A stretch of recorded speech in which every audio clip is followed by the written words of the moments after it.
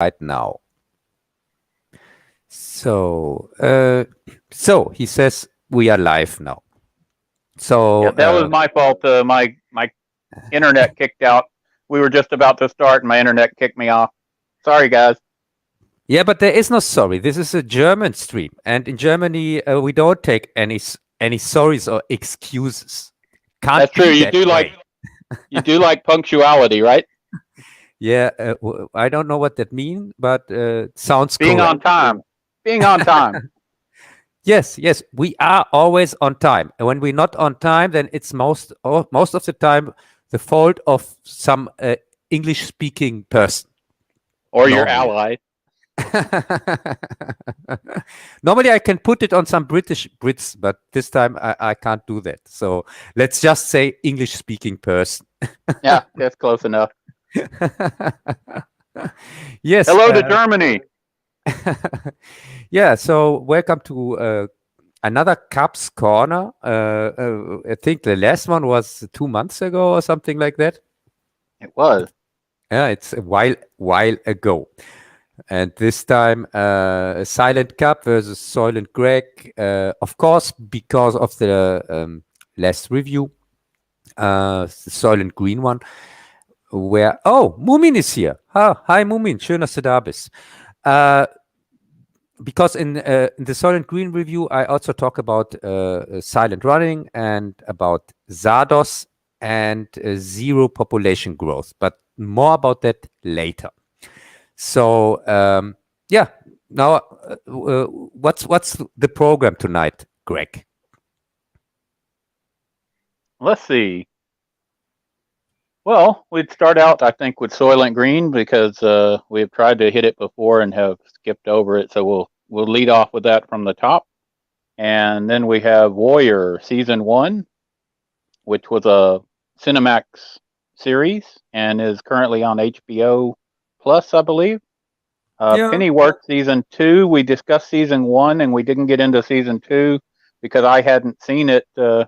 It was suspended partway through because of the unspecified virus. Hey, because of the pandemic.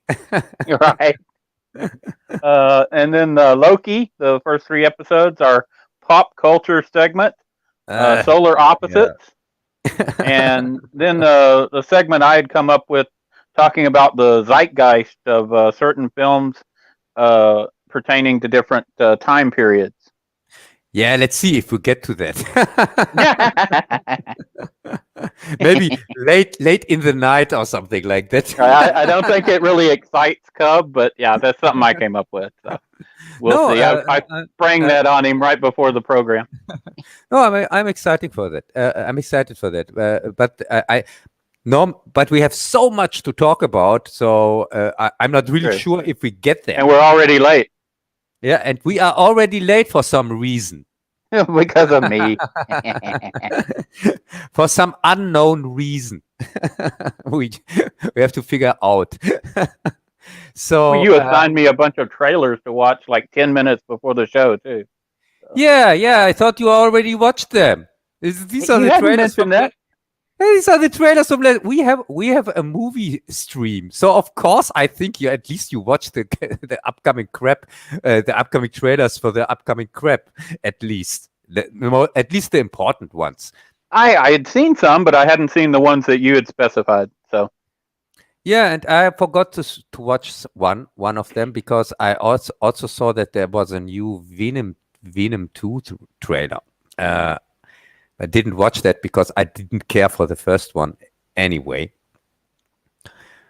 But that makes sense. Yeah, but okay. So you say let's directly start with the big one, with the big gun, with Soylent. Unless you want to start with something else. No. It's you are the host here. It's your channel. I'm just helping out. Yeah, but I'm lazy, so I just go after what you say. I'm cool with that. Well, we tried to get to it before, and we'd ended up not making it. So I thought perhaps this time we'd start out with it off the top. You just did a review on your channel, your other channel, The Lone Wolf Cub. So I recommend people watch that if you haven't checked out Cub's reviews. They're very thorough. Yes, and it's one of the rare reviews where I use 2 different scores, because I used in the original, I used a music track from Purple Schulz. It's called here in Germany Sehnsucht, which means what is Sehnsucht? What does Sehnsucht mean in English? Hot cat? No, no. Sehnsucht means something, desire. Desire. That's the original title here in the German version, and it's a very sad song. It's something. It's about. It's very depressing. There is even a line. Desire can be a melancholy subject. Yeah, but it talks about deserted land or something like that. Land that became a desert, not from the get-go, and people who are cold and hit their children and are depressed.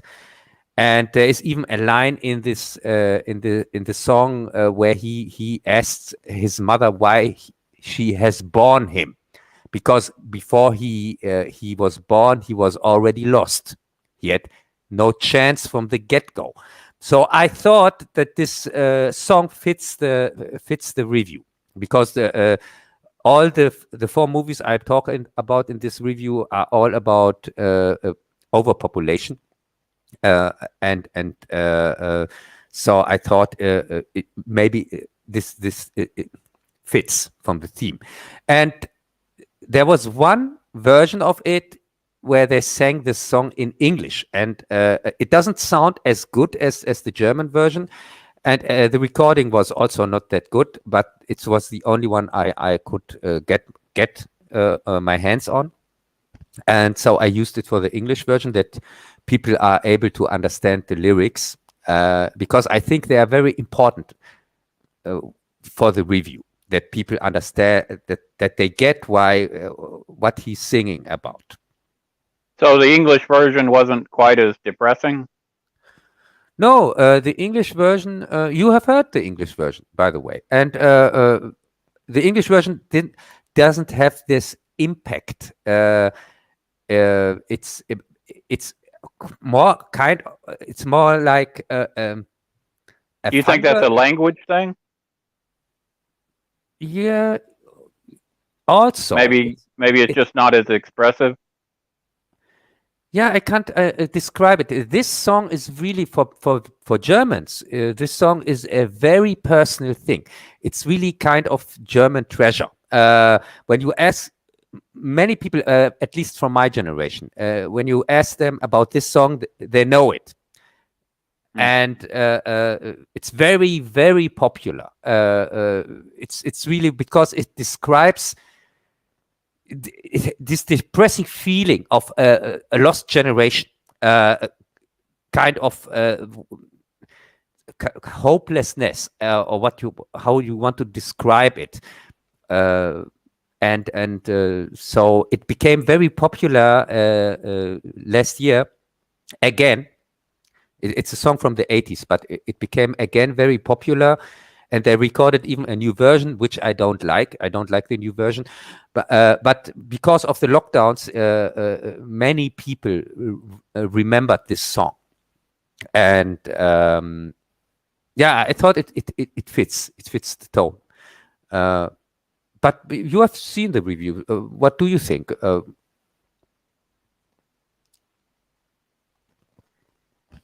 Yes, Greg? It's a melancholy song. I'm here. Can you hear me? Yeah, did you? I was just letting you speak, so we didn't step on each other, you know. Yeah, did you pay a little bit attention to the lyrics, maybe? Not so much. I guess I should have rewatched it right before this. Yeah, because there is one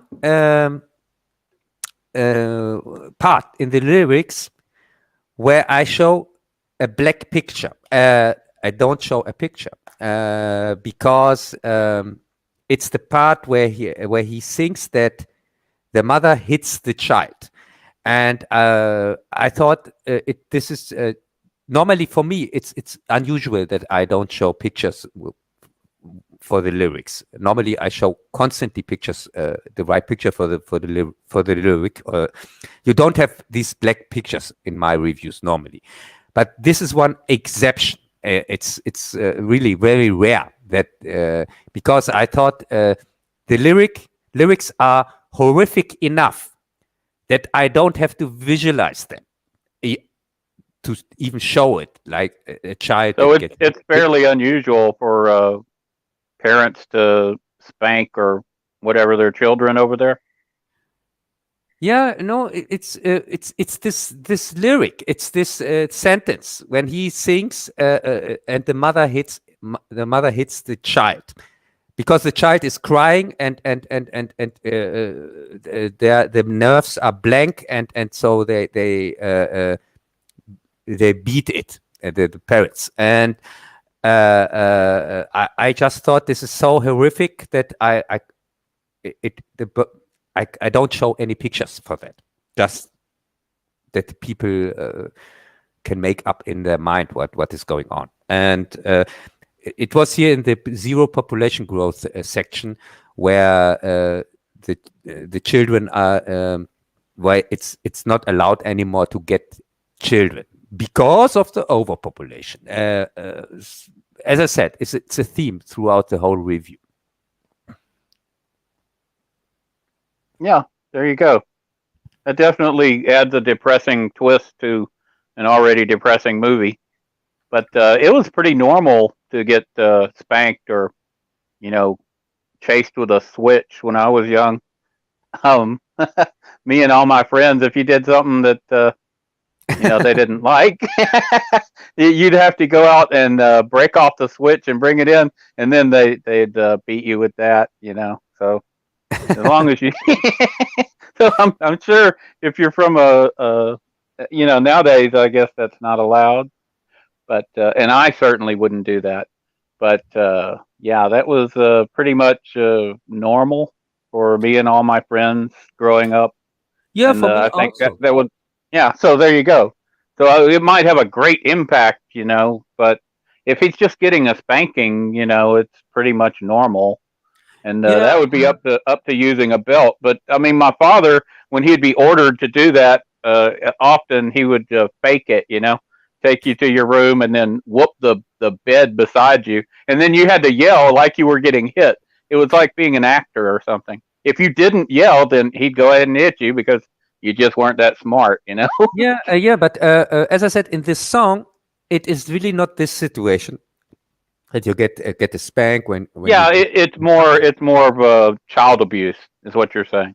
It's more of a child abuse that results from adult abuse, because the adults are the ones that are hopeless, and this hopelessness they take it out on their kids. Yes, they take it out on the kids, and that's because, as I said, it's of course sang from I think it's sang from the perspective of the kid that became an adult, and that's why he asks his mother why she has even born him if he was lost, if there's no hope anyway.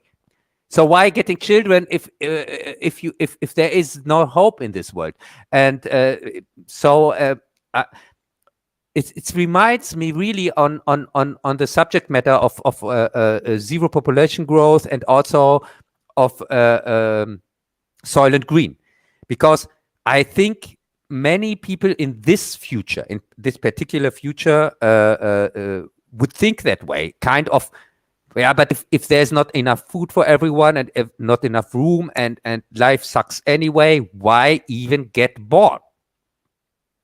Yeah, it is a valid point. When you look at them, they're living on basically the stairs leading up and down.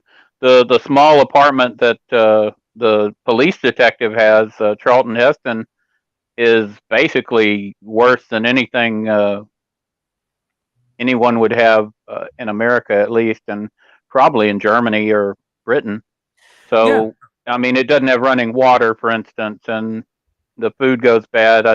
I'm not sure that they have very good refrigeration. It's terrible. But Yes, at of least course. they have a little bit of space to lay down. And so, yeah, that would be a very depressing situation to be in. Yeah, and also there are many things I left out in the review because. Well, now's your chance to talk about them. Yeah, for example, the energy, the electricity, the part where here Sol was here making with That's the bicycle. Played by Edward G. Robinson in perhaps his greatest role, I think. Yes, I think, maybe next to here Little Caesar, he was also very good Yes, at that. he already knew he was dying. And of course, he plays a scene where he dies in the movie, and it was very poignant to me, I think. And yeah, you're saying about the electricity, don't they have to furnish their own electricity by manually turning a bicycle or something?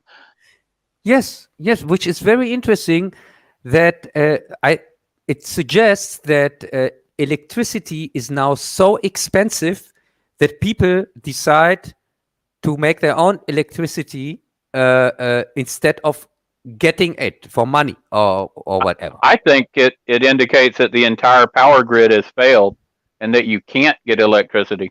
No, unless you're the super rich. Yes, which I think they have their own generators.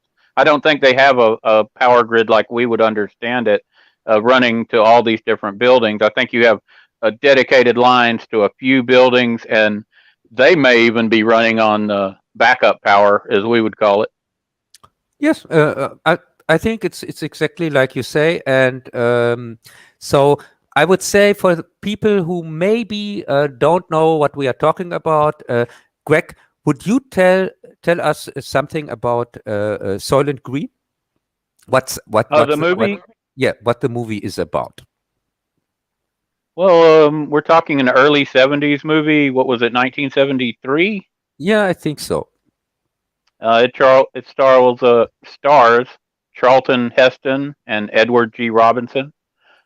Chuck Connors also is in it. Yeah, it's from Richard Fleischer, by the way, the same guy who made Fantastic Voyage. It starts out explaining that pollution and overpopulation had combined to destroy the food supply, and even though Soylent Green is supposedly they have various types of food that look like chips, and instead of eating fresh vegetables and meat, you get these chips like you might see in Star Trek or something. And these chips are supposed to be concentrated protein and whatever else you need, maybe vitamins mixed in there. And you have the different colored Soylents that are made from different types of food stocks. And Soylent Green is supposedly from the plankton of the ocean. But we find out later that the oceans are all dead, and Soylent Green is actually something else. Yes, and it's a dystopian future. Yeah, it's very the global warming kicks completely in, and also let's. I don't think they were doing global warming. They hadn't made up that yet. So. Oh yes, they do, and they took that, by the way, from the book. They completely go with the global warming thing. I know in the '70s they were saying global freezing, a new ice age was coming. Yeah, they said both. Yeah, well, of course. Yeah, yes, really. You have the same. Well, that's why it's climate change. They can go either way.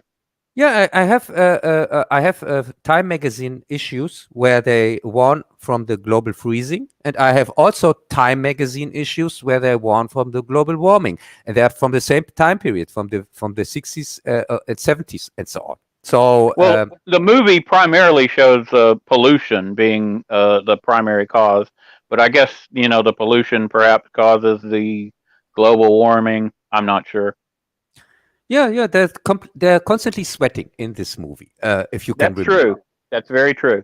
And one of the things, very interesting scene, when he comes in this apartment from the rich people, he mentions the air conditioning. He says, "Oh my God, here it's cool here," and he really enjoys it. And in the beginning, the movie starts out where his air conditioning doesn't seem to work where he lives, and where he's sweating, and he even tries to not repair it, but he shows with his arm he pushes it, something like that. But it's still you're hot. right. So it's that's a detail that I'd overlooked. Yeah, it's there's so much in this movie, really so much, and besides the book, it's one of the very rare cases where I prefer the movie over the book, but that the people don't get me wrong. It's a very good book. It's excellent. A very interesting story. Even if it lacks the main part here, lacks here the Soylent Green thing, because there's no Soylent Green in the book. In the book, Soylent is just vegan food. You have Soylent bread, Soylent steaks, and things like that. But that's it. It doesn't play the same part like in the movie. It's just there. But still, well, I think the screenplay was far superior to the book. It holds together so much better, and it has a superior storyline. yes. It just and the part of Saul was written into the screenplay, and that's very well done.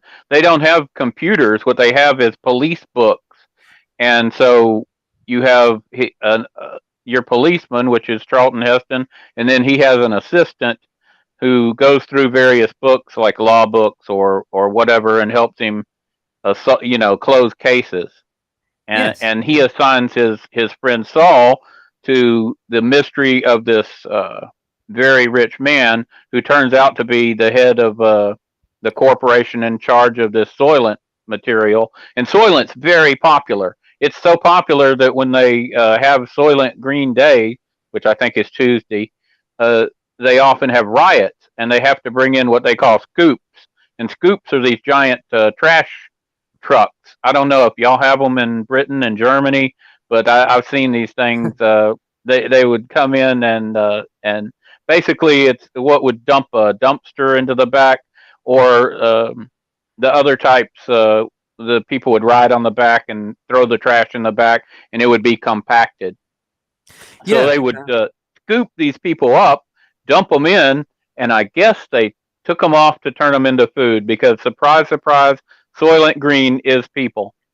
Yes, Soylent Green is people in the movie, and it's kind of the main plot, the big surprise, because we have a detective story, which is, by the way, a similarity to the book. So in Fast, the movie is about Soylent Green as is people, and the book is not about Soylent Green as people. It's about how the police officer chases the murderer, because this murder in the beginning of the movie is also in the book, and in the book it's the reason why the policeman gets a look inside how rich people live. And also a difference between the book and the movie is it's the furniture, the girl. Yes, the girl, because the girl in the movie they call her furniture, like she's a furnishing that comes with the apartment. Yes, and he gets to know her, by the way, also in the book, but she decides in the book to move in with him and Saul. So there are three people now in this apartment. It's Saul's apartment, by the way. Saul, he can't afford it anymore, and that's the reason why he lets the policeman in as a partner. Don't they have another family move in later too in the book? Yes, they have also that when after Saul dies, another family moves into the apartment, and also the woman. They have a relationship, and after Saul dies, the woman goes back, and grabs another rich man. And the reason for that, by the way, is she was born kind of wealthy, because the book also shows a two-class society, where people like these rich people. Of course, there are not everybody is super rich. There are just some kind of just wealthy people like this woman, but they try to stay with wealthy people or with rich people. So she goes to a rich guy at the end from the book. And by the way, the book plays in 1999. It plays on New Year's Eve, 1999, 2000. That's where it Isn't the movie set in 2019 or 2022? Yes, and the movie plays in 2022. And also, the book has 35 million people living in New York, and the movie has 40 million people living in New York. But Greg, you are an American. Do you know how many people actually live in New York? Not offhand. I would think it'd be 10 or 12 million. I looked it up, and I show it even in my review. In New York are actually living 8 million people. And 90 years ago, so in 1930, there were 6.9 million people. So since 90 years, there are 7 to 8 million people. And that's it. So this is about this whole overpopulation bogus. So how many were there when they made the movie in 73? Do you know that? Yes, there was 7.5 or 7.4 million or something. So it's only gained 500,000 in how long? Yes. Almost 50 years? Yes. I say in 90 years, there were just a million. In 90 years. Since 1930, there are 7 to 8 million people there. It differs. There are sometimes, I think there was just one time where there were more than 8 million people. But the whole time, most of the time, they are under 8 million. At least this is what I looked up, and I show the graphic, by the way. And it's not from some alternative site or something like that. These are the official numbers. So this whole overpopulation thing, that it is even that it is a problem, is bogus. And now somebody can say, yeah, but New York, you can't take New York. Why don't you take some third world country? But why should I? Because we are talking here about a time span of kind of 100 years or 90 years. So sorry. I think New York is very good as to represent that or not.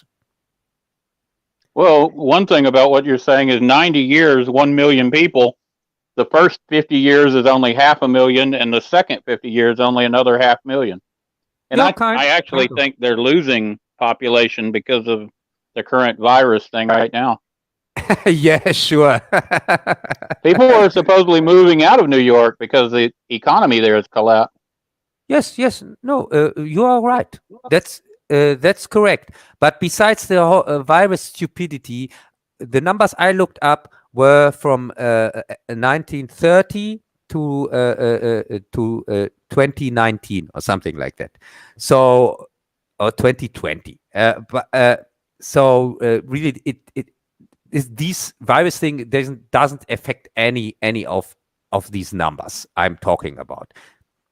Right, but I think the numbers are going to go down. Yes, just from what I've seen.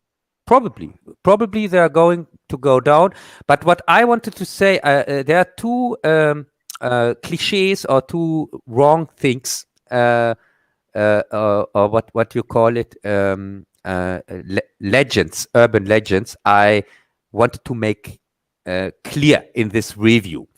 The one is the overpopulation thing, that this is a problem for the planet, and the other thing is the global warming nonsense, which I both debunk in this review. Because talking about global warming, there is what you call it? They found out that the last 10,000 years, the differences, temperature differences, were not that high in the last 10,000 years. So, well, you had a mini ice age just recently. We're going to have fluctuations in our temperature. That's normal. But the question is whether man is causing some global catastrophe by pollution or some other means. Yes, and I'm talking about the middle temperature of the last 10,000 years, and this is also official statistic. And this middle temperature doesn't differ more than 4 grad Celsius, what you call it. Well, their answer to that would be, well, that's before man, because they think man is causing all this. So their answer would be, oh, well, that's all well and good for the last 10,000 years, but now everything's different. No, it's not. It's not. I debunk that. I understand it's not. I've looked at the numbers too. I debunk that also in the review. I understand. No, I've looked at the numbers. No, I show the numbers from the last years for the month March. And we have in the last years the coldest. We have had this last March was the coldest one in the last 20 years or something like that. It was cold. Was it cold there in Germany? It was cold in Houston. Yes, it was really cold. And so I debunk that also. Because if they say, yeah, but since the but how can you explain that? That the last temperatures we had here are constantly going down, because this March was cold, but the March before that was also colder than the one before that. So it goes down since years, the temperature, the middle temperature. So this is all bogus. Well, that's true, and overpopulation was certainly curtailed with the rise of easy abortion, at least in America. I don't know. I know that's a controversial subject, but that did cut down on their fear of the great population boom. Although the people who pushed the abortions and opened the abortion clinics, they often had motives beyond overpopulation. A lot of them were racist who wanted to kill off black people and Hispanics and stuff, but that's not allowed to be discussed. Yeah, no, that's not allowed to be discussed, and also that they use the abortion material for some their medical stuff, yeah. Medical stuff, vaccines, for example. These vaccines, by the way, that people are getting now against this COVID crap, it has also abortion material in it. And I'm really wondering why the church goes with it. Because how the hell can the church allow people to inject themselves with abortion material? This is really beyond my. I can't understand that. Now it's a puzzle. Yeah, no, the puzzle I can solve it for you directly here and now. It's about money. That's all. As usual. Well, it usually comes down to money, power, that kind of stuff. Yes, because the church doesn't want to normally doesn't go against the state. And because both are getting taxes from the people, the church and the state. So, of course, they don't go against each other. And if you can remember, the church was mainly built back then, in the beginning, as the reason why the kings and queens and things like that were in the first time in power, because they said we are something special from God sent, and we have the legitimation of the church. So the church kind of made this system. We have now no queens and kings anymore, but instead of that, presidents and governors and whatsoever. But still, they think they are the new royalty. And of course, they're still working together with the church. You can give the child another name, but it's still the same. It's still the same thing. Well, that's true. Religion and the government support each other. Yes. Religion and government, they will forever support each other, because they know it's just about the money to get the taxes from the people, and to do so, they have to support each other. If they don't, they would lose everything. People would see that they don't need governments or churches. For example, people don't need governments that they can live in harmony together. And as a society doesn't need a government, and it doesn't need a church to have a religion, because God has nothing to do with the church or with other so-called representatives. Religion is something personal.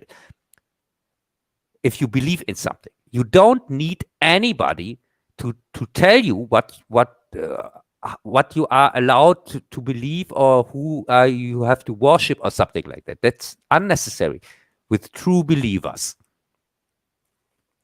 Now, that's true.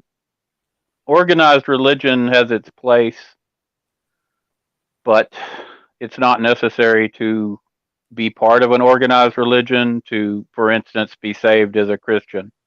Yes. I can't speak to the other religion.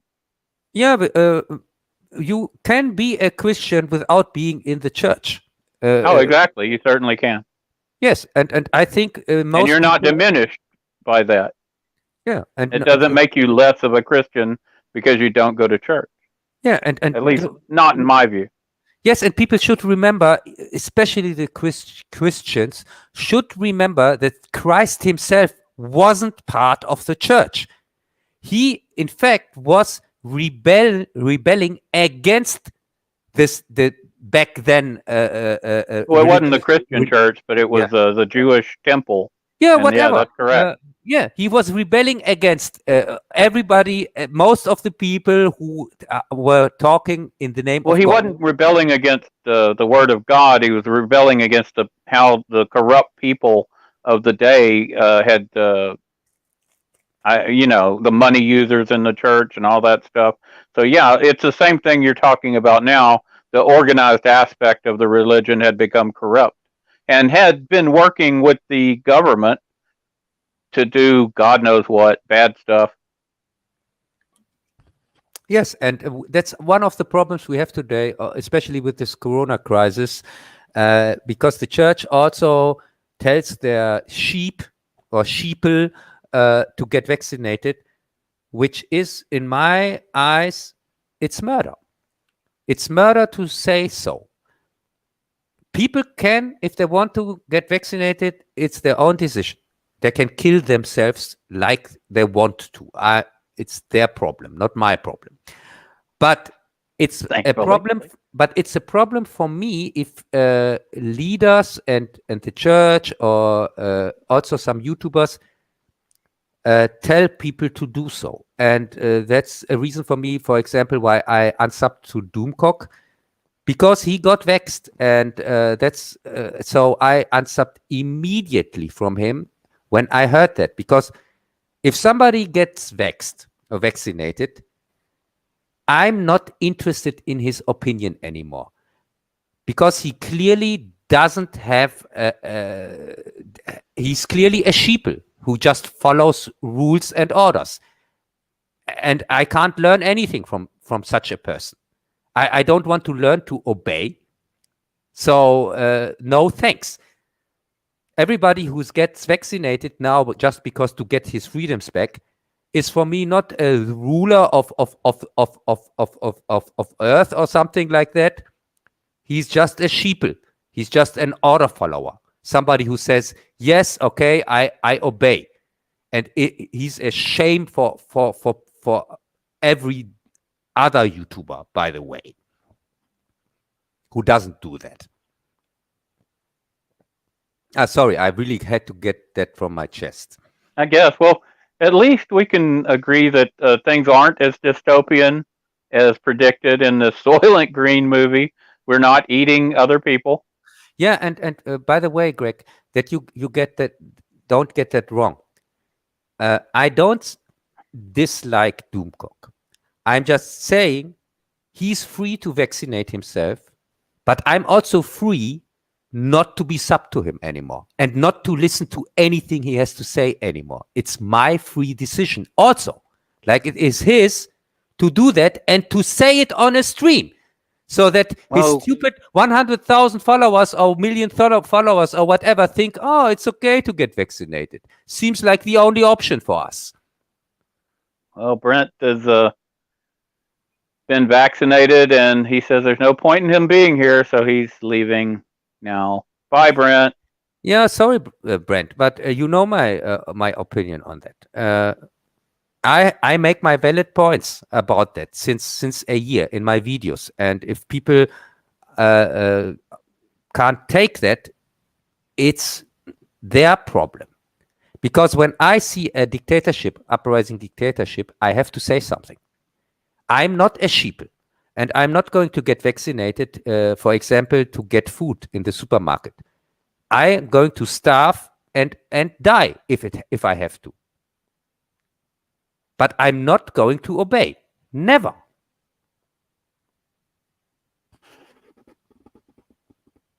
Well, there you go. Yeah. As I said, I just wanted to make that clear that people don't get me wrong. I'm not saying that that his reviews are bad or something like that. No, he's okay. He knows what he's talking about most of the time. But still, it's my own decision, and I have no problem to say it, and also to say why. So at least I'm doing that.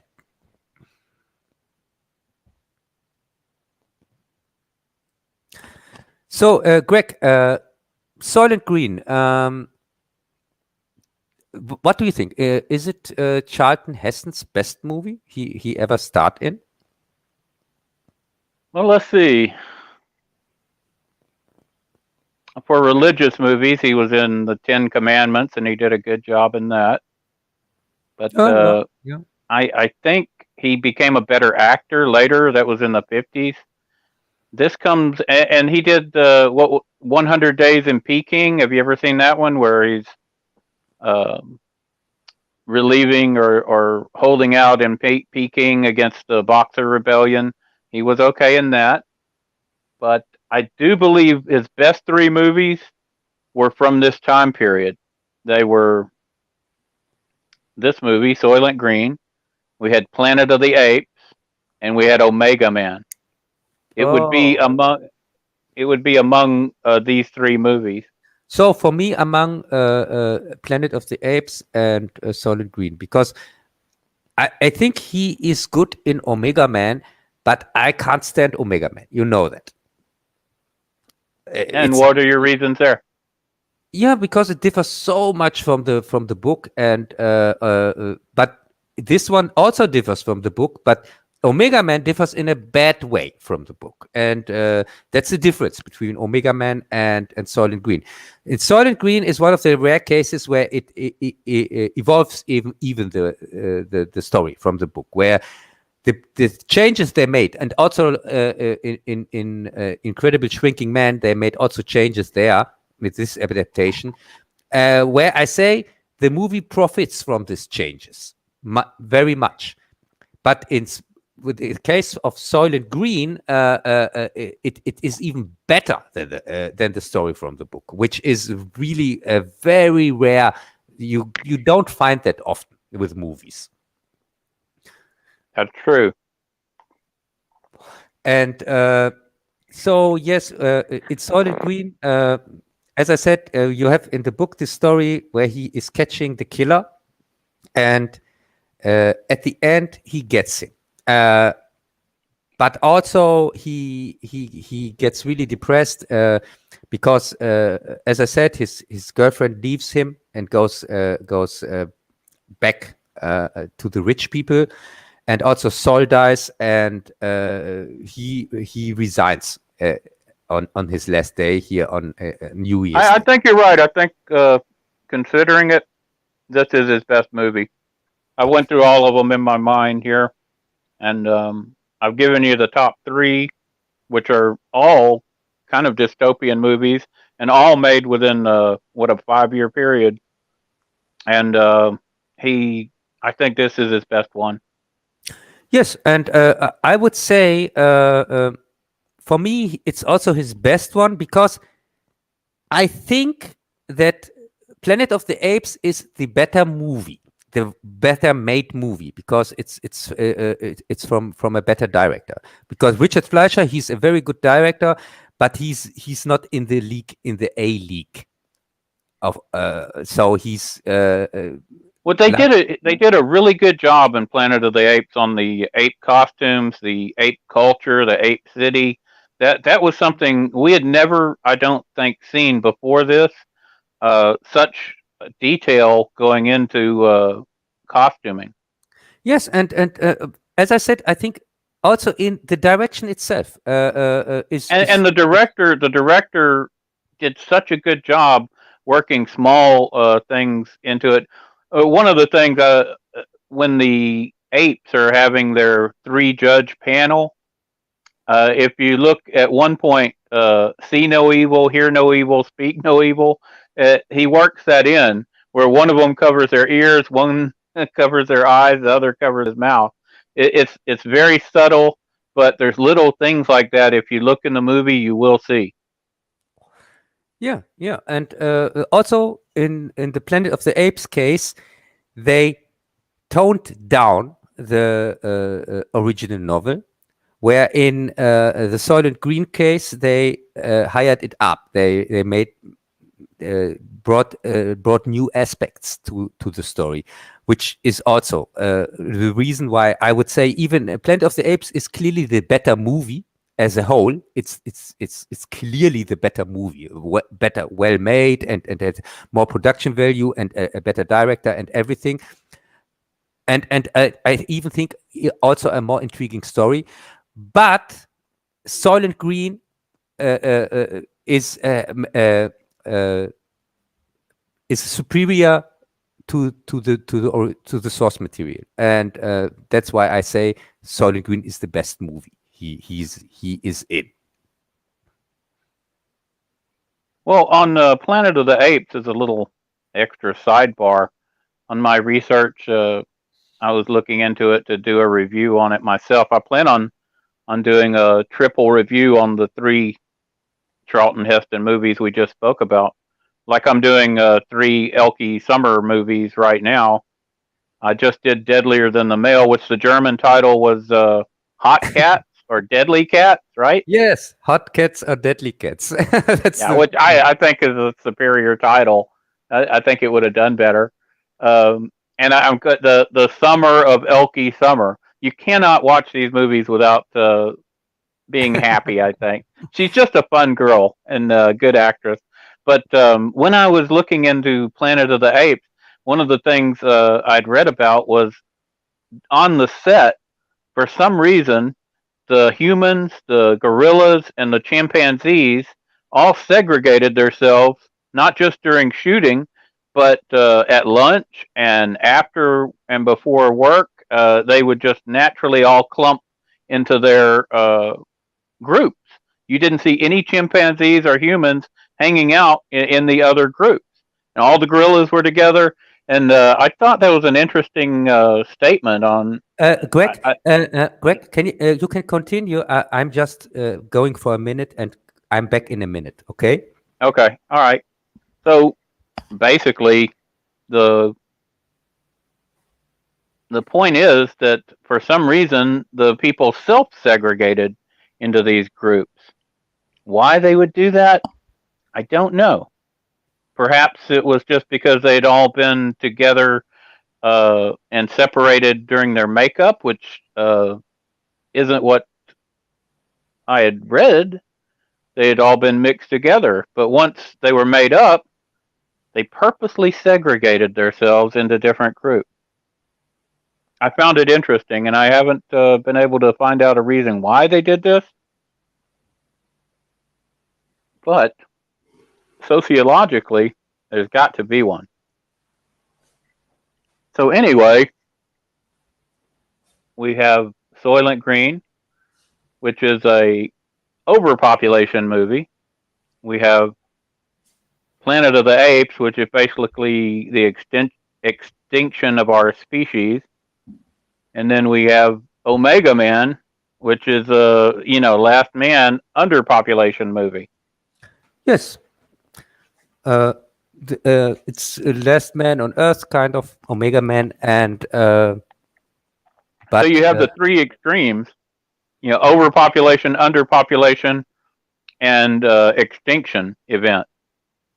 Of course, yes. The extinction event is caused by nuclear weapons. It doesn't say that for sure, but when he sees the Statue of Liberty and he's pounding the sand, basically, you did it, you blew it all up.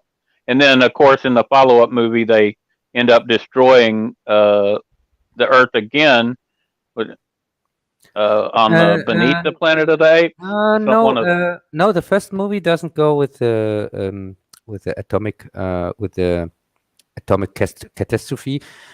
The first movie kind of stays. Well, when he sees the Statue of Liberty, what does he say? He said, "You did it. You blew it all up." He must be talking about nuclear annihilation, yes. Right? Yes, but in the whole in Beneath the Planet of the Apes. No, in the whole sense of the movie, it doesn't make sense what he says at the end, because the movie stays kind of in the vein of the book, and in the book it's also that they evolved back. That the people evolved back. It was not a catastrophe why they evolved back. It is not explained. It's not explained in the book, and it's also not explained in the movie. And in the movie, as you can remember, there are humans in the movie, but these humans have clearly evolved back for some reason. Okay, but you also have what in the follow-up movie where they actually they're worshiping a nuclear weapon, and they have like radiation sickness or something. Yeah, but the follow-up movies have nothing to do with the story. No, that's true. they're really they're very bad. They go with. But they're part of canon. You always respect canon. Yes, Greg, you are completely right. But you also have to have in your mind that clearly the follow-up movies weren't planned at the time when the Planet of the Apes came, when they made Planet of the Apes, because the story is so fudged together, made up, that it really even Charlton Heston is back again, and then you have a new lead in the second one.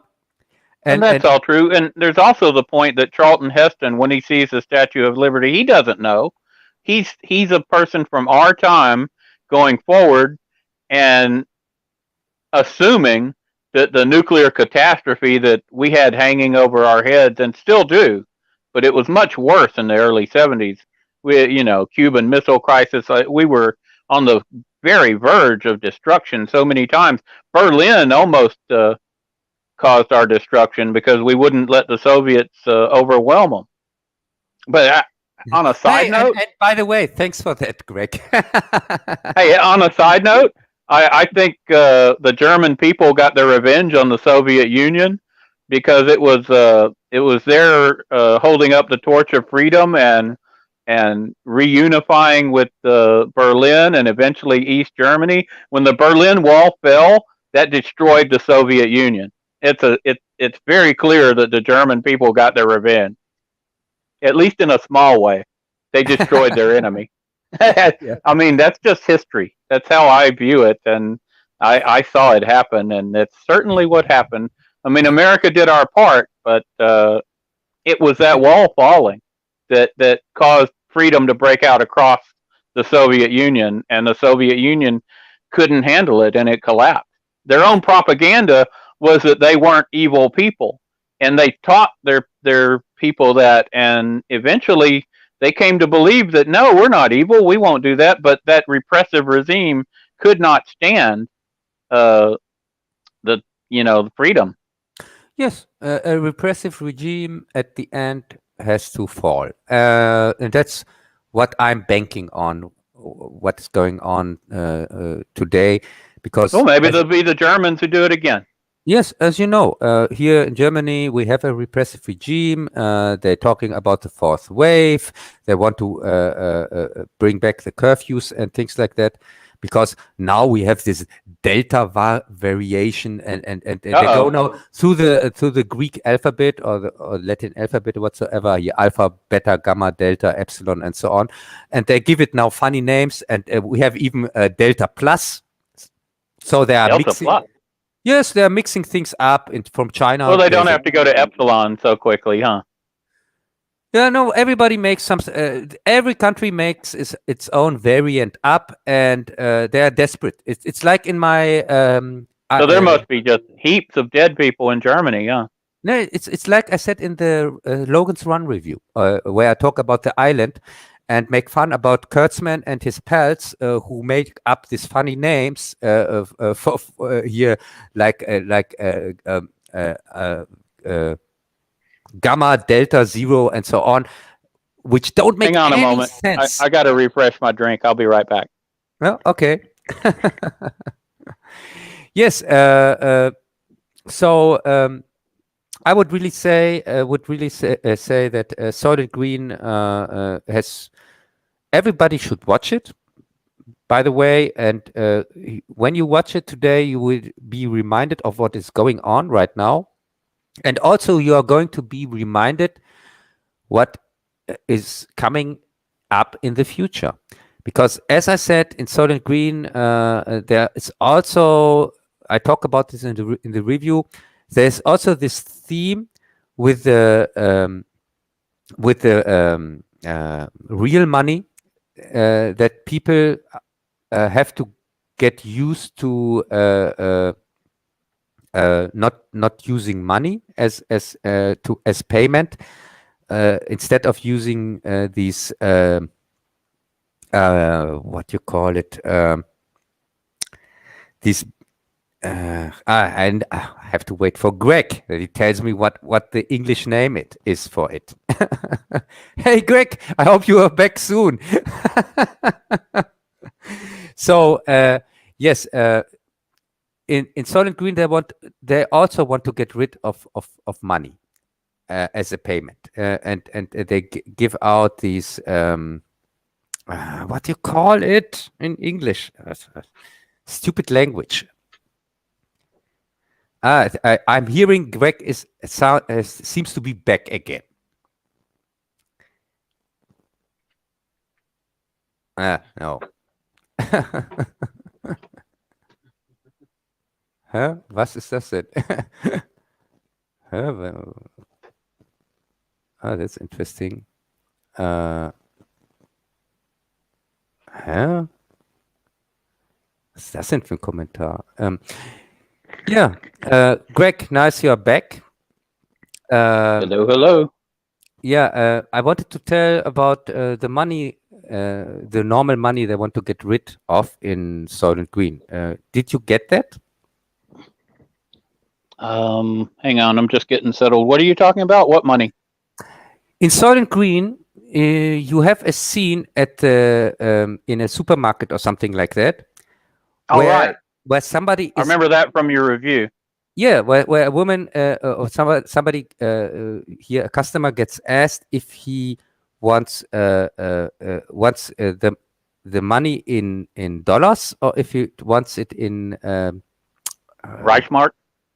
No, in what you call it when you don't pay with money, but you pay with something that is has the same value as money, but is not money. A paper or whatever.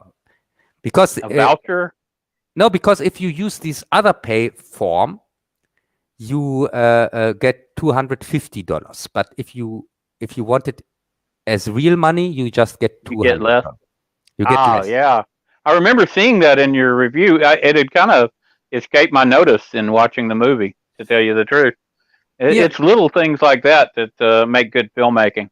Yes, the thing is, there's many things like that. Also, with the electricity, where you clearly see that electricity is not for everybody anymore, or for everybody affordable anymore. And these are just little scenes, just small scenes, which they don't go with the storylines. They don't bring it back into the story, so people overlook them normally. Because, as I said, it's just one scene where it's mentioned at the supermarket. Do you remember where they're showing the girl, the furniture, that meat, and she's buying the meat, and he opens the cabinet, and they got that one piece of meat hanging there, and it ends up going to Charlton Heston. And Saul ends up making, I think, a stew with it. Yes. Yes. Okay, but you can imagine how little meat there is. The way they were showing it off like it was a prime, jewel in a jewelry store or something. It was, and you've seen my video of our local supermarket here in Texas, right? Yeah, and where me and Kathy go shopping for chili. And you see rows and rows and rows just of bacon and sausage and all the different kinds of meat. So the comparison to what we actually have now and what we were supposed to have according to the movie is pretty striking. Yeah, and by the way, Charlton Heston is supposed to see meat the first time in his life in this scene, by the way. So, is that the first time he'd ever seen any meat? Yes. In this scene, Charlton Heston, the character of Charlton Heston. What do you know? What was his name again? Because I can't remember. It slipped my mind. Yeah. Yeah, the policeman. Let's say just the policeman. He sees for the very first time meat in general. So which makes this scene even more baffling because he's not that young anymore. He seems to be 40 or something like that. I would guess so. Late 30s, early 40s. Yeah, so which gives the audience also kind of a sense how long this new society is going on, because Saul clearly can remember it. But it's so he would have been born somewhere around 1980, maybe.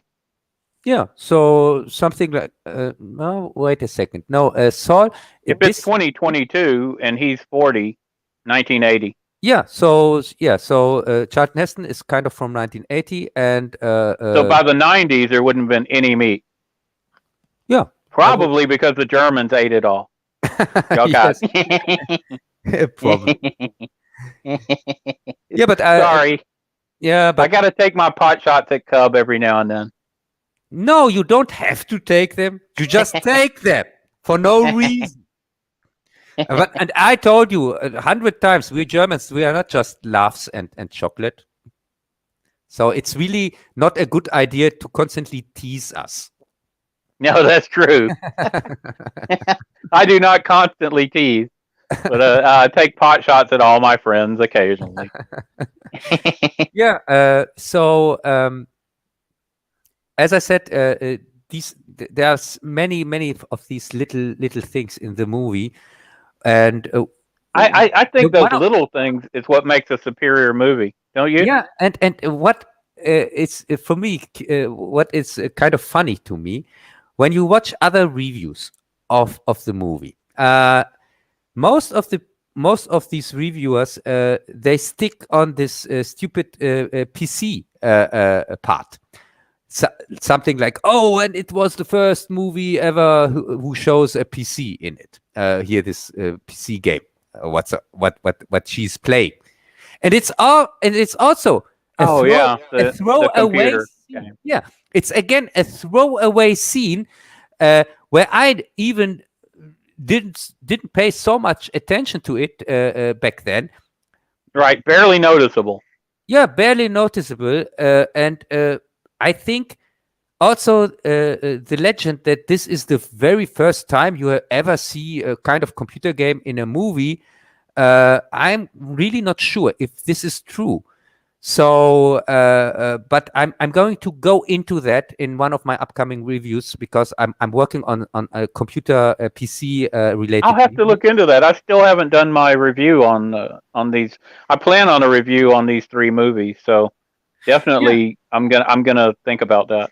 Yeah, and as I said, the funny part is they always stick on this stupid PC thing, but they overlook these other things, which I think are much more interesting, like that they want to get rid of normal money. And this is an actual problem we have today, nowadays. The fear of that. And they'll end, like you say, if you take the non-money, you get a higher amount, and that's exactly how they do it too. Yes, it's exactly how they do it. So I think this is much more important to mention that, and also here this electric thing and so on.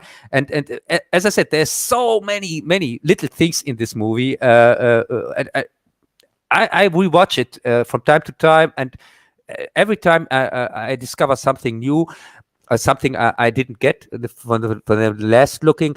Watching like I think it was Chuck Connors, even though he has a very small part in it. I think it was his best movie. He played the rifleman. For those of you who don't know, yes, American audiences will remember him. Yeah, I think he finds his end in here the scene where these the big machines come to play. What you call them again? The scoops. Yeah, these things where they grab the people with and put them into. They call them the scoops because they scoop all the people up. I don't know if that word translates. No, it doesn't. But yeah, I could tell from your reaction. Huh? Scoop like Scooby Doo or what? Huh?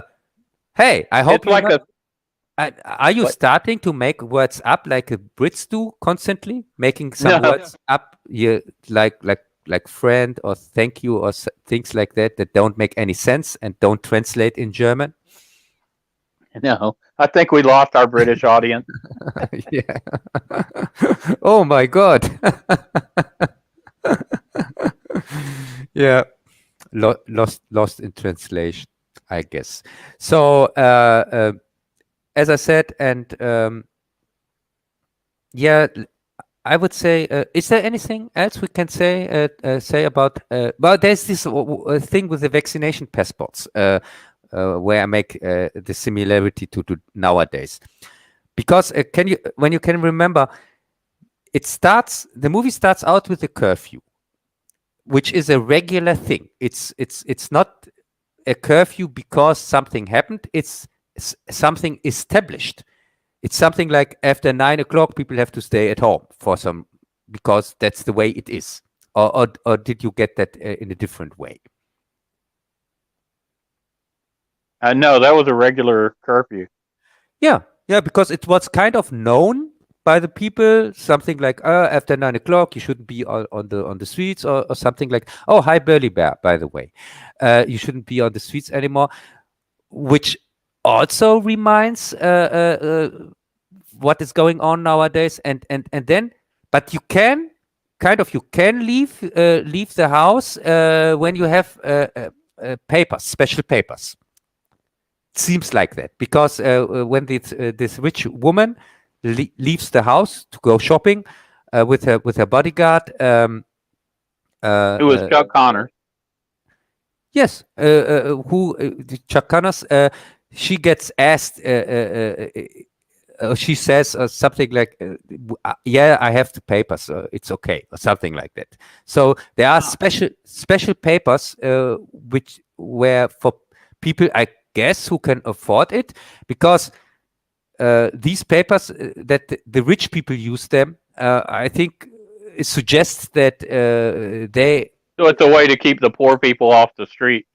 Yeah, kind of. The way to keep the poor, even if some of them have to sleep on the street. So I don't know how this works. Yeah, they're literally sleeping on the stairs leading up to his apartment. It's wall-to-wall people everywhere. But when we were talking about New York and the number of people there, the prices in New York are ridiculous. And I think that's a factor that keeps the population down. Yes, it's a factor that keeps the. It's something that wasn't in the mind of the people.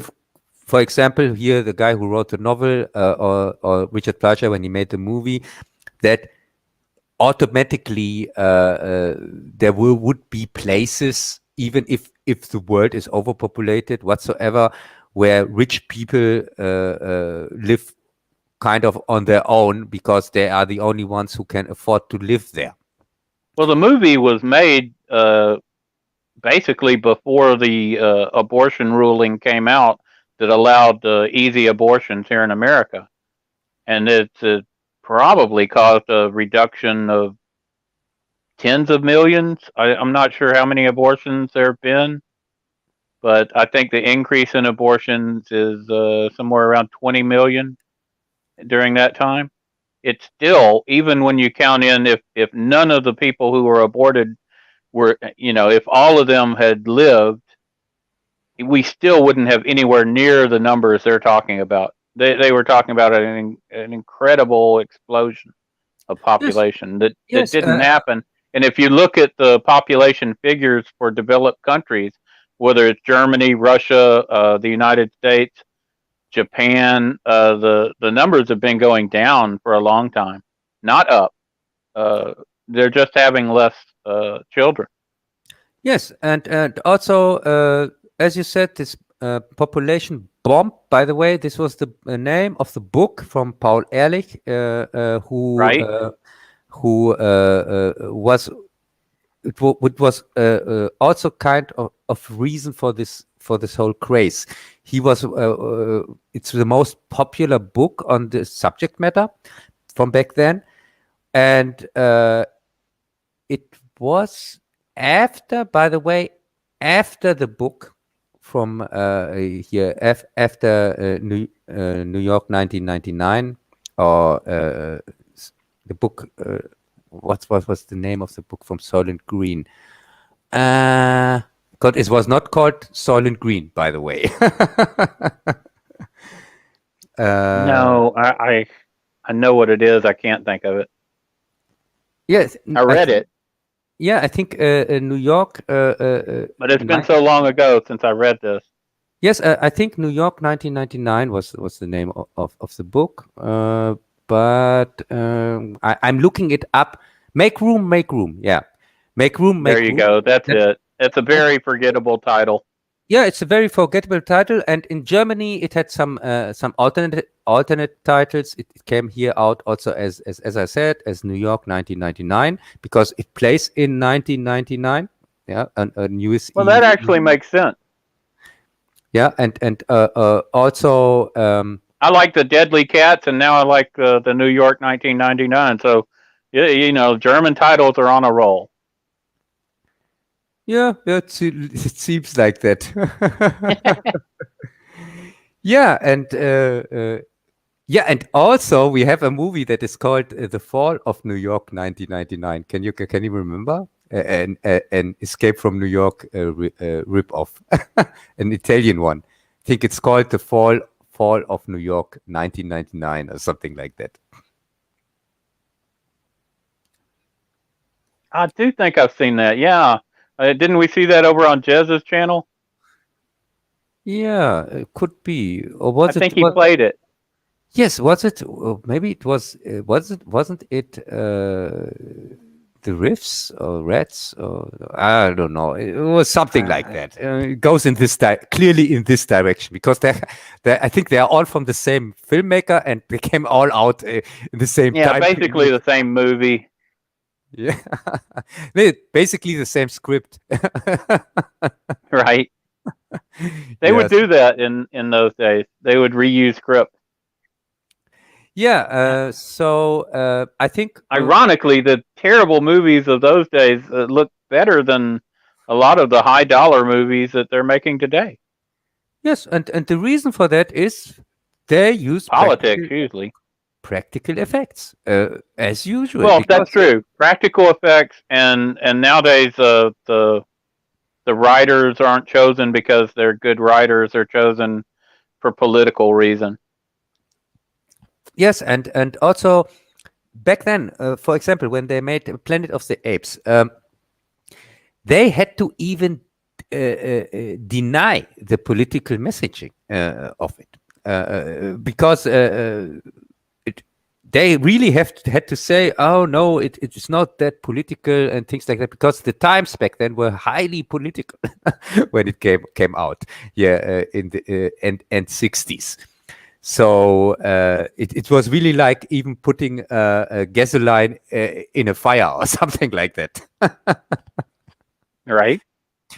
Yeah, because there are so many themes here of racism and things like that, and the two-class society and so on.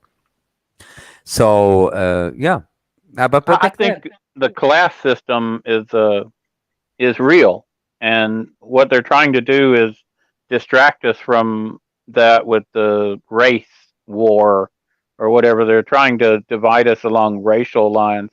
I don't know if they're doing that so much in Germany and Britain, but certainly in the United States. I had black friends, Hispanic friends. I still do, all through my life. And we laughed at the racism of the people who had come before us. And we just took people for who they were. If you were a jerk, it wasn't because you were white or black or what, it is because you were a jerk. You just, it didn't matter, your race or what your religion was. I don't care if you like Buddha or Jesus, or if you prefer not to have a religion. That's fine. I don't push my views on other people, but we could discuss it if they wanted, and just bounce it back and forth, and no heat, no worries. It's so strange now that everything has gotten so polarized, and it's like we're being forced to. I don't understand. I don't understand where all this is coming from. Yes, and this is also a reason why I really like the story from Soylent Green. If it doesn't matter if it's the book story or the movie story, because it clearly shows that the real fight, or the real two kind of people that are out there, are rich and poor people. This is the only thing that where the difference is we have the rich people and we have the poor people, and in the book it comes it's much clearer, this point, because, for example, in the book the guy who kills the rich this rich guy in the beginning, by the way, he gets killed by accident because his alarm system was not working, and there was a new delivery boy, and this, by the way, this guy was Chinese. It's from a Chinese delivery service, and so this Chinaman, and we are going to talk about another Chinaman here in a few minutes. John Chinaman.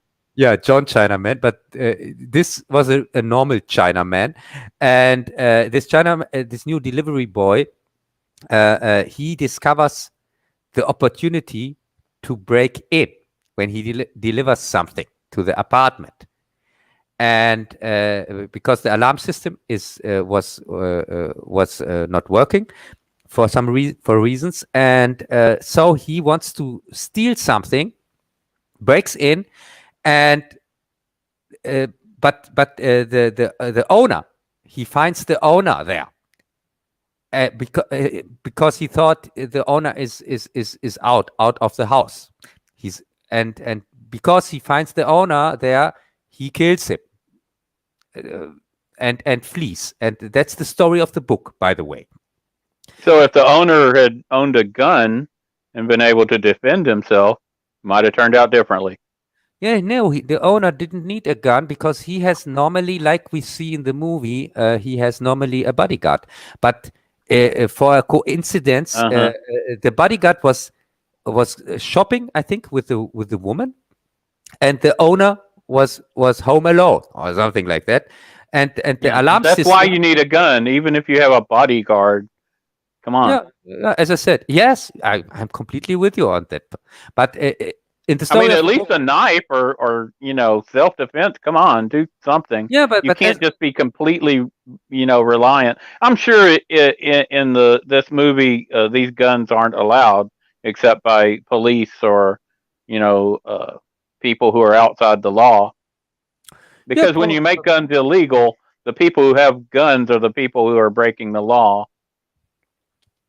Yes, and I think in the movie, people are not allowed to have guns, because I'm sure they're not. You don't see. You just see a very few people with guns. For example, of course, I think the bodyguards. And we're talking like a little revolver too, like a 38 pistol. Yeah. So you see bodyguards, for example, which have weapons, and you see also the guard in the house here where the policeman lives. There is one guy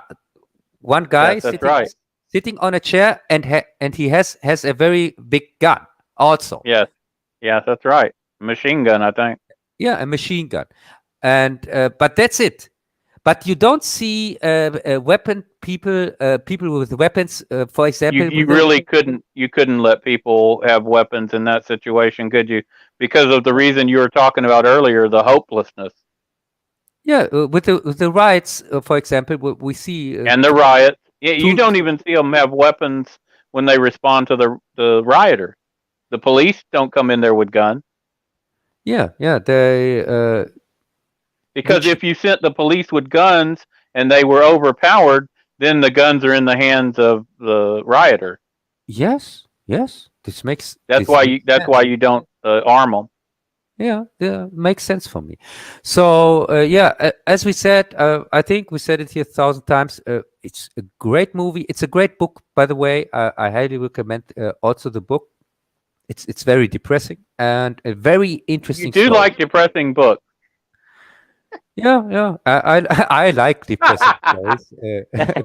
They remind me. And you mated it with a depressing song. You must have been really happy. I was really depressed when I made this review. So let's talk about some more uplifting things. Ding, ding, ding. That was an hour and a half. Yeah, so I would say... We were planning maybe 30 minutes, but we went a little long. Yeah, and if it's okay for you, Greg, I would also like to gloss a little bit over the other 3 movies I talked about in this review. The first one, Zero Population Growth, which also goes, of course, in this theme, overpopulation. And for people who don't know this movie, it's a very cheap made what B picture or C picture, or what you want to call it. And the only thing that sticks out is the main actor, Oliver Reed. So he's much too good for this movie. Or what do you think, Greg? Yeah, definitely. Yeah, so overpopulation, Zero Population Growth. The title of the movie story is the Earth is kind of dead, or there is not enough. There are too much people, and not enough food, and they are eating just artificial food in the whole movie. And so they decide that for the next 30 years, women aren't allowed to get any new children. So for 30 years. So and from this day on, also women who are pregnant have to make an abortion. So that's how the situation in the movie. But they know that parents have the urge for children, the natural urge. So they make these creepy robot babies and robot children.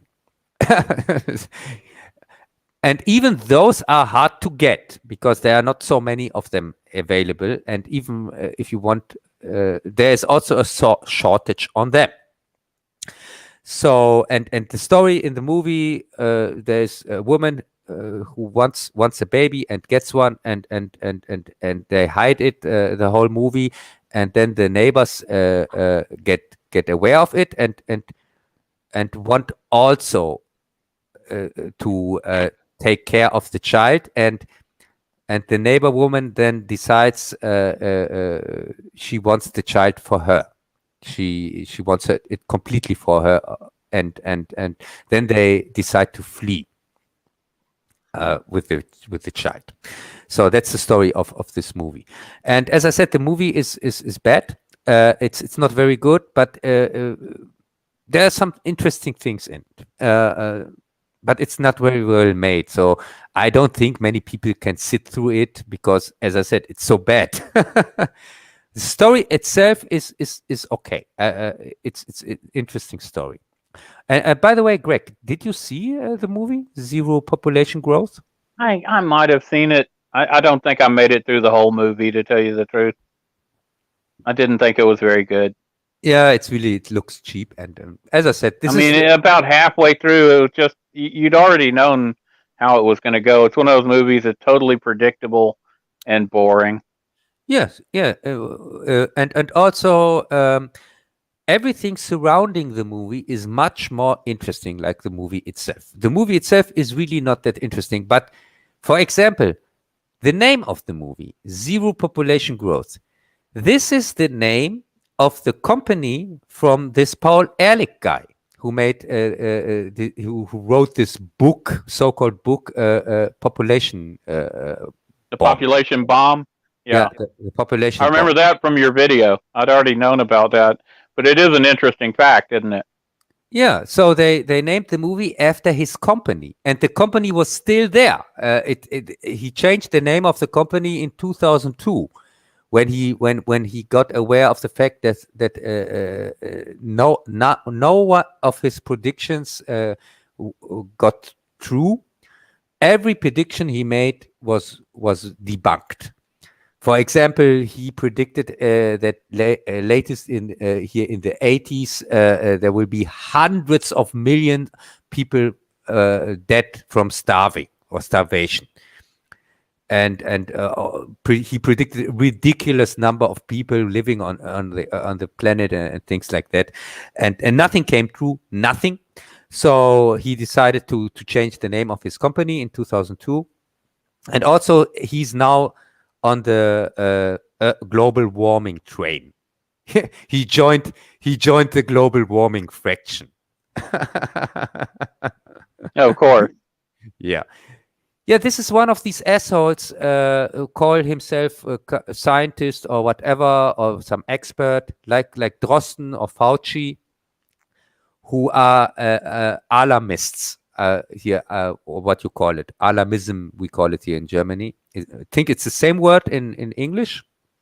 Yeah, alarmist. Yeah, we just pronounce it differently.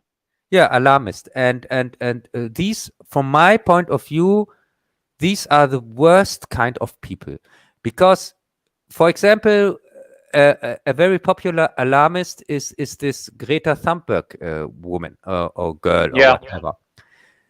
Because I think it's very telling that they pick a person who didn't even finish junior high school as their great leader.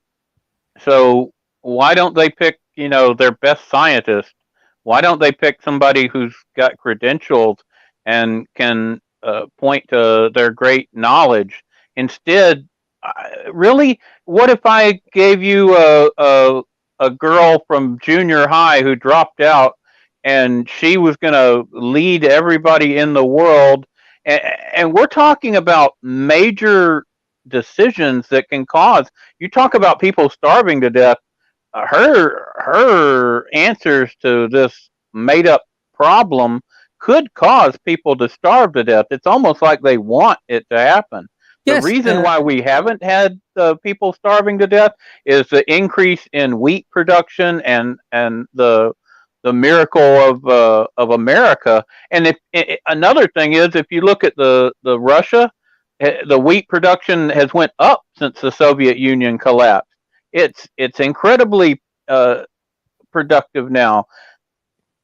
Yes, it's because you don't have slave labor. You have people actually able to make a profit, and so they work harder, and it just makes a difference. And this Greta person would take away that profit motive and would destroy us. And the fact that they pick an ignorant school dropout as their leader and their spokesperson and their great heralded person, I think it's very telling. Yes, and Greg, I can answer you the question why they don't pick their best scientist and they pick somebody like Greta, because it's not science. Because this bogus, this fraud is not science. They can't pick a scientist who tells you there is global warming, because nobody would take this. He wouldn't be taken as a scientist serious anymore, because it's not science. It has because they would examine what he said. You'd be able to examine what he said scientifically and disprove it. But if it's just about somebody's feeling and, I feel that, that's ridiculous. And it doesn't matter what you say or what plan you have. With a person like this, it's never enough. Even when the global economy collapsed because of Corona and nobody's flying, nobody's doing this, nobody's doing that, that wasn't enough for Greta. She said that wasn't near enough. Nothing is enough. Nothing will ever be enough, because that's how these people are. That's the same type of people who took over. Hey, we got memes of destruction here. Really? Hey, memes. Good to see. Yeah, he's in the chat. Okay, I have to update here my. Oh my God, memes is here. Yeah, I told you. Hey, it's good to see you, memes. Yeah, hi, memes. Yeah, as I said, it's not science at all, and that's the reason why everybody who speaks out against it gets censored, like with every other thing. If you have a lie, you need heavy censorship, because but they don't even allow a discussion on the matter. When you're talking global warming or whatever, climate change, they say, well, it's all closed and you can't discuss it. Yes, because we were discussing Soylent Green, actually. But for some reason, Greta came up here in the last 30 seconds or 2 minutes. Yes, Greta came up because we were talking about zero population growth. And as I don't want to talk long about this movie, because as I said... Right, you said it was going to be really quick. Yeah, because really what surrounds it is much more interesting than the movie itself. So, but what I want to talk about maybe a little bit longer is, of course, silent running. Because it's also about the overpopulation goes into it. It's not exclusively about overpopulation, but the overpopulation was one of the reasons why they made this space expedition. And that was to save the plants from the earth, which is totally scorched by overpopulation, right? Yes, but also I think in the movie they say by atomic waste and so on, something like that. I don't know. Do y'all have atomic power plants in Germany? By radiation, I think they mentioned that in the movie. Do y'all have atomic power plants in Germany? Yes, we have, and but our Merkel wants to. Oh my God! It's probably that German nuclear waste. Yeah. What are y'all doing with that stuff? Are y'all shipping it here? Probably, or just throwing it into the sea here to the Brits. Into the sea, or you're shipping it on barges to Britain. Yeah, and burying it in various spots in Britain. That's so typical. No, normally we put it in packages and then send it one way to Britain. Yeah, exactly. To our friends, the Brits, we write on it, something like that. I don't even know. Do they have nuclear energy in Britain? I think they do. No, I don't think that they already discovered that. I think they still use here these bicycles from Soylent Green. They still use torches instead of flashlight. It's terrible.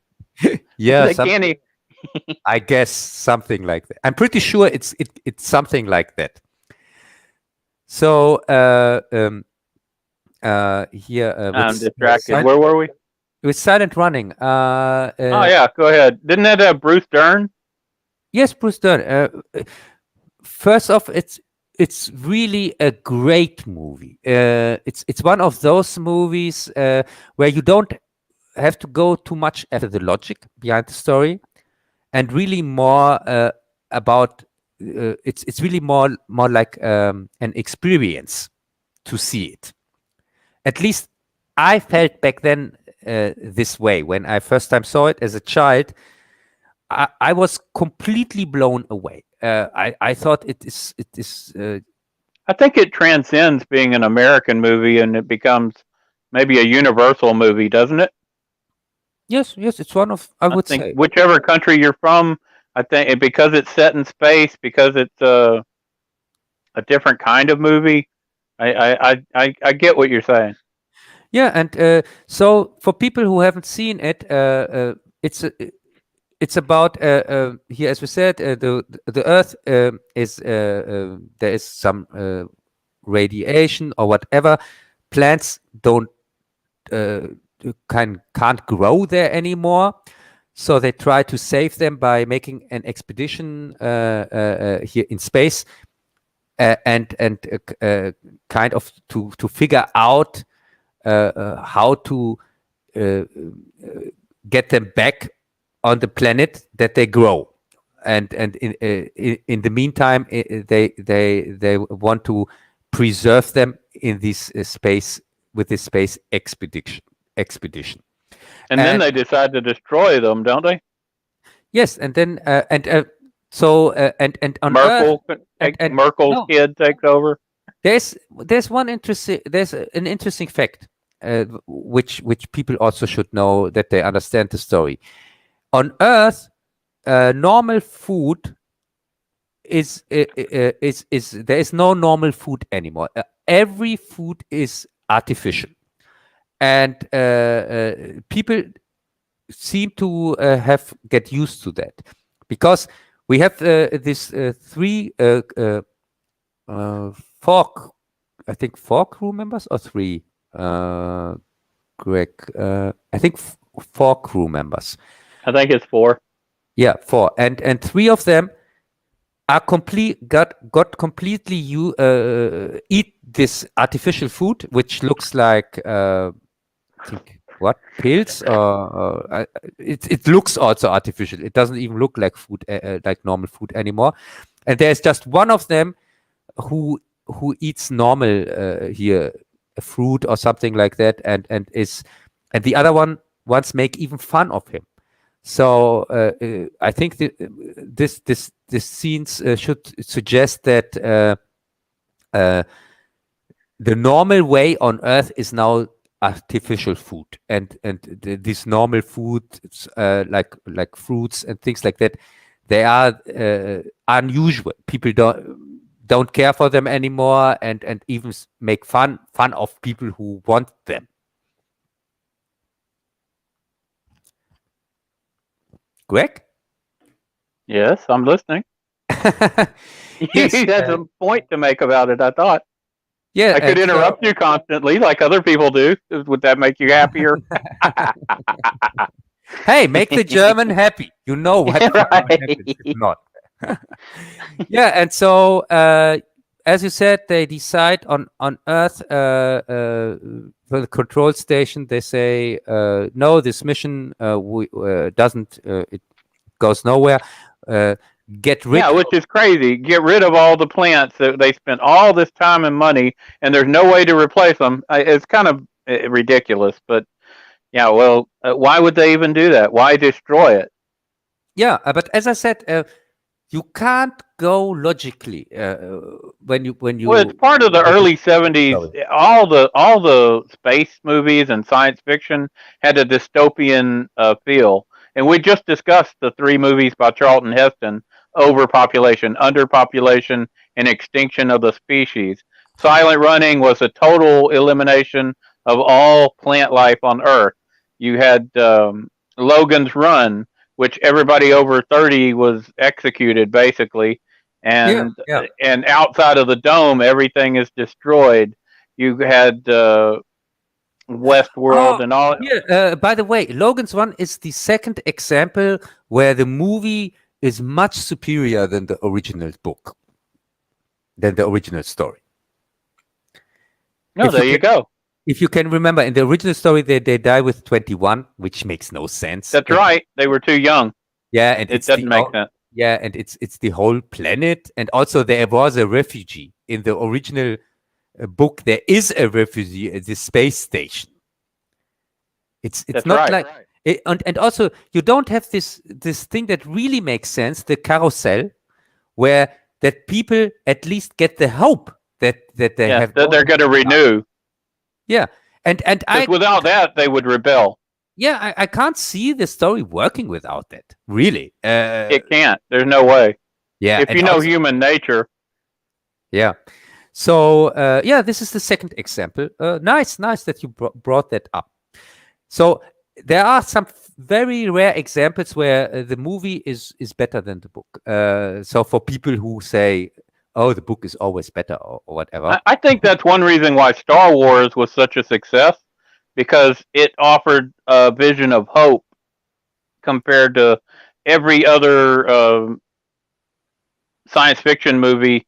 It was just depressing, and on. Even when you had when they tried to be hopeful in Logan's Run, they had to destroy the whole society had to be destroyed, and then they're basically cast loose. And that is the hopeful thing, because I guess now you can live past 30, but oh well, there's no society left. They destroyed the entire city to do it.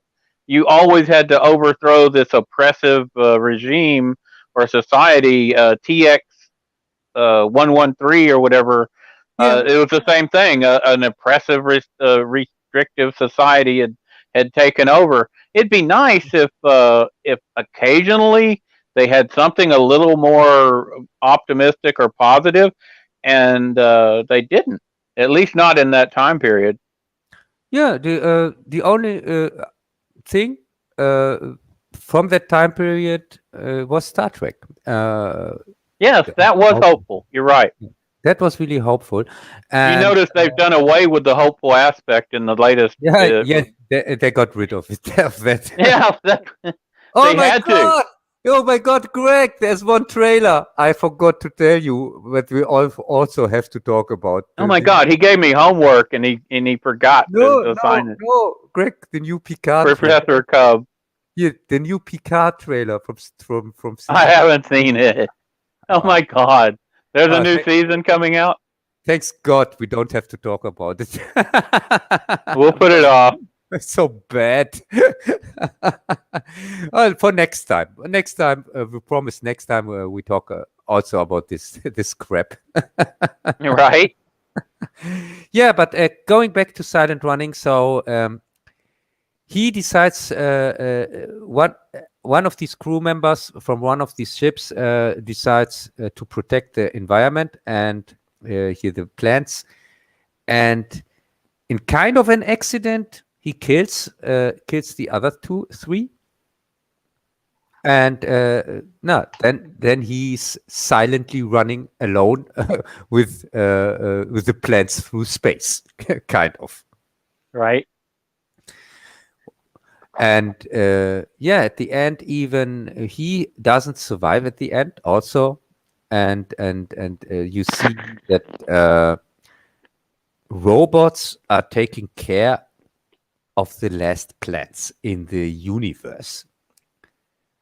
So it's really a sad ending, would you want to say?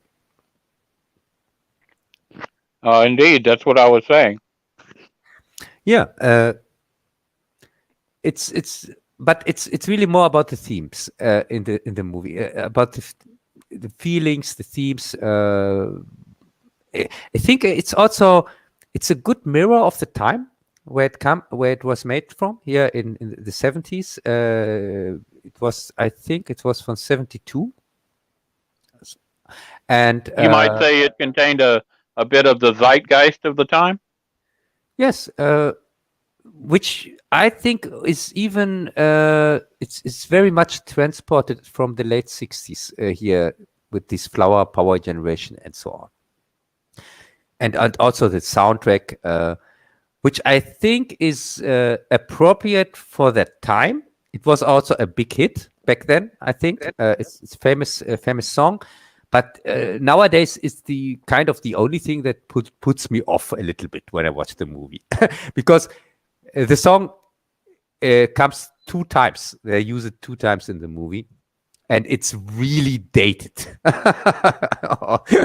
Or don't you think so? Yeah, it is. Yeah, really, for me, this was a little bit too much on the head here with the message. But the rest is kind of perfect. It's from a very interesting director who was the special effects guy on 2001, Douglas Trumbull. And this was his directorial debut. What other movies could we know him for? I can't tell you from my head directly because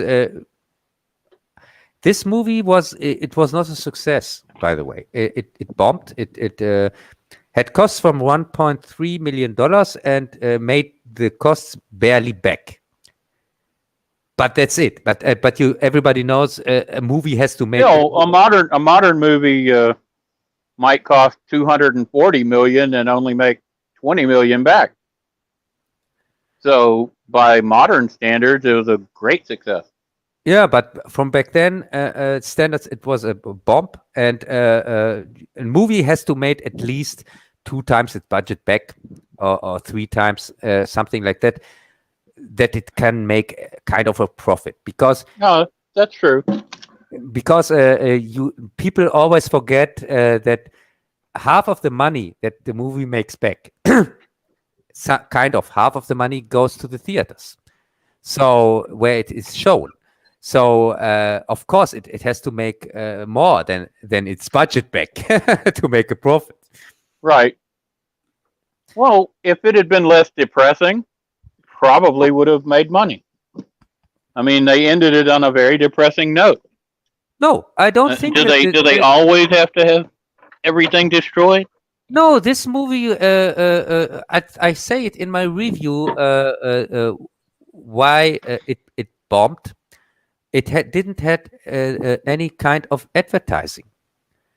The movie was completely had a lack of advertising. There were barely any. I'm sure that was a factor, but I mean, if perhaps they had went with a less depressing ending, maybe had the plants been saved and it be replanted, wouldn't that have been more hopeful? I think people were looking for something hopeful. That's what I was saying about Star Wars when it actually came out and it was a positive, hopeful thing. I think that had a positive effect on the box office, as you saw. No, I have to disagree. I think the movie would have done much better if people would have got the chance to know that it exists. But as I said, well, that's true. You got to have an ad budget.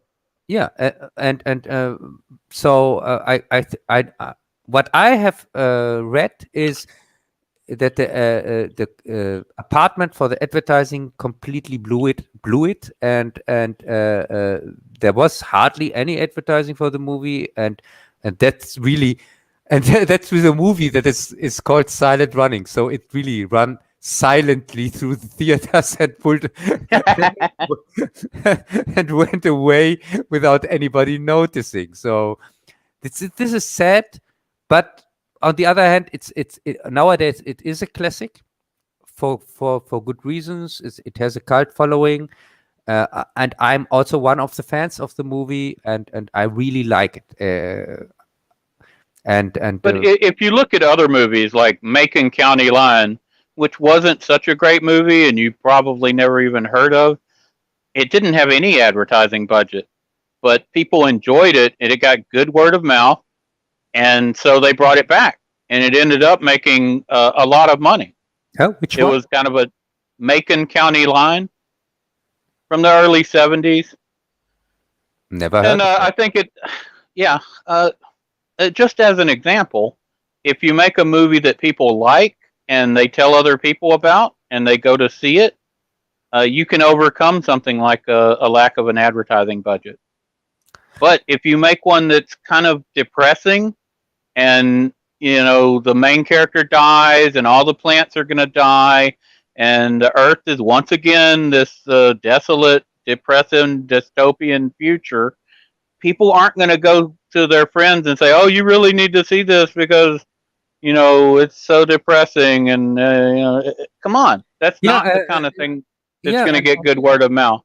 And I also think that they didn't know what to make from the movie, because it doesn't really fit this character. You're right. It's a very odd movie in its own way. It's hard to pigeonhole it. Yes, for example, when you watch the trailer for the movie, the official trailer, then it kind of tries to sell the movie like an action flick a little bit. Also, how this silent running comes into the screen. I use the trailer for my review, but what people don't get, this silent running, it comes very fast into the picture here. And it looks like from an action movie, like Star Wars or something. Right. Yeah. Right. Yes. So it contradicts itself. I show it with a tenth of its normal what you call it, frame rate or speed. Yeah, speed. I slow it down as much as I can. And it's still very fast how it comes in. So it's a tenth of the normal speed rate or something like that, when you see it in my review. And it might have been part of their problem with the ad budget. They just didn't know how to sell this thing. Yeah, they had no clue. And you see, remember, this is early 70s, and how would you sell it if you're a early 70s American ad guy? You imagine like Mad Men or something. They didn't know what to make of it. They didn't know how to sell it, I think. Yeah, clearly. And I don't know. I can't tell you. If they had thrown more money at it, it would have been more like what you saw, which wouldn't have helped the movie, I think. Yeah, but I think it was just doomed for a lot of reasons. Yeah, but for if you want to compare it, how I would have sold it, in my trailer or in my review, I show much more of the slow of these scenes where nothing happens, where it's very slow. I even slow the footage down and things like that. Because I just thought that fits much better the atmosphere of the real product. So I go different, exactly the different road, like they wanted to go back then when they tried to advertise it. And it is probably superior. Well, because that didn't help the movie, I don't think. Yeah, as I said, and also the music I use is also it fits much better the tone of the movie, I think. because the original track, as I said, it's very dated, and it's for me really too much on the head with the message. Yeah, of course, plants are important and so on, and we should preserve them, but you really don't have to see it, hear it, and everything, and even hear the song. It sings it directly into your ears. So it's that's for me too much. It's just I got the message. I don't, subtle messaging is different. So.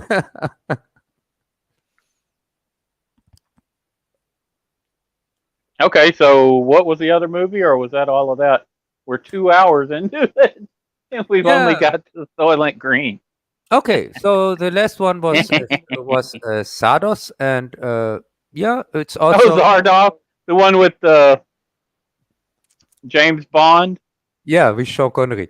Sean Connery, where Sean Connery shoots in the first minutes of the movie, shoots the director. You John Borman, because the guy that these workers here on the plant, here, these working guys that where one fell on its face. This is the director, John Borman, and Sean Connery, he shoots him in the head directly in the first minutes. You should really do bad movie reviews. They would be awesome. But I don't think it's a bad movie. In my review, I say it's. I know you don't. Yeah, that's why it would be awesome. It's a very ambitious project, and the story. What about the floating head? Oh, go ahead. Tell it in your own way. Yeah, the floating head, everything in the movie. For starters, what I'm talking about is the story. The story which is told in the movie is awesome. It shows the more class society, and where one class is, because of their isolation, they also they isolated themselves completely from all the other groups and these leaders, and they even discovered kind of immortality, but by that an AI controls everything in their life, and they are also protected from this AI, and they gave up the control of their own life to this AI because the scientists decided so. So in the end, they are kind of immortal because every time they die, this AI reproduces them, and they use age, for example, as a punishment for critics, for people who criticize the society. Oh, that's right. So if you criticize them, that you end up, instead of being forever young, you're forever old. Yes, forever old. So now, what a horrible thing that would be. Yeah, and the thing is, these classes that they show the class, as I said here, kind of gods, the leaders, which are scientists and things like that, and then they show the workers, which is the working class, but they are just working because they have this third class, the military, the policeman, military, what you call it, and this is Zardoz. No, not Zardoz. This is Zed, and they are privileged over the working class. So that's the reason why they are doing what they're doing, and also they are held analphabets, so they can't read, and they are uneducated, and that's the system that is shown there. So and the movie, for people who haven't seen it, is about one of these guys here, Zed, one of these policemen or soldiers, or what you call it. And also these soldiers, they regulate the population. They kill the working class sometimes when there are too many of them. But So that's the main story. But one of these policemen or military man, Zed, his name, and is played by Sean Connery. He gets the opportunity to learn how to read, and that pushes kind of all the events that are going on in this story. Because then he discovers that Zardos, for example, this god, the warship, is in fact, this floating head is in fact just a kind of spaceship or a ship or something like that, a flying machine. So he enters this, and that the name even is just made up from Wizard of Oz. That's why they call it Zardos, and that's why he decides to enter it.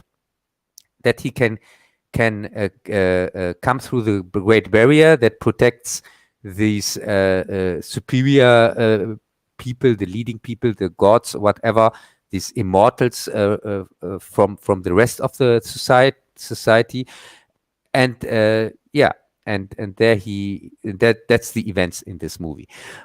But the problem with the movie is this is the story, but what you see on the screen, they didn't have the budget for it, clearly. And so many things are improvised here on screen and look cheap and clearly fake. And that's why many people say it's a trash movie or something like that. So, Greg, are you still with us? But you like it? Yes, I personally like it. And I know it's a trash movie. I know many things you see there are ridiculous and really look cheap and so on. But I like it because of the story. Because I think I made it clear that for me, the story comes first. It's for me the most important thing in a movie. For me, a movie is also when you don't have when you have a good story. I can overlook over many things. I can overlook over cheap effects and even sometimes bad acting and things like that. But the story is for me the most important thing. And as I said, it was an ambitious project from Borman, and I think it was too ambitious. It kind of did him in. Yes, clearly. But we are talking about about the same guy who made the awesome Excalibur, but who also made this completely nuts Exorcist Part 2, The Heretic. Yeah, that was terrible. So he can hit and miss. Yeah, hit and miss. But every one of these projects is really, he puts all his heart into his projects, clearly. And sometimes you get a masterpiece like Excalibur, and sometimes you get something like The Exorcist 2 or Zardos. And so what did McCoy say about Daystrom when the M5 unit was destroying people and stuff? He said he had invented Duotronic. Do you expect genius to work on an assembly line? Isn't that enough for one lifetime? So he gave us Excalibur.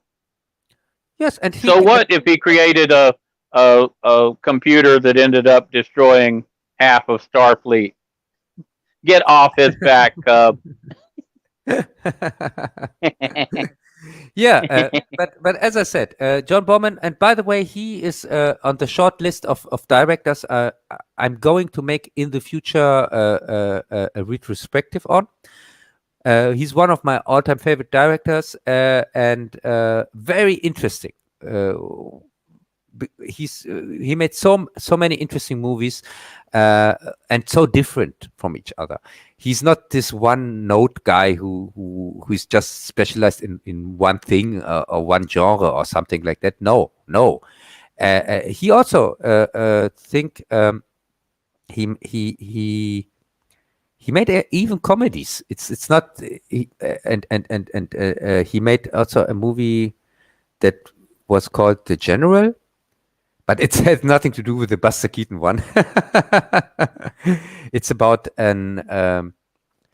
it plays out in Ireland, and it's about a thief, which was kind of like a Robin Hood, but not exactly like Robin Hood. He was really more, but he was very well respected. It's difficult to describe it here on the fest. And I see, I lost Greg. Damn it!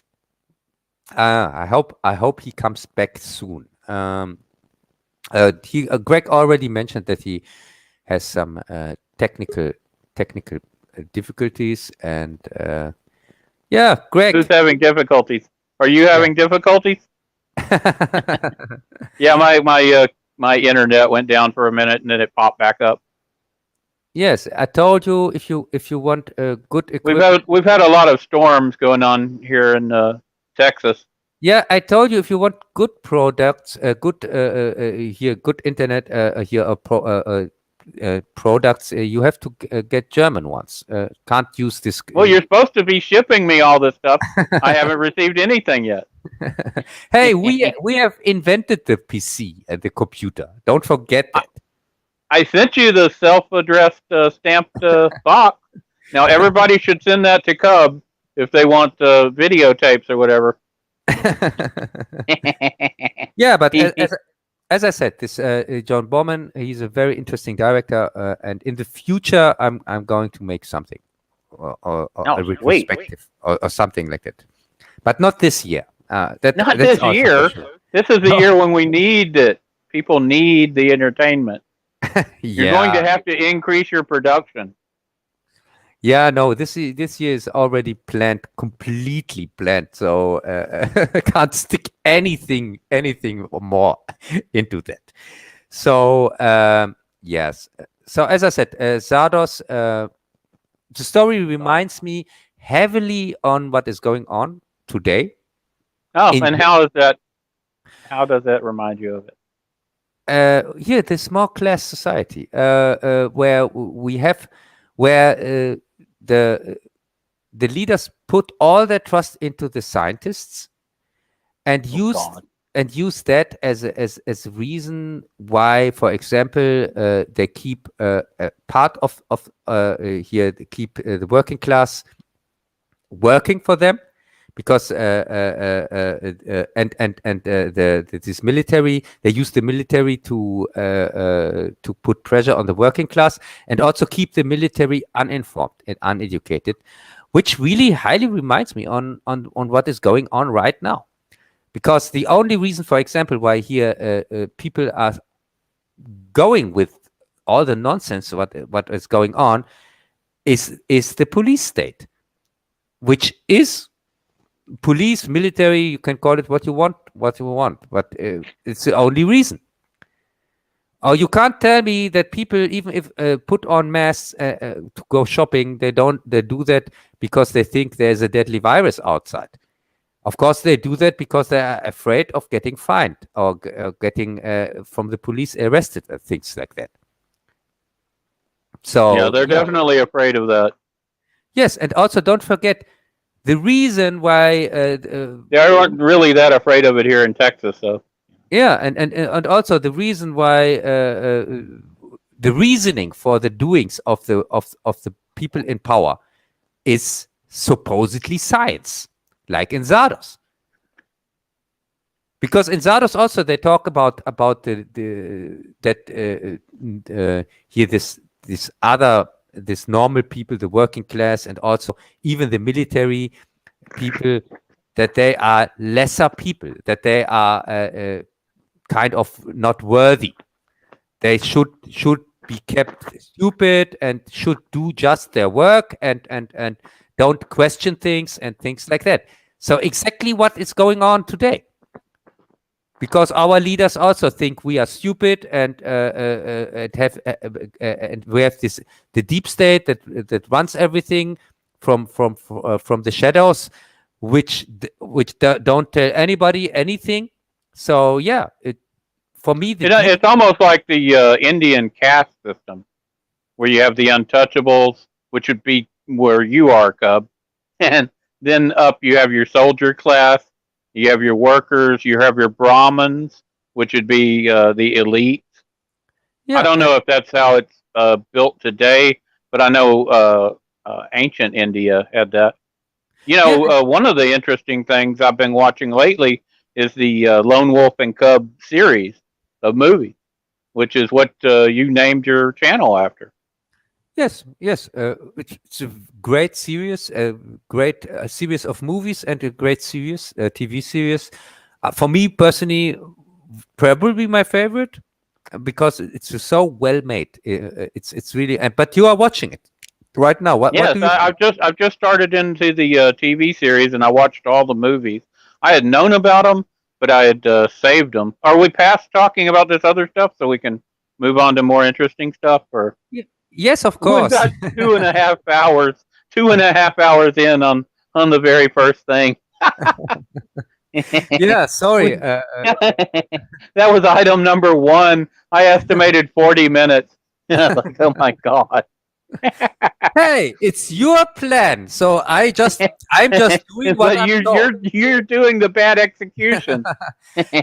Hey, you are here. Hey, you are here, the guy in charge. I'm just I'm just floating hey, here, you hey, know. It's I'm like a pool. I'm drinking beer. I'm floating here. Occasionally, I throw a bottle over at you.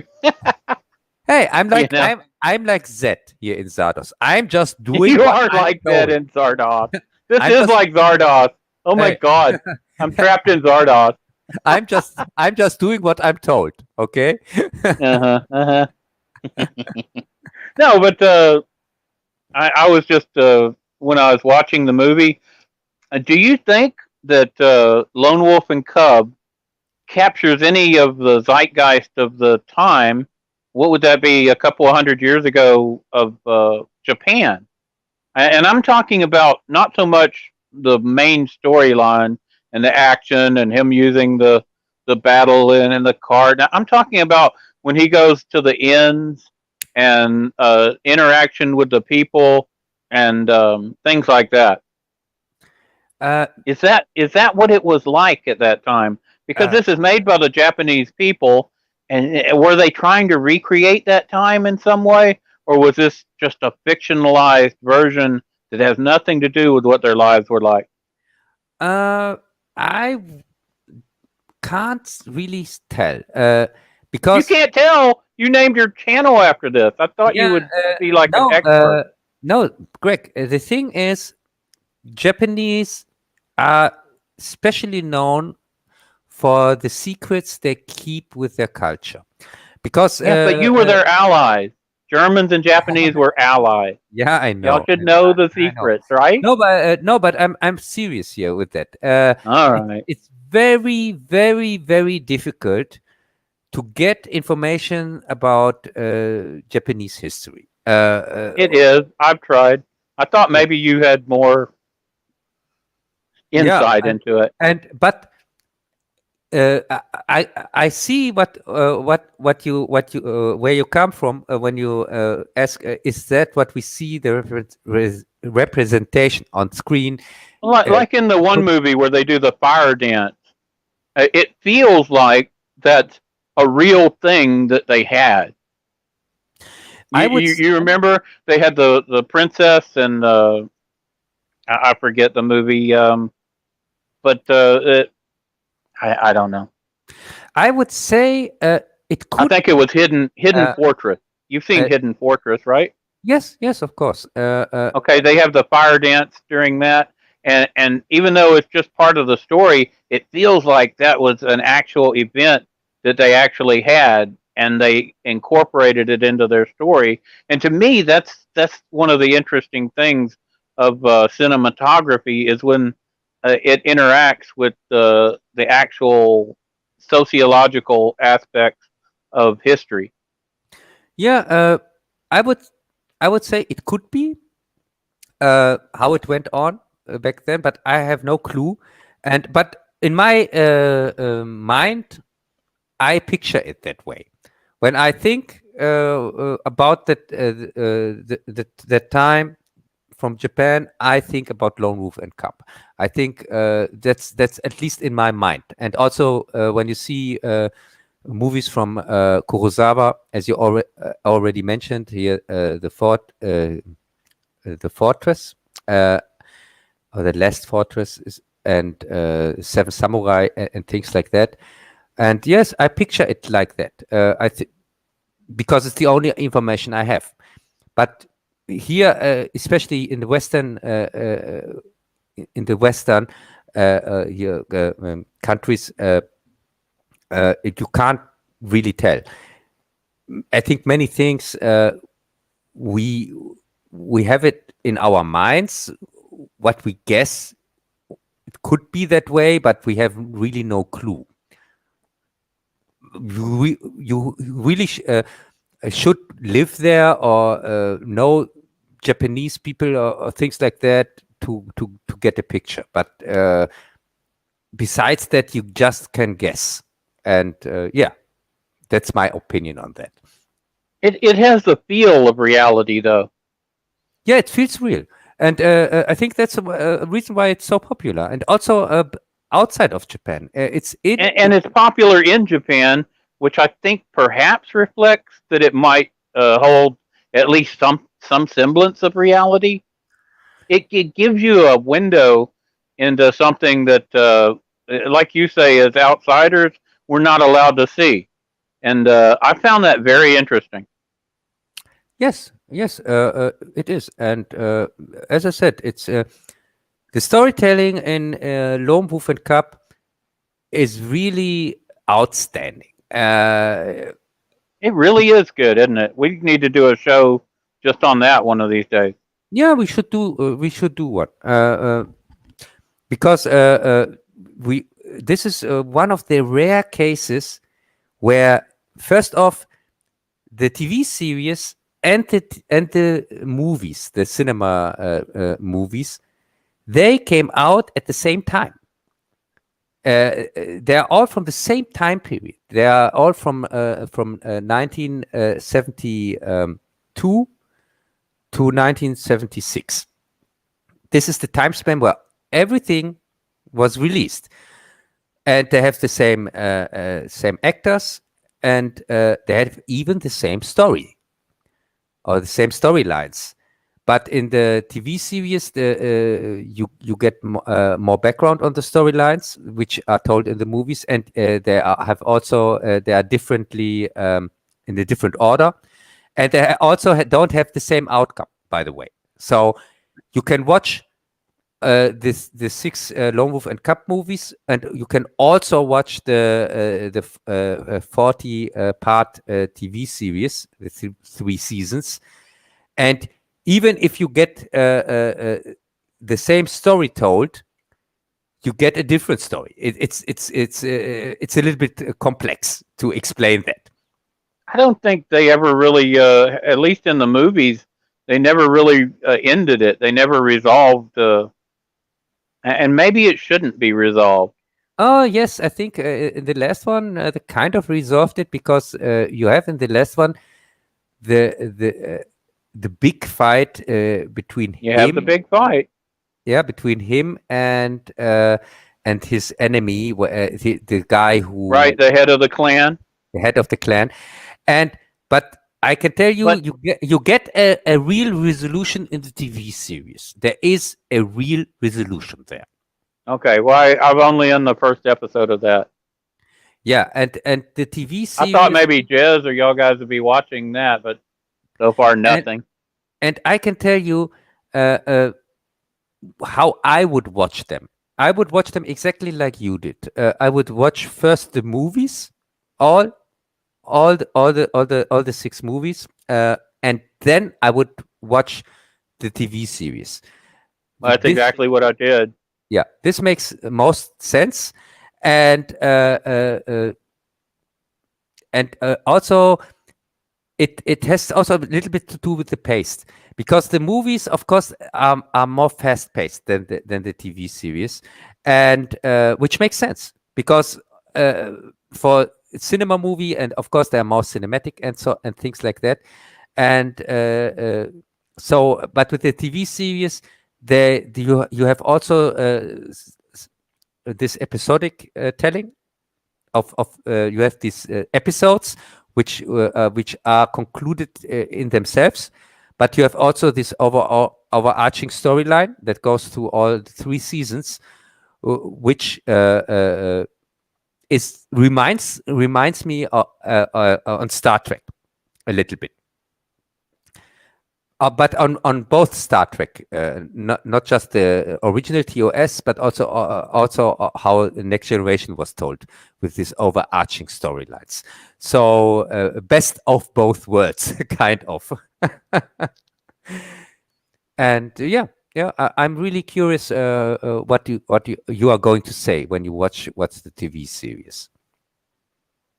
Yeah, it's as to speak to the Japanese people and their sociology, the samurai culture and the culture of subservience of women and the culture, all the different aspects. I think when you talk about the early 70s, that was like 25 years after the war. I think it took that long for a generation to come up that wasn't bound by the strictures, and that them coming up had an effect on the previous generations. I think the same thing happened in Germany. If you look at the early 60s and early 70s, and then the early 80s, the new wave, and there was just an explosion of you might call it freedom or freedom of expression, and this was the genesis of your modern Japanese and German people, which is totally, completely different than what it was 80 years ago. It's a rejection of the strictures placed on them, and it's really interesting to me. Yeah, and also you have watched the cinema movies, and maybe you got it already. What do you think? What this series is about? Is it really about the lone wolf? Is it really? Is he really the main actor? It's about the people. It's about the people as he travels through. Yeah, he's an observer. He represents us. I mean, yeah, I mean, the people he interacts with. He's not the center, I think, of the events. I think that the series is really more about Cub, and not so much about his father, who protects him and who tries to, because we are kind of Cub here, the son. Yeah. Because the son experiences all these events also the first time. For his first time on the run, he's also the first time confronted with his father as this hard. And also, as an audience, as he becomes more jaded, we become more jaded. As he changes and grows, we grow as an audience. Yes, and we are much more. We're not the same person. We're not the same audience as we were in the first movie by the 5th or 6th movie. We're totally different. And you notice he's actively participating in saving himself. Yeah, and it's really that we are much more often in the same situation as Cub, as the child. But you notice. Then we are like with his father, because his father, he has sometimes kind of superpowers. He's the master fighter and things like that. And it's really he's extremely controlled, though. Yeah, he's controlled by many factors, most of them sociological. But yes, his superpowers are there. But he's also mainly an observer, just like Cub. Him and Cub moved through feudal Japan, I guess you'd call it, and they observe and they interact. And the fact that he's basically a murderer for hire, that's just how it is. And people accept that, and we accept he's one of the first anti-heroes. because because he's murdering, and he's like, and even though it might be a woman who's raped and all that, but he's still even a child. He's going to murder them because that's who he is. That's what duty requires, and I understand that. And you grow to understand that that's what's going to happen. And because of his superpowers and because of whatever reason, we become tainted because we're rooting for him. We become tainted with that blood. Yeah, and he goes this TV, this series, the movies and the TV, especially the TV series, it goes on places you would never expect. It has these so many themes where nowadays movies or TV series or whatever would never touch that, and they wouldn't touch it before that. Yeah, I think it's a thing of that time and place. When I talk about the zeitgeist of a time and place, I think Lone Wolf and Cub represents something of a zeitgeist of the early 70s Japan that is recovering from what it did in the World War II, and also what it's leading to. And I don't know what that is. I'm not Japanese, and that's not my culture, but I can sense it. I can feel it. And you can experience it if you watch the movies, and if you watch it with an open heart and open mind, you can really experience something special. Yeah, and also, by the way, maybe some people know the Lone Wolf and Cub movies in the recut from the first and second movie. It's called Shogun Assassin. That's right. Yeah, which is, by the way, it's mainly the second movie, and it's kind of 20 minutes or something like that from the first movie, and the rest just basically a explanation. Yeah, and the rest is the second one, and I hate this recut, by the way, of course, because they also had different score, a more modern score, which many people like because it's the first time they've heard of this property, and it's a child. Well, at least it exposes them to them a little bit. It's almost like the Americanized Godzilla film with Raymond Burr. You can enjoy that, but when you see the original, it introduces you to it in a way that might. Oh, did you know that there was an original Japanese version that's actually like a lot better? And then you watch that and you're like, wow, that's really cool. So if you've seen that, you can actually go and watch the two movies that it was cut from, and you get, basically your Snyder cut. Yeah, yes. And the thing is, of course, but in a better version, not like Snyder cut. Yeah. Well, I was trying to use hip terminology they might get. Yeah, and for me, for example, I saw this Shogun Assassin crap one time for the review. Back then, I saw it one time. I was horrified when I saw it. Horrified and angry. Horrified and angry, and I expressed that also in my review because I hate that they left out so many things. I hate that they made this crappy new score, which for me sounds horrible, but many people like it, and I can understand that. But for me, as I said, I watched it one time and will never watch it again, of course. But yeah, just wanted to mention that, not that people say, "Oh, but you didn't mention here Shogun Assassin." Oh my God! Now they're going to all go out and watch that.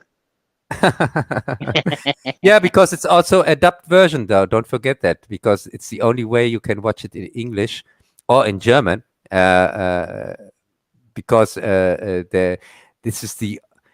have the first three movies we have dubbed in German, but it's cut like hell, and also the dubbing is god awful. So it's really, this is one of the few properties where I say you can just watch it in the original. Like Jess always says, This time it's true. Lone Wolf and Cub, you can't watch in a dubbed version. It's not possible. Yeah, it's better to go with the subtitles. Do they have it in German subtitles, or do they have to learn English or something? No, we have the TV series has a German dub, which is a good dub, by the way. It's not a crappy That's one. But the cinema versions here, the cinema movies, the German dub is awful, and also it's called Yapango there. By the way, one of them, the third one. They don't call him Lone Wolf Cub here, Lone Wolf and Cub. They call Einsamer Wolf. Would that mean in German? No, they call him Yapango in the third one. Didn't you say that's some sort of a slur? Yeah, it's racist as hell because he's Japanese and it's really that's the only reason why they call him that. That's his name? In the German version, yes, but just in the third movie and just in the beginning, because his name is not mentioned anymore in the movie. So they introduce him as Yapango in the first minutes. Yapango, huh? Yeah. Yeah, it sounds like it would be wrong. And that's just the third one, by the way. And the other ones, the other two ones, they are also available in Germany, but they are so heavily cut and edited that and the dubbing is just awful. And also the picture, they made it darker in some scenes, and oh my god, it's horrible. Now I don't want to think about that. They completely destroyed it by trying. I don't know why I even did that. Maybe to get a lower rating. I just brought that up as a sidebar. That wasn't even part of our planned discussion because we might want to talk about it sometime in the future. So, moving on to the second thing on the list here at 2 hours and 40 minutes in, we could jump ahead to the pop culture segment, or we could do Warrior, or Pennyworth, or Loki, or Solar Opposites. You are here the leader in this on this stream. You say what we do, and we do it. Okay. All right, we'll go to Warrior then. That's the second one. Season 1. You haven't seen season 2 yet, have you? No, I couldn't watch season 2 because yesterday I was a little bit down, and I couldn't. I made so many reviews in the last weeks and last 3 months. I made 6 reviews. Here 6 videos, or 7 even, and wow! I got a complete burnout. Yesterday, and I really spent the whole day doing nothing. Just because you knew there was a day of streaming with me coming. No, but today I watched season 1 here of John Chinaman. And John Chinaman's what they call him in the show when they arrest him. So it's not Cub being. Yes, John Chinaman is also the title here in Germany. Right. No, I was just saying, just so they know. Yeah, and I call him Kwai Chang Kane because the Warrior is an HBO series from Cinemax from a couple of years ago, and it encompasses the original vision that Bruce Lee had, apparently from some notes that his daughter, Shannon Lee, I think is her name, and she was one of the producers on this. And so he had pitched this idea to the networks, and they ended up making Kung Fu with Kwai Chang Kang, which was played by David Carradine, I think. And so they stole his idea and used a white boy to do it. But they made a pretty good series. And all these years later, they ended up making this series with his idea, just to set it up. Now I'll let Cub explain the series to you. Yeah. See how I did that? As I said, in Germany it's called John Chinaman, because here the main character is called that when he comes, plays in the early 20th century, I think, in New York. After San Francisco. San Francisco, in yeah. the 1800s. Wrong again, Cub. Yeah, whatever. Yeah, quite the time after the 3,000 miles away and 50 years different, but you're close. You're getting there. It's all US. For me, it's all the same. I understand. It's not Texas, though. Yeah, so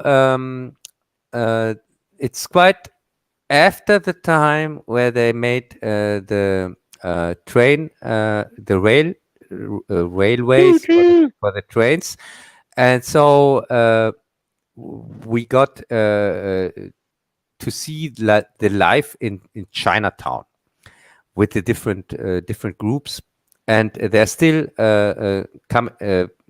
Chinese people coming from over the sea, and you have these Chinese fractions, and also you have the Irish fraction, which can't stand the Chinese ones, and the politicians are doing what politicians always do. They try to divide and play the Irish people against the Chinese, and the white and the other the whites against the yellow, and things like that. And so you see the kind. It's kind of like Gangs of New York. It reminds me a little bit. That's a good analogy.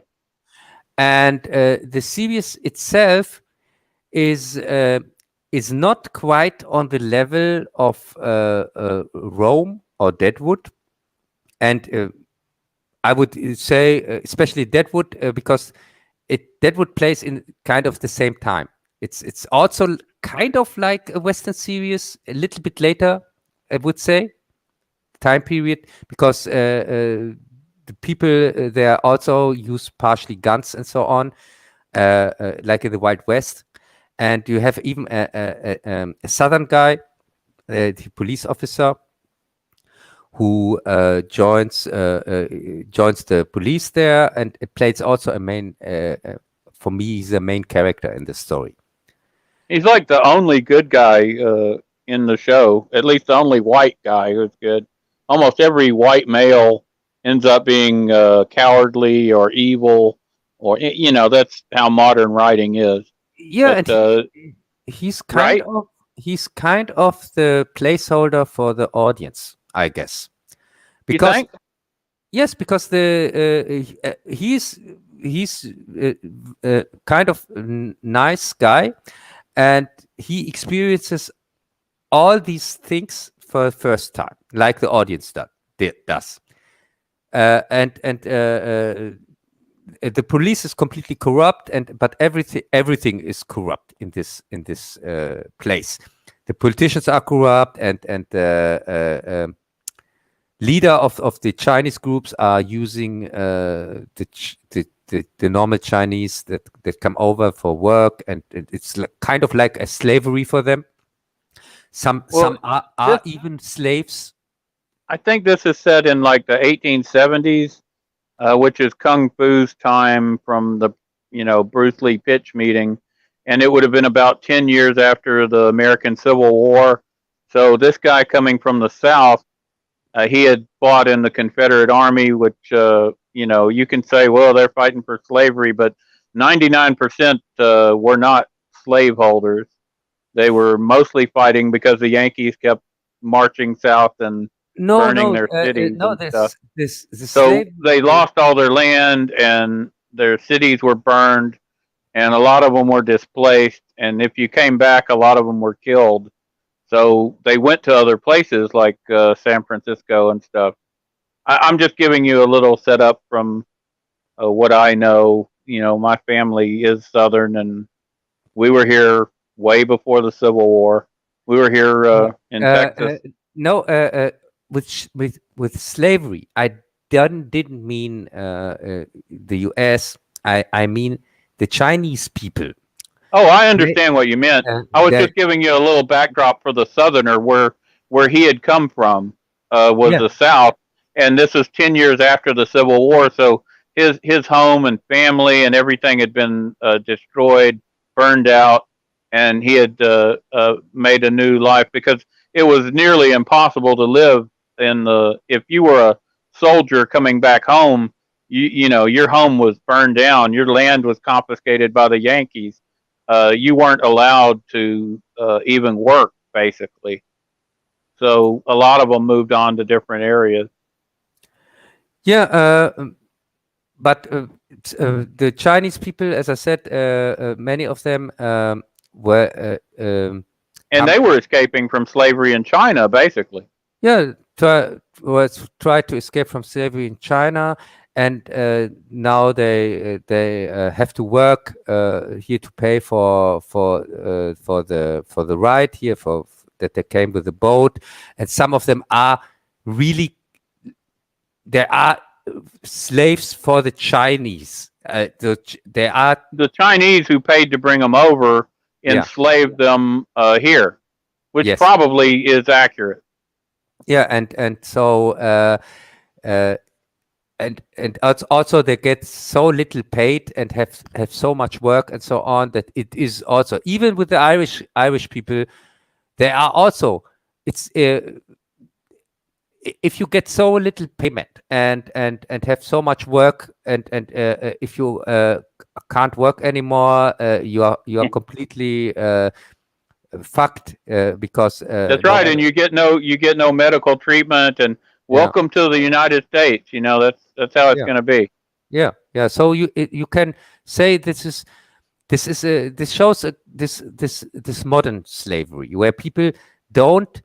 It's called economic slavery. Yeah, economic slavery, where people don't directly get that they are slaves. And you can also, I see many. The American Civil War is often, if you look at it analytically, it's the model is the North had economic slavery and the South had chattel slavery, and the difference was economic slavery.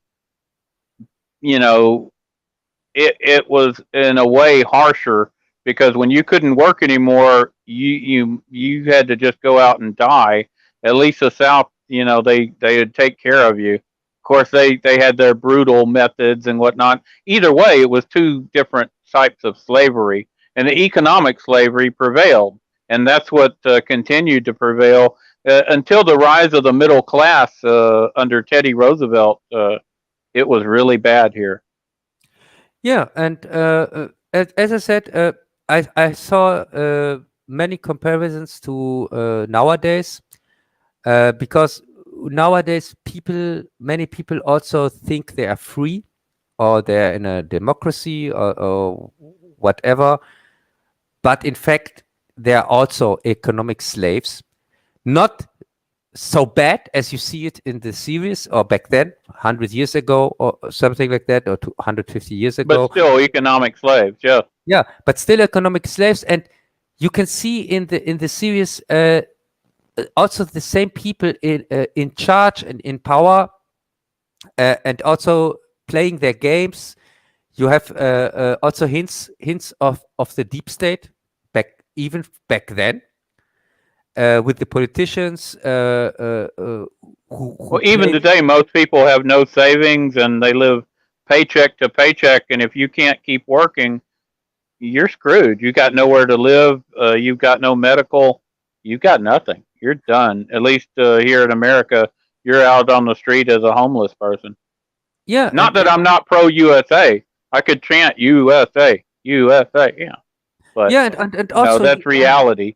And also you see kind of like the beginning of unions or union. Yeah, at least the thought. Yeah, you're right. because that's basically what they're saying. Let's band together and get better, condition. Yeah, and you see also the start of the corruption, even with the union, which is not built yet, and just trying to organize themselves. But you see already how the corruption, how they are already corrupt, and so there are no good guys in this story. But the Southern guy, he's good. Yeah, besides, as I said, besides the Southern guy, which what I suspect is he's kind of the placeholder for the audience, because he's also very modern in his methods. He's making real detective work, which we know from TV series, where we see detective series, CSI or whatever, and he does which that. is Irish. Other police officers don't appreciate him at all. Yeah, they don't appreciate him at all, and put him always in his place. And of course, the Chinese are trying to kill him.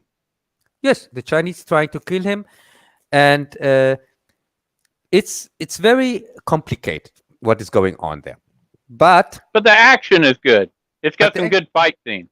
But the action is good, and as I said, the series is not on this high level like Deadwood, because I think Deadwood would be the best comparison for it, because it plays in kind of the same time period, and Deadwood is for me the best made one.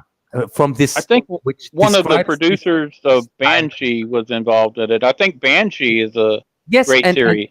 And so it's not on this high level like Rome or Deadwood, but it is on a level like Banshee. This is what's the one I was searching for, because Banshee is for me a very entertaining series, which is not so realistic. It's really it is very unrealistic. Yeah, but I like it. But it is a hell of an entertainment. So and Rome and Deadwood on the other side, they are very realistic, because when you watch them, I would put them more in direction of Lone Wolf and Cub than here in direction of fantasy or something like that. They're very realistic. That's why I put them on this high pedestal, and I compare everything to them. So, but that's fair.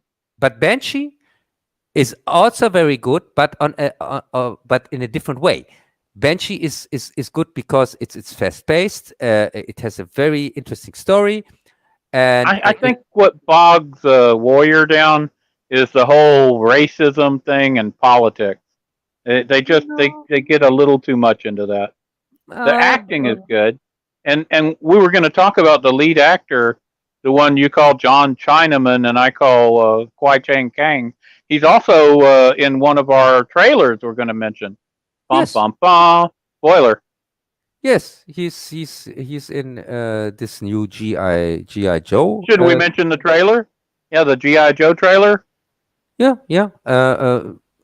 Because I'm not a fan of G.I. Joe in general. I saw the first movie, which was kind of okay, here from Stephen Sommers, I think, and the second one was complete garbage, and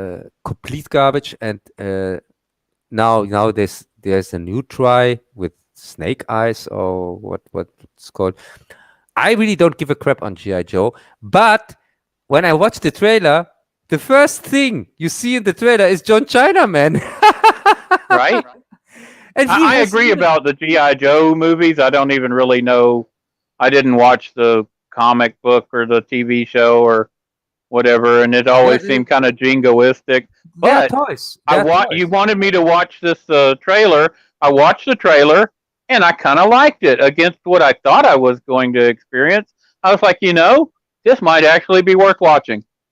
Yes, and the only reason why I'm going to watch it is John Chinaman, because he I thought you were going to say my recommendation. No, he appears No.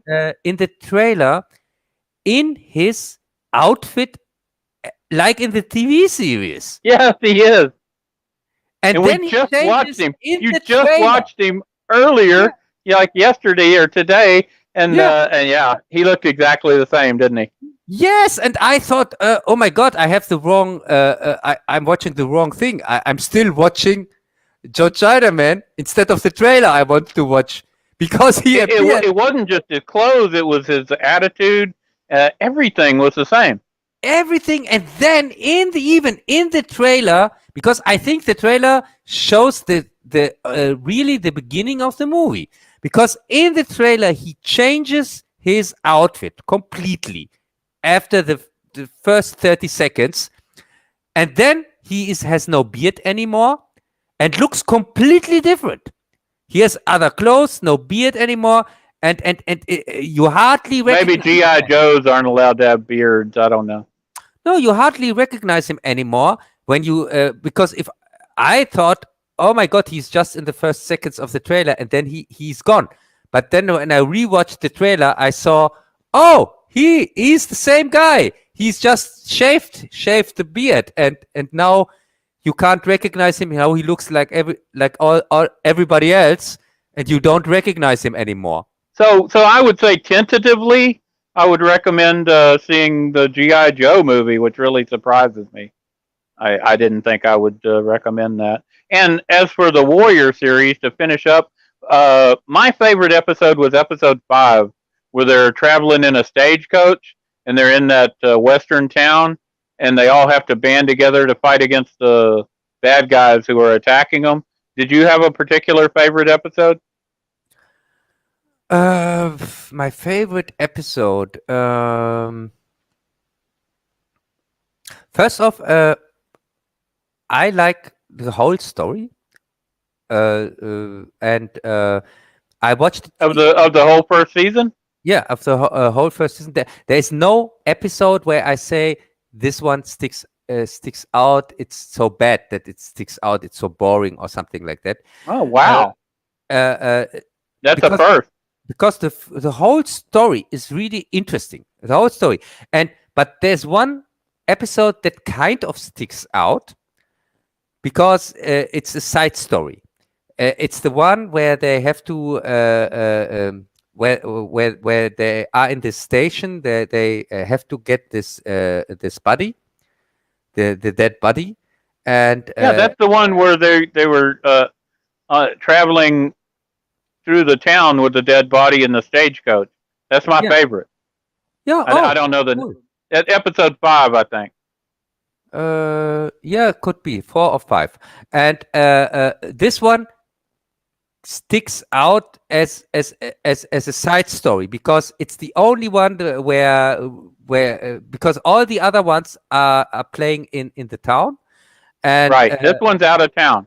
And they're kind of the story is kind of connected completely, but this one it's not that connected, and it's kind of a single side adventure, because right, and I think that worked better.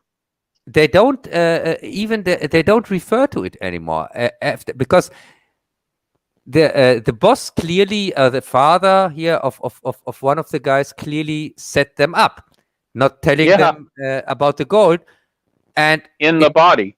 Yeah, in the body, which doesn't make any sense, by the way, not to tell them. No, because why wouldn't they just ditch the body if they're in danger of dying? Yeah, but they wouldn't ditch the body because, of course, they would ditch the body because they know the gold is much more worth than their lives. Yeah, but it's just coincidence that they found the gold in the body. I mean, if he didn't tell them, and it was only because they thought, oh, they must already know. If the bad guys hadn't given it away by specifically asking about the body, they wouldn't have known. Yes, and which doesn't make sense because no, the boss doesn't have to keep secrets from them, because he's the ruler, and they are everybody in the clan. His life is he has the life of everybody in his hands, and they are cool with that. They go through this process, and they say, and it's also like kind of slavery. But so he doesn't have to keep the secret. He just could have tell them it's gold, and so what does he fear, that they run away with the gold? They would never do that, so it doesn't make any sense. So yeah, but this episode, I really like that. But as I said, I like the whole story. It's a very good series, and it reminds me heavily on Banshee. Even if it's very unrealistic, it's so entertaining, and you want to know what how it goes on. And at the end of season 1, we kind of have the phase where our hero kind of he has his low point, because he gets defeated in a very important battle and is ready to die, but of course he survives, and but he's at point 0. He starts from point 0 again, and yeah, that's how it goes now here into season 2, which I haven't seen yet. Correct? Yeah, that is correct. But season 2 is out, so Cub will be able to see it soon. Yes, I'm going to watch it, and as I said, I didn't rush through the episodes. That's the reason why I take my time, because I really enjoy them. I enjoyed it watching the whole day, season 1. Well, there you go.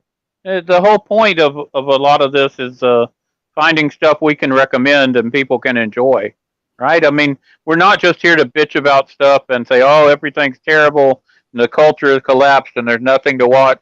We're trying to find stuff for you guys that you can enjoy. You can really enjoy Lone Wolf and Cub, the movies and the TV series. I'm telling you, you can enjoy them. And you can enjoy this, at least season 1 of The Warrior.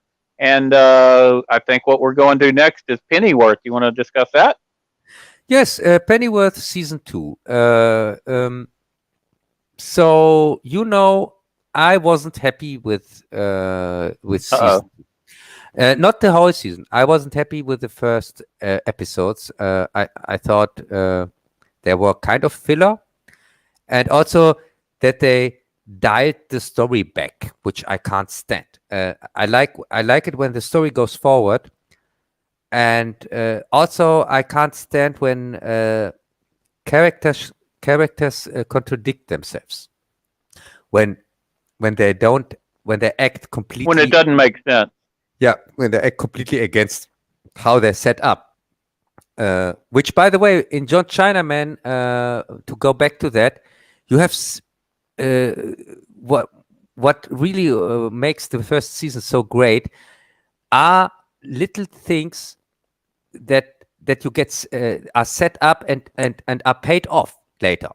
For example, when you have their very interesting, strong female characters, but not this strong female characters that we get nowadays, this supposedly strong female characters on the cost of the male ones. No, you got realistic, more believable ones.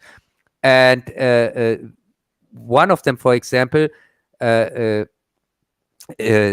was set up in one episode that she knows how to read firm books because she criticizes her father that he spends too much money for the things and so on, and that he can't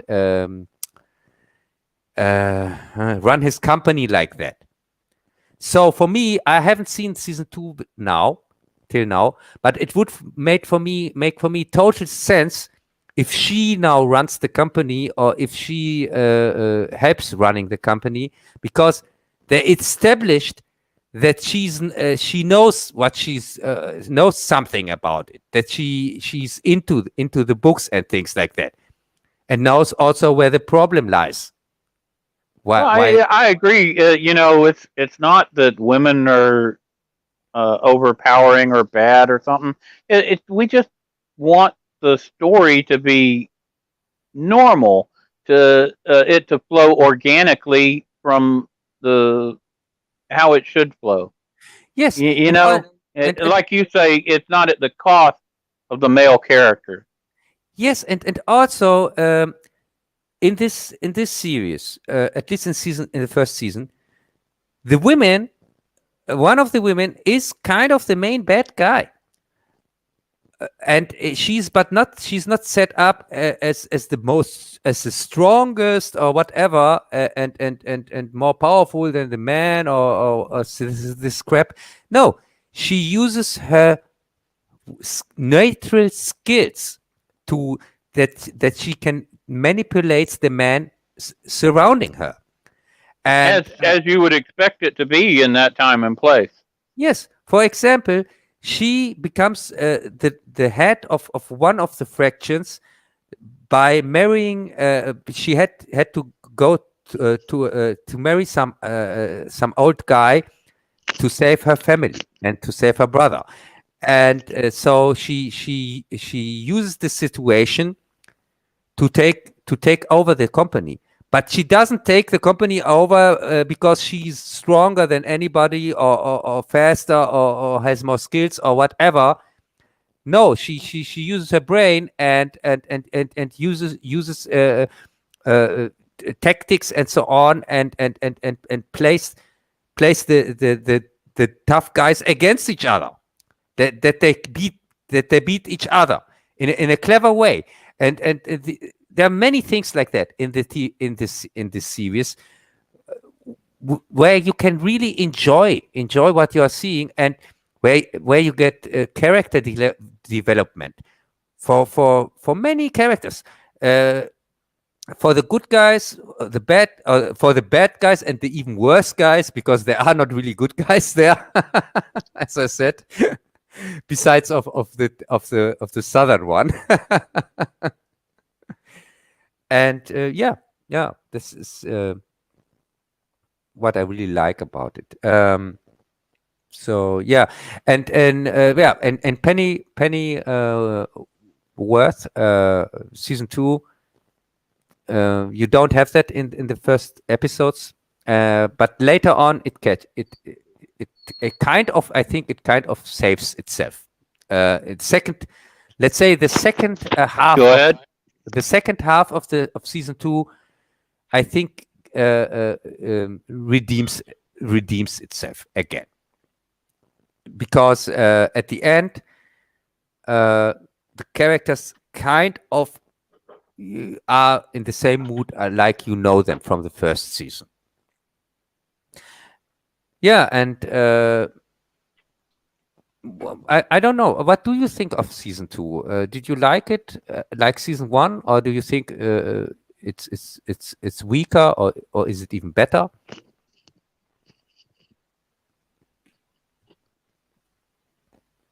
Hello? Yeah, Greg. What do you think of season 2 of Pennyworth?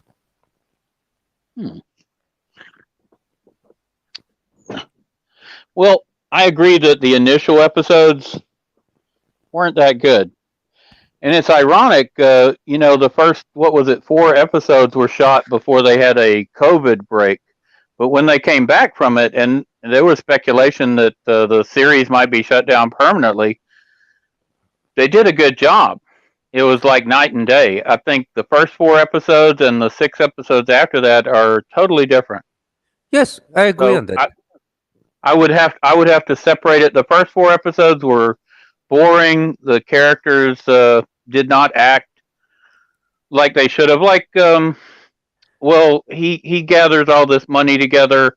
The character Pennyworth, it's for those of you who may not be aware, it's set in the Batman universe, and Pennyworth is Alfred Pennyworth, his butler when he's young, and he's a a member of special forces, or he had been. He's retired from that, but he sets up his own, I don't know, investigative company, what you would call it. Yeah, private eye, something like that. Yeah, something along those lines. And so he does these shady deals, which they kidnap people or set them free or whatever is required, and he works with the Crown of England, and in this universe, it's a alternate reality where I guess fascists are trying to take over England. Yeah, and Germany. Yes, don't forget to mention that with Germany. Germany had not lost the war, World War II. So it's not alternate universe. It is the this we are living here in an alternate universe, and this is the normal universe, I guess. That could be how it should be. When it's like a quantum entanglement. Greg, I constantly tell you we are living here in the alternate universe, and you don't want to believe me. It's not that I don't want to believe you.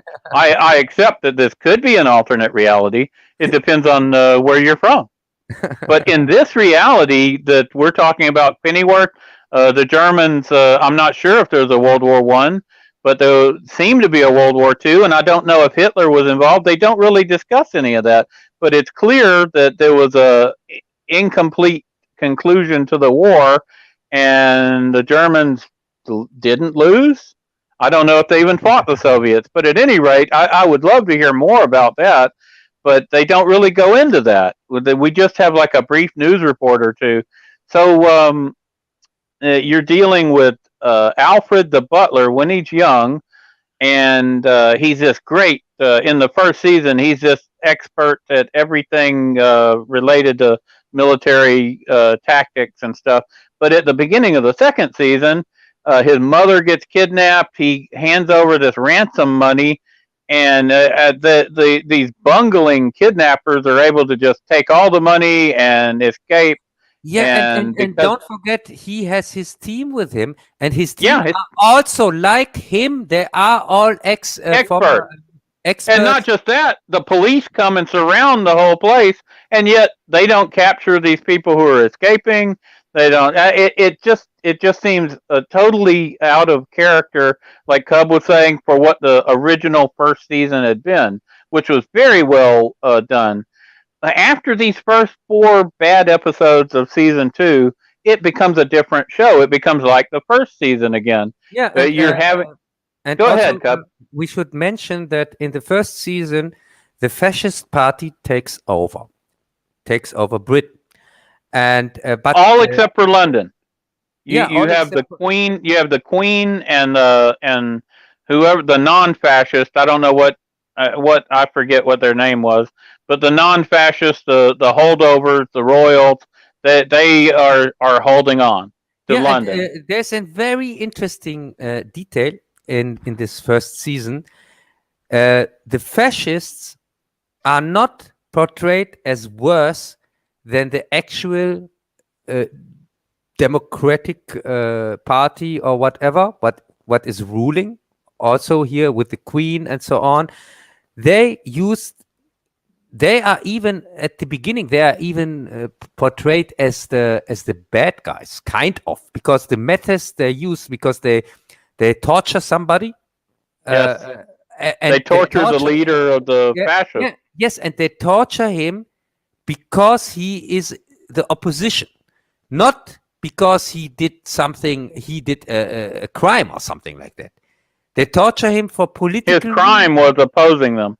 Yeah, for political. So it is kind of it's kind of established that fascists are not worse than the actual who are in power. And this is a thing why I mentioned that especially now is because I made a review on a V Like Vendetta, and in V Like Vendetta, Alan Moore, the writer, he couldn't stand the movie for especially the reason that the movie, the original story is also there's also a fascist kind of fascist system or whatever that is taking over, but it's not. But it's not. It's less about fascism. It's more about anarchy, which comes off like fascism. So and he complains about the movie that this anarchy is not portrayed like he wanted it to be portrayed, like he did in the comic, in the comic book, because in the comic book these fascists or whatever, they are not the super evil bad guys like you would think. They are bureaucrats and not sadists or what you want, like the normal things that you that goes in your mind when you think about fascism and so on. And as I said, it's really more about anarchy. And when I saw Pennyworth, I really thought about that is a much better representation of the world of V, as in Vendetta, than the movie. That's interesting. Yeah, because what you see there is, you can call it monarchy of fascism or whatever, but in fact you see kind of anarchy, or not? Yes. Yeah, which of course turns when people are in power, they become corrupt, and it turns into fascism or whatever.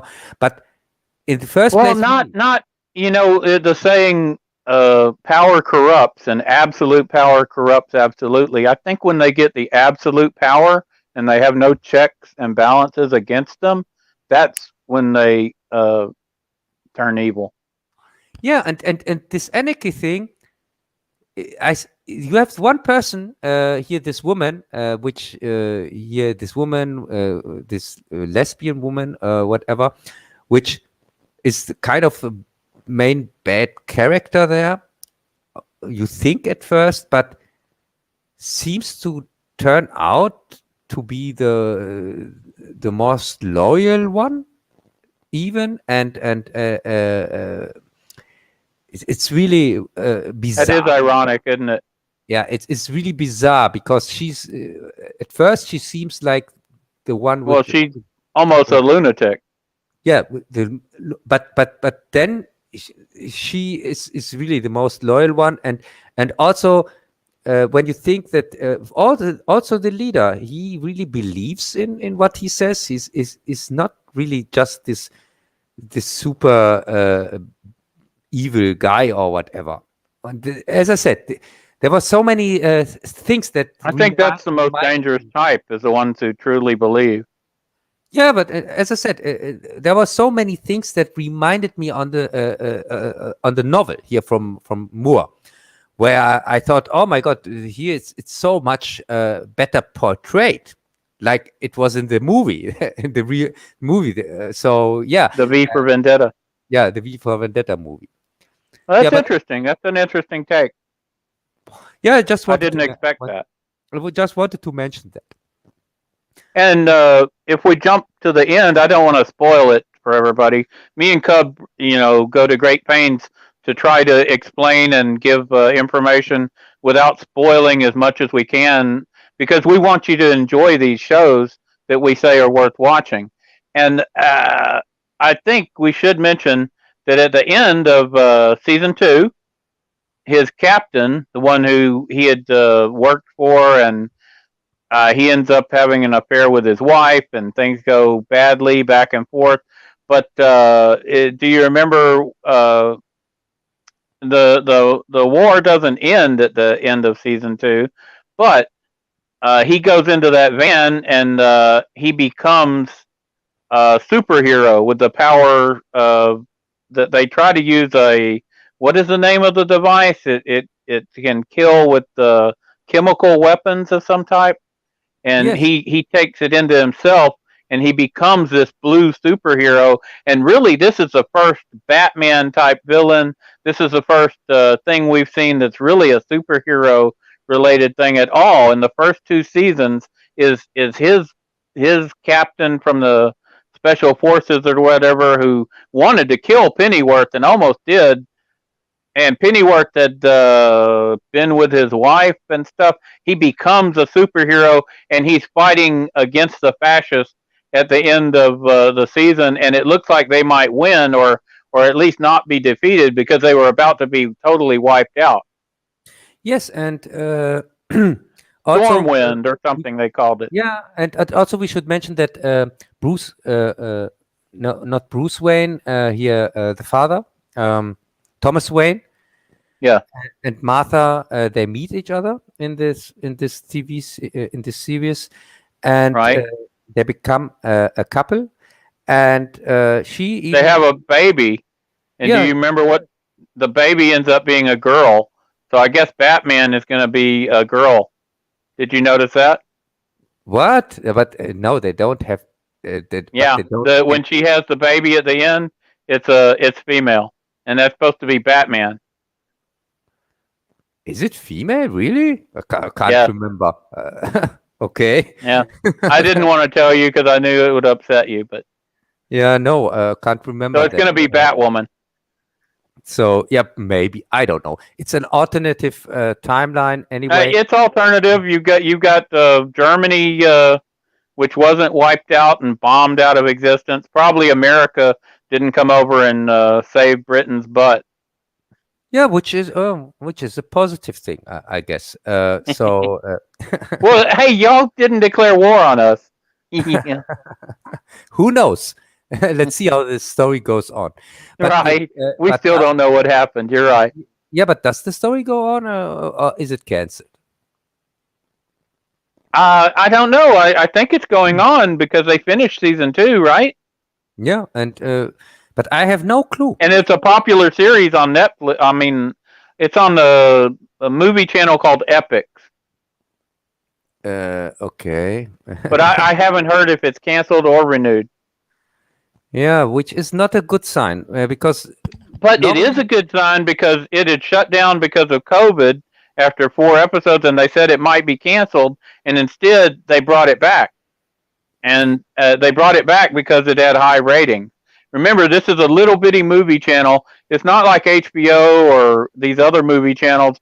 It costs maybe $6 or $5 a month instead of 15 or 20 like Netflix or 8. It's a little bitty channel, and they finally got a successful show, and I don't think they're going to want to kill it. Yeah, and I don't think of any other show they got. It's like the one. It's the one show they've got. Yeah, and I can tell you, the show is dead for me when it's get picked up by Amazon or something like that. Then I know it's. But dead. You enjoyed the show. You enjoyed it. Yes, I know, and I wanted to stay like that. I wanted to stay as a small thing that is not from Netflix or Amazon or whatever, because the products they make are, from my point of view, soulless mass products, which I can't stand. And so, but it's been well done. The first 2 seasons you've enjoyed. Yeah, as I said, Greg, as I said, so that's something. It's been well acted. No, it's been well directed. I said I hope that it doesn't not get picked up to kind of something. I don't think they're going to give it away to somebody else. I think they're going to bring it back themselves. It's their only show. Yeah, so I hope they do that and not sell it to Amazon or some from these other criminal companies. I might get Epix myself just to help support this little show. Who knows? They play a lot of older movies and stuff, I've got them before, I get actual movie channel. Yeah, but I don't think you have to support any company nowadays. I don't have to do anything. I do it because I want to. Yeah, No, but you are you're like the guy here in John Chinaman here, the Southern guy. You are just too nice. Right. Typical Texan, as usual. That's probably Yeah. why we get along. Yeah. So yes. So overall, Cub recommends it, and he's really looking forward to season 3, as long as it doesn't jump to one of the big channels. Yes, as long as it doesn't jump to Amazon or something like that, I'm cool with that. Really, that would be the only exception because I think Amazon is the last company we should support, but they are going to take over the world anyway. There's zero chance to get away from that. So hail our reptilian Amazon overlords. No, I think Amazon is really like OCP or here I understand. Umbrella or whatever. This is Amazon. It's Google, Amazon. They're probably reptile creatures or whatever. Yeah, and Google and Amazon, they're going to merge. I'm pretty sure. Behind the scenes, they already have done that. They are working together anyway, and yeah, this is going to be okay. According to on that positive note, we're going to move to the next thing, which says Loki. The first 3 episodes of Loki, which I'm sure Cub really enjoyed. Yeah, really. I enjoyed it like a headache or a cold. Hey, Cub forced me to watch this. I spent all day yesterday, trying to get through episode after episode. I actually fell asleep during the 3rd episode. It was so boring. But I got up and I put it back on. It was like it was written. It was like it was written by a junior high school person or something. Yes. Oh my God! I was like, but Cub was counting on me. I was like, oh my God, Cub is counting on me. And I didn't know there was going to be all this extra homework today on these trailers. Yeah. So, biggest criticism. First off, what is Loki about? Loki is about. There is one scene, you see it in Endgame, I think, or here in Endgame, where Loki gets away with the not Infinity Stone, with the cube. What is it? Yeah, the Infinity Cube or whatever you call it. Mother box, whatever. And he gets away with it. And now in this TV series, we see where that he gets captured from the time, whatever, time masters, people who prevent the time, kind of the timeline. They say that the Disney timeline, which Disney set up, is the only true timeline, which has time travel in it, by the way. How can that be the only true timeline? They contradict themselves in the first minutes. Because they say they are, because Loki mentions here, what is here with time travel? We can just go back and things like that. And they say, no, the time travel thing creates different strains or whatever, and they are preventing the only real one. And they mention that everything what happens in the Disney one here, Endgame and so on, that this is the real one. But there's time travel in it. How can that be the real one? It doesn't make any sense. And it violates free will, and it also makes a mockery of all the stupid Marvel movies. For instance, he shows up and they've got a whole box of these Infinity Stones, which are supposedly so powerful, and the guy tells him that they use them as paperweights. How is that not a mockery of all these movies? Yes, and they shamelessly steal everything in this TV series is stolen from much better movies or series or whatever. For example, this whole environment reminds heavily on Hitchhiker Through Galaxy, this bureaucracy thing, and also it reminds heavily to Brazil. But in worse, where you can see that in Hitchhiker and Brazil, you can see it in perfection. And Disney just Loki, it's just lazy. They use it as throwaway jokes, and that's it. This whole bureaucracy thing, and Loki gets constantly demolished as a character, as a threatening character, and also in the first episode they establish him as not the bad guy at all.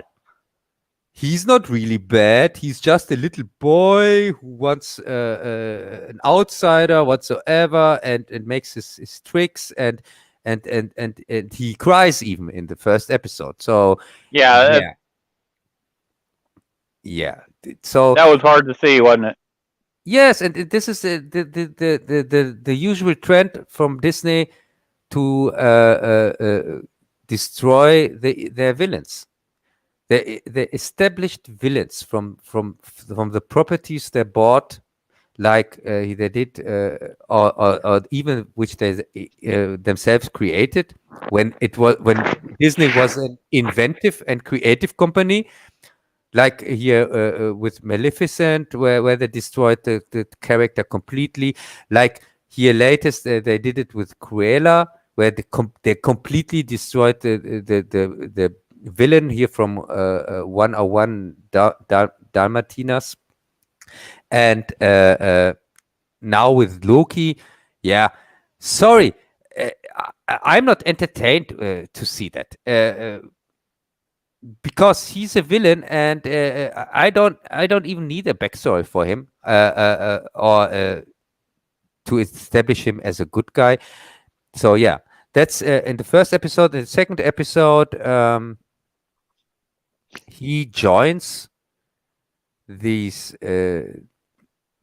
time preservers, which is, by the way, led by women. Every important position is there's a woman in it.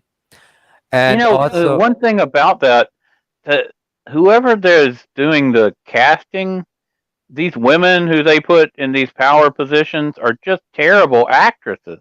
The black woman who's in charge as like the sergeant or whatever, I could go down to Family Dollar or your grocery store and grab the checker, and she could do a better job of acting than these people that they're picking.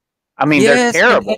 They're bad. Constantly the same ones. Also, because I saw one of these women was the main actress in this Utopia remake I talked about a few weeks ago. I didn't notice that, but they're bad, terrible actresses, and they're always actresses because they have to be female, and they're usually always black.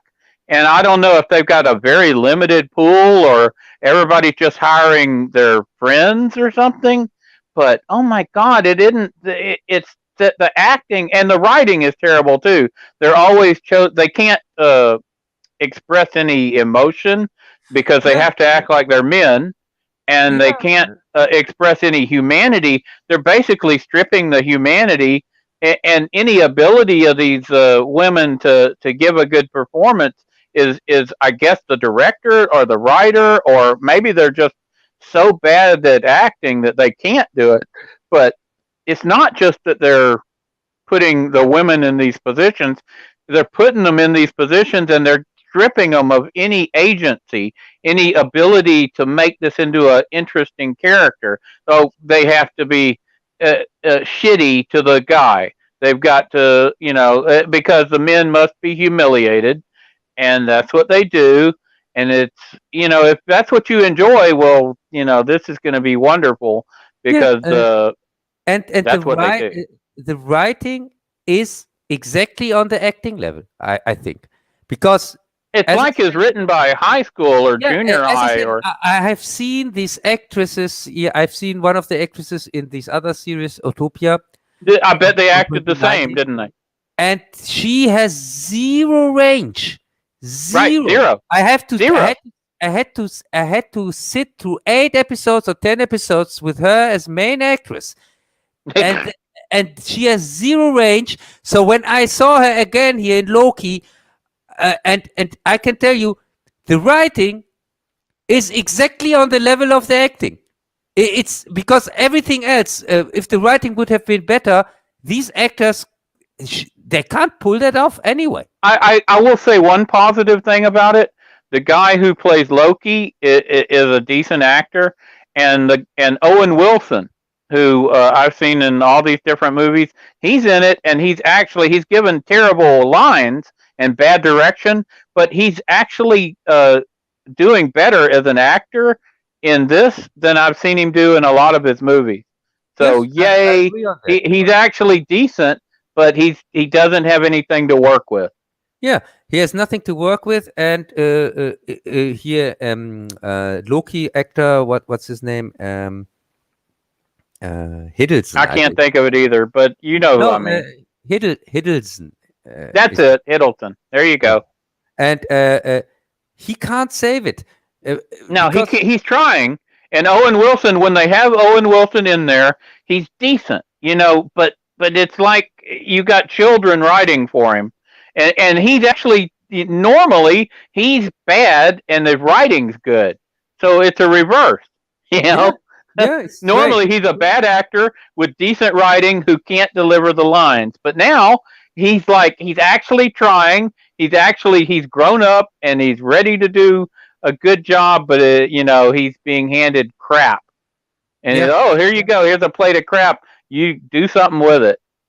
Yeah, talking about crap, let's talk about episode 3, because it was terrible. In episode 2, by the way, is established that the guy, first off, Loki joins this force whatsoever, and his intentions, which he would never do, totally against his character. He wants to meet the 3 exes or whatever here, the 3 guys who run the place.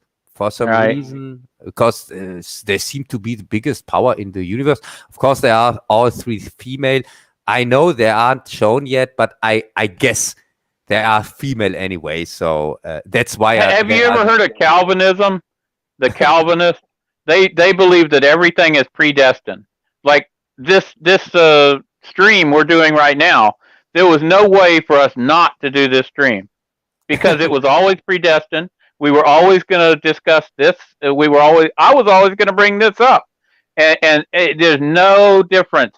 That's because they believe God knows what's coming, and because He knows everything is already laid into its tracks, and there's no free will, and that's what they're saying here. Free will doesn't exist, and they're in the job of making sure that anyone who manages to exercise free will is eliminated or destroyed, and all around, it's like the worst nightmare of anybody who believes in anything good. Yes. So this show, we have seen just the first 3 episodes, but these first 3 episodes, you can see kind of everything what is wrong nowadays with entertainment and TV in general and things like that.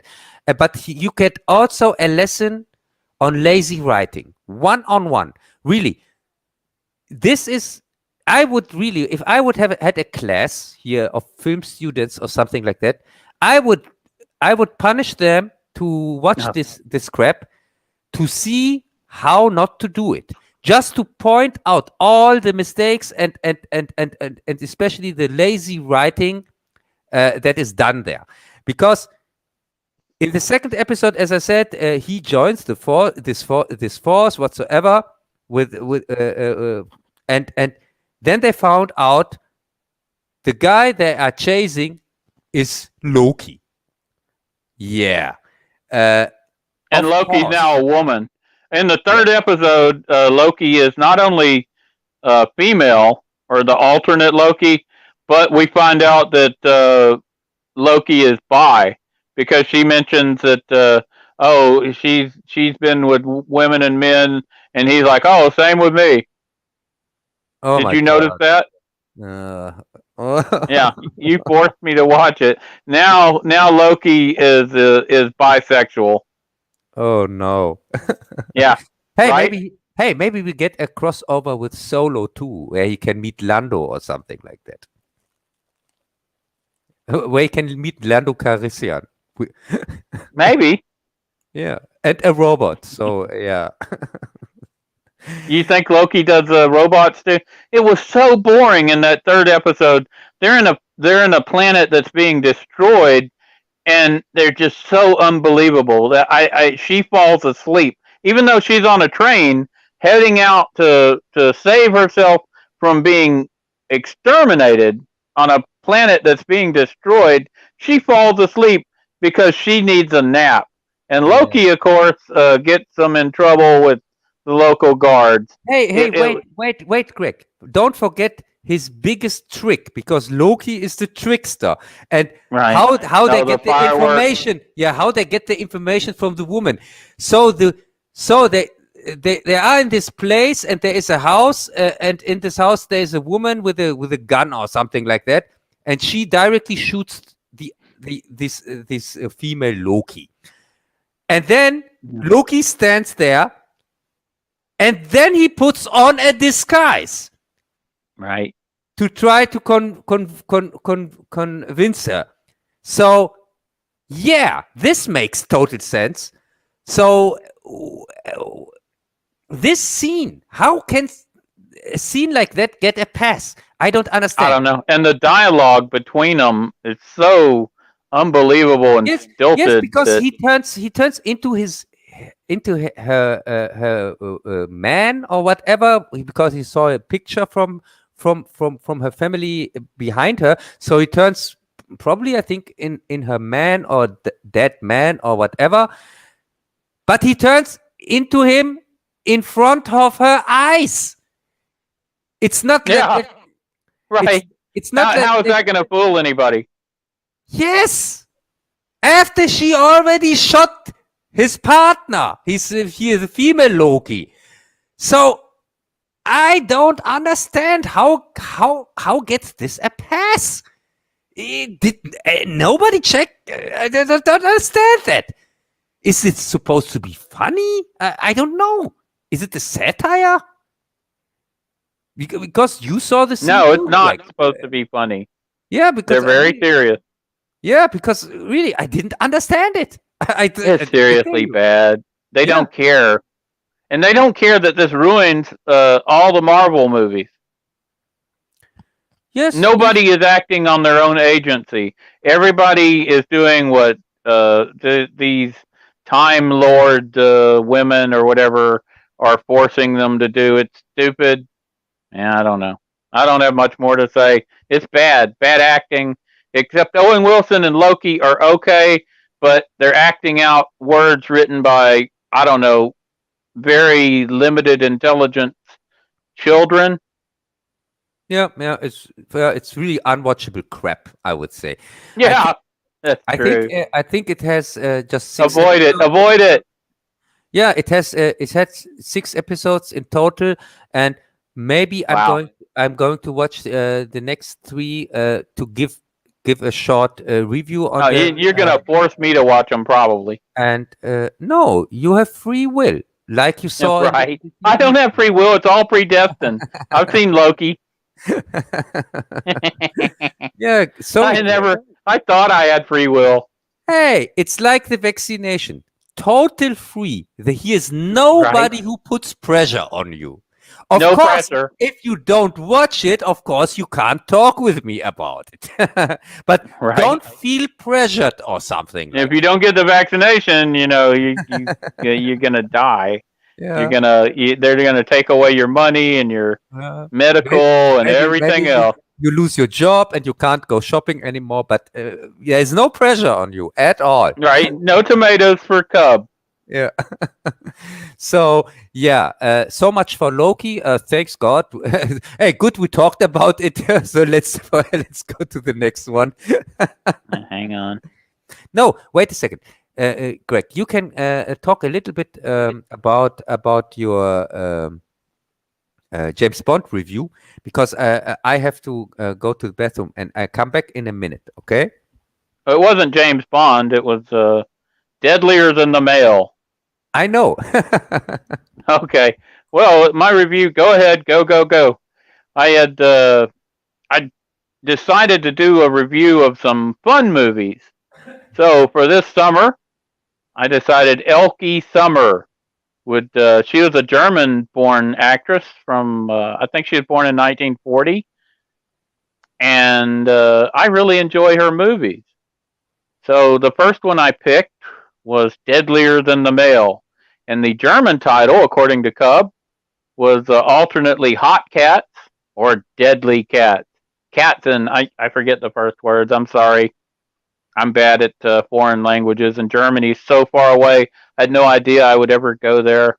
I haven't went there, but here I am speaking on the German channel. So Elke is a assassin, and she starts out the film assassinating a head of a oil company. Well, I'm not sure if it was an oil company, something like that. And he's in a plane. She kills him. She parachutes out and destroys the plane. Kind of a controversial thing nowadays, but in the time it was very controversial. She gets picked up, and the next time we see her, she's carrying out another assassination. She has another woman with her who they do this stuff together. Hey, and they are the there you go. They are the deadly cats of the movie. Actually, Elke Sommer, I'm gonna do at least two more. I planned a trilogy of her movies, and you can't really watch these things without having a little fun. The next one's going to be Shot in the Dark, which with Peter Sellers. It's a follow-up to the Pink Panther movie, and it's a really fun little movie. I don't know if you've ever seen the original Pink Panther movies. The first three, I would say, are the best, and yes. Elke's in the second one, and there's just some fun early 60s type fun, but really a kind of an innocence from that era. And I don't know if it captures a zeitgeist. I don't think it does, but it captures something, and it's fun. And have you had a chance to see the Zeppelin movie? Yes, I had, and I saw it the second time because I already have seen it back then. Well, you had it confused with Hindenburg to begin with. Yes, 1975. Yes, but because the reason why I confused them a little bit was I saw one of them back then, Zeppelin or Hindenburg, and I was completely fascinated from this Zeppelin. So I searched for more Zeppelin movies, and then I saw Hindenburg. There aren't that many good ones. Yeah, there are not so many good ones. So, and that's why they are kind of connected in my head, because back then these were the only two ones I could watch, or which were good or whatever. So they merged together into one. Well, I would say the Hindenburg is kind of a mystery suspense movie, whereas the Zeppelin, and that's World War II or just before World War II, as I'm sure our German audience knows. But the Zeppelin is a 1971 movie that's more of a, I would say, action adventure movie, right? Yes. It's really more like that. And the Hindenburg, by the way, and the Germans, you can't. I remember watching this when I was like 10 years old, and you can't really help but root for the Germans. They're trying to get over to England and end the war. You know, who didn't want the war to end sooner, right? I mean, yes. Right? Yes. They're gonna show up at a Scottish castle. They're gonna blow open some doors, steal some stuff from the English, which is gonna make them surrender. It seemed like a great plan. Yeah, as usual, the Germans are the misunderstood good guys. They were the good guys. You had Michael York. He's basically this evil guy who goes over and says, "Oh, I want to be with you guys because it's my family and all this. And they take him in, they're hugging him, they're open arms. Everybody loves him. And he's so evil. Did you see the part where he murders the radio guy? Yes, the innocent radio guy. The innocent radio guy. That's his job. Right. He's just, and he's like, oh, I've got to kill you now. Like, what? And he murders him and then throws him out the side. And he's like, oh, he was trying to scrape the ice. And the one German guy is like, oh, I'll take responsibility. And the other guy, no, I'll do it. And I'm like, oh my God. And his parents are still searching for the body to bury. Yeah. Till Right. today. Really. So, Hindenburg and Zeppelin. I think Zeppelin was actually a better movie than Hindenburg. Hindenburg was a good movie with George C. Scott. I wouldn't say that. I would say. But good thing I'm here because I can let people know it's even better. No, it's not. Hindenburg. It's got Elke Summer. Yeah, but Elke Summer. That puts it. It's clearly the better movie, and it's also has also the better cast because George C. Yes, Scott but Elke Summer does one of her best performances. Yeah, but George C. Scott is much better than Michael York. Please. Yes, he's better, but there's no Elke Summer. No, there's no Elke Summer. That's true. If she was in Hindenburg, I'd say yes. But this is the summer of Elke Summer. So, I'm going to have to push her forward. She's German. I thought that would put her over the top. Yeah, I don't say it's a bad movie. I'm just saying it's not a bad movie. It's a great movie. It's a good movie, but if you compare... Some Germans get in a blimp. They go to Scotland for a vacation. If you compare it to Hindenburg, of course, Hindenburg it also has higher production value. It came out. Let's compare the production values. Zeppelin, it had great practical effects. This had to be one of the big movies of 1971, wouldn't you say? Yes, I would say that. And for a low budget production, it is a great movie. It is really a great movie. But low budget in Germany or America, but this is Britain. Britain, is surviving on crackers and stuff. This is probably every dollar they had was put into this Zeppelin movie. No, they are still paying for that. Even nowadays. I know. All these years later, they took half the potatoes out of Ireland to help pay for this movie. Yes. And you're calling it low budget. Yeah, and Hindenburg, that people get the difference. Hindenburg is a big budget production from big company. It's American production, I think. And, the Americans. The Americans throw money around like crazy people. Hindenburg, by the way, even included footage from the original Hindenburg catastrophe, by the way. And they rebuilt the Hindenburg, and it's... Did they? Yes, partially. Is it still flying today? That'd be awesome. No, they rebuilt at least partially. They rebuilt it. You see the sets; they're huge. They're in huge sets, and they were. And these were practical effects. This isn't CGI. You're probably thinking CGI, but this was 1975. So and it's. They had some really good sets on the Zeppelin movie too, and the practical effects I thought were really well done. Yes, I liked it. When you see the Zeppelin coming out of the building, when Michael York first sees it, it's an awesome sight. And later, when they're flying across to do their little visit to Scotland, and maybe they are successful, maybe they win World War I. I'm not going to spoil it for people. Hey, spoilers! We won it, of course. At least, right? At least in the Pennyworth time. In the Pennyworth, you probably won both of them. In the real one, not in this alternative one where we are here. And I have to talk to some Texan, explain him that he's in the wrong timeline. Didn't you see Loki? Damn it! They clearly say which timeline is the real one. I get confused by Loki. So we are clearly in the Disney. This is where Germany wins. Is clearly the Disney timeline. So the approved one from these 3 time masters or whatever. They really can't keep Doctor Who alone. They constantly have to drag in these Time Lords whatsoever, Time Masters whatsoever.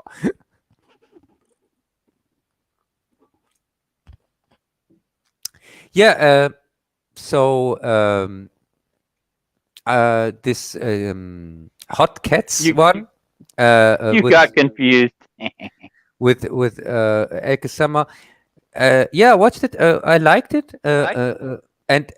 But the chess game at the end was really nonsensical, completely. Oh, come on, the giant chess pieces. Yeah, but it had great optics. That's got to be what Cub's house looks like.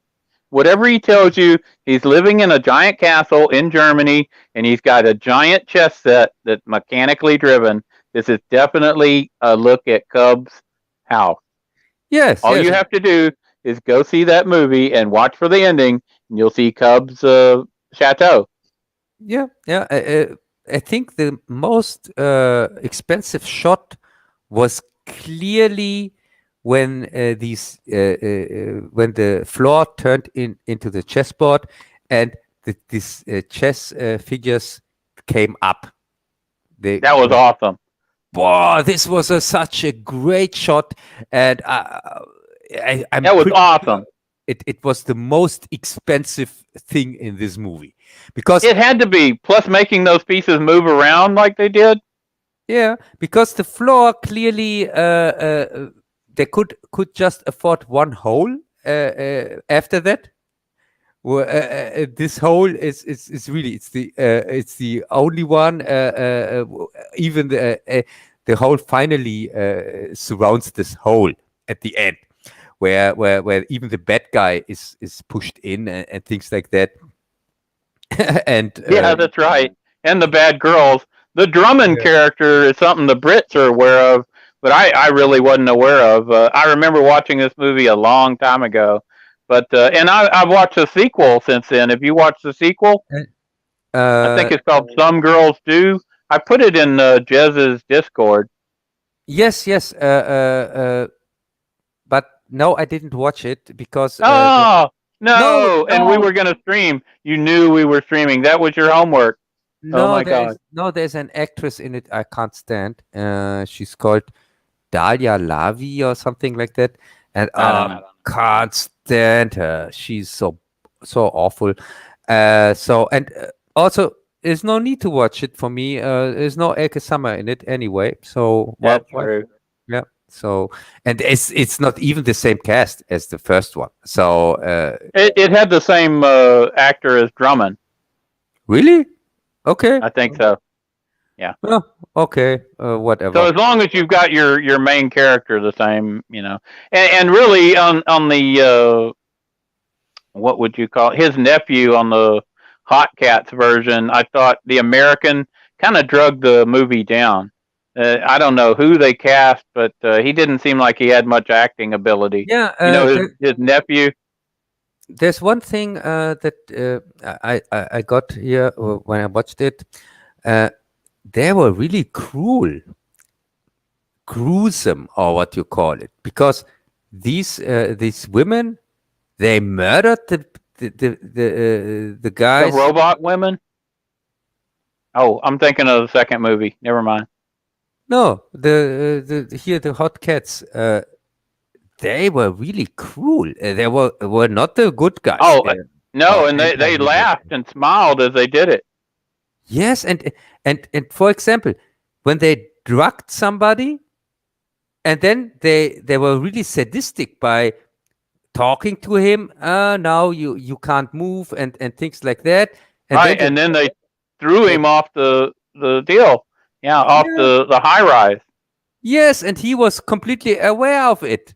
And I thought, oh my God, this is cruel, really. Yeah, it's sadistic. Yeah, sadistic. So normally you don't get that in a James Bond movie or something like that. No, you don't.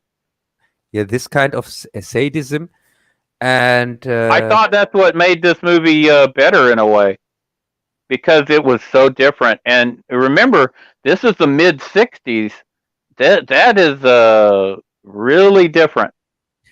Yeah, but I have to disagree because and that was acting out of her normal range. Elkie Summer murders several people and is killed at the end. Yeah, but, not. Yeah, but the movie had the wrong tone for this kind of cruel scenes, because it was clearly played out more fun, more in a fun way, not so much in a serious way. But when you have this super serious cruel scenes in between, they don't fit. Or the whole movie had to be more. But aren't cats kind of cruel? Yeah, but you said it was hot cats or deadly cats, and cats, they play with their. If you ever seen them catch a mouse, they don't kill it right off. They play with it first. Yeah, but they lose their charm when they're so cruel. They're not charming anymore. And but she's German, so she gets a pass. Yeah, I don't know. Just you don't know how to answer that. Yeah, just something that I recognize. I thought, oh yeah. Yeah, I recognize that too, but I specifically did not mention that because I'm not going to make my girl look bad. Hey, maybe that's where the song "Cruel Summer" comes from. Here from Elke Summer in this as this character. Hey, maybe. Yeah, because she was really a cruel summer.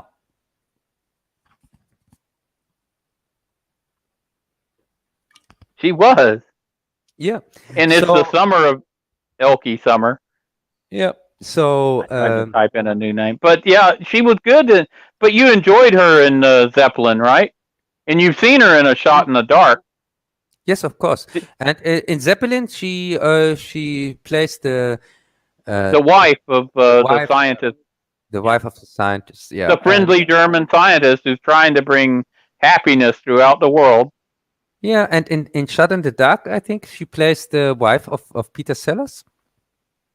Well, no, Peter Sellers is a detective, and she's kind of I don't know, the girl on the scene that he keeps getting around. Oh, okay. I don't know if she's somebody's wife or what. Yeah, in a while. I'm about to rewatch the movie. Yeah, because if she has top billing, she had to be She was the main character. Yeah, I haven't watched it in years, and I was waiting. I've rewatched the first two, and I'm waiting to rewatch the third one. I like to rewatch them with fresh eyes right before I do my review. Because when I can remember it correctly, the wife of Peter Sellers, of the Pink Panther here, of detective here, she was fooling him. She was just pretending, and she was one of the bad guys, when I remember it correctly, from plot of the movie. Well, we know Elkie's not a bad guy. Yeah, she was working with. She was very bad in the Bond type movie. I'll give you that. With the thief together, I think, in the plot. But it's a long time ago when I watched it, so I don't want to. Have you ever seen the Wicked Dreams of Paula Schultz, her other movie? I might do a review on that. That's the one that's kind of Jez called it a spin-off of Hogan's Heroes, but actually it had Bob Crane and Werner Kempler and some of the other Schultz and Burkhalter, I forget their names. And it was actually set like in East Germany in the 60s. Okay. Maybe. I can't remember. You can't remember, but it's so critical. Yes, but you are always coming up with these stupid English titles, which make no sense here. Oh, God, it is a bad title. You're right about that. If you come up with the original German title, maybe I can. Well, can you search Google and look Bob Crane, Elkie Summer, and Werner Kempler, 1967 or 8? No, impossible. I'm impossible. You just did it. I'm too lazy for that. Oh God! Because you are lazy. No, No. All right. Really, Well, maybe we'll discuss it Greg, next time or something. Greg, I would have to put down the beer in my hand Oh and my God. use Yeah. this hand for a Google search, please. Right. I don't want you to have to do that. Yeah. So really, Well, can't. we weren't even going to discuss Elky Summer. The thing was, you had to go pee or something, and you told me to start talking about it. Hey, don't put that now on me. Yeah, it is on you. We were going to go to pop culture or solar opposites or the zeitgeist thing. I don't know how much time we got for anything. How much time? We've been on 4 hours, over 4 hours. Hey, Soylent Greg, this is your show tonight. It's not called Greg's Corner for no reason, okay? Right. We've lost most of our audience. We still have some people hanging on, though. So that's something. Hey, you mean some couldn't escape? Maybe they are hypnotized and fall asleep or something like that. Yeah, it could be. And our audience, a lot of times, is people who watched later instead of watching live. Do you think we have some people from the stupid island listening? Maybe. I think we lost all them. No, maybe we are the last channel that has a program tonight. The others. Oh my God! It's like midnight on the island. It's probably 1 a.m. in Germany. Yeah, it's only. I think that's right. I think it's 1 a.m. in Germany. Yeah, here I am telling you what time it is. Yeah. So, what was the next? We talked about. Huh? Let's see. Hang on. We could either do pop culture and go over the trailers, or we could do solar opposites. Yes, solar opposites we can do very fast because I saw it, but I saw it a few months ago. Uh-oh. So it's basically gone. My favorite episode was the one where they were in the wall.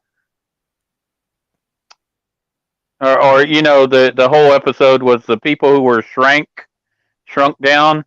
Yes, and yes. I thought that was the best one this year. Yeah, They had a detective story, and they were trying to determine who had done a murder. So they basically had a mass murderer in the wall. Yes, that a mass murderer in the wall, and then they found out that it was all connected because the mass murderer was saved back then from the guy who was chasing him. And when he wouldn't have saved him back then because he wanted to commit suicide, and so this was the reason why he thought he's going to live on to murder more people. So yeah, and also one of the main characters from season 1 comes back, which we thought is dead. Yeah, right. And she comes back with a baby. She was pregnant and so on. Yeah, yeah. The thing is, yeah, that was a good show, though. I mean, overall, I think it compares favorably with Rick and Morty. Wouldn't you agree? Yes. I wouldn't put it on that high. I didn't say it was quite as good, but it compares favorably. In other words, you could watch it and enjoy it. Yeah, which is what we're trying to say. Is we're trying to find stuff that people could watch and enjoy. Yeah, because Rick, especially Rick and Morty of Futurama and things like that, I really don't like to compare things to them. What happened? I don't like to compare things to them because they are for me kind of the best it gets. And Solar Opposites goes. It's enjoyable. Solar Opposites is pretty good. Yeah, it's good. It's enjoyable. It's good. If it gets there, sometimes I don't know. Till you now, don't know, but I do. Occasionally, it gets almost there. This second season had some things. For example, here this episode where where they play out too much on the gay part for me in season 2. where because he lives together with his friend whatsoever, and Yeah, but they're not actually gay.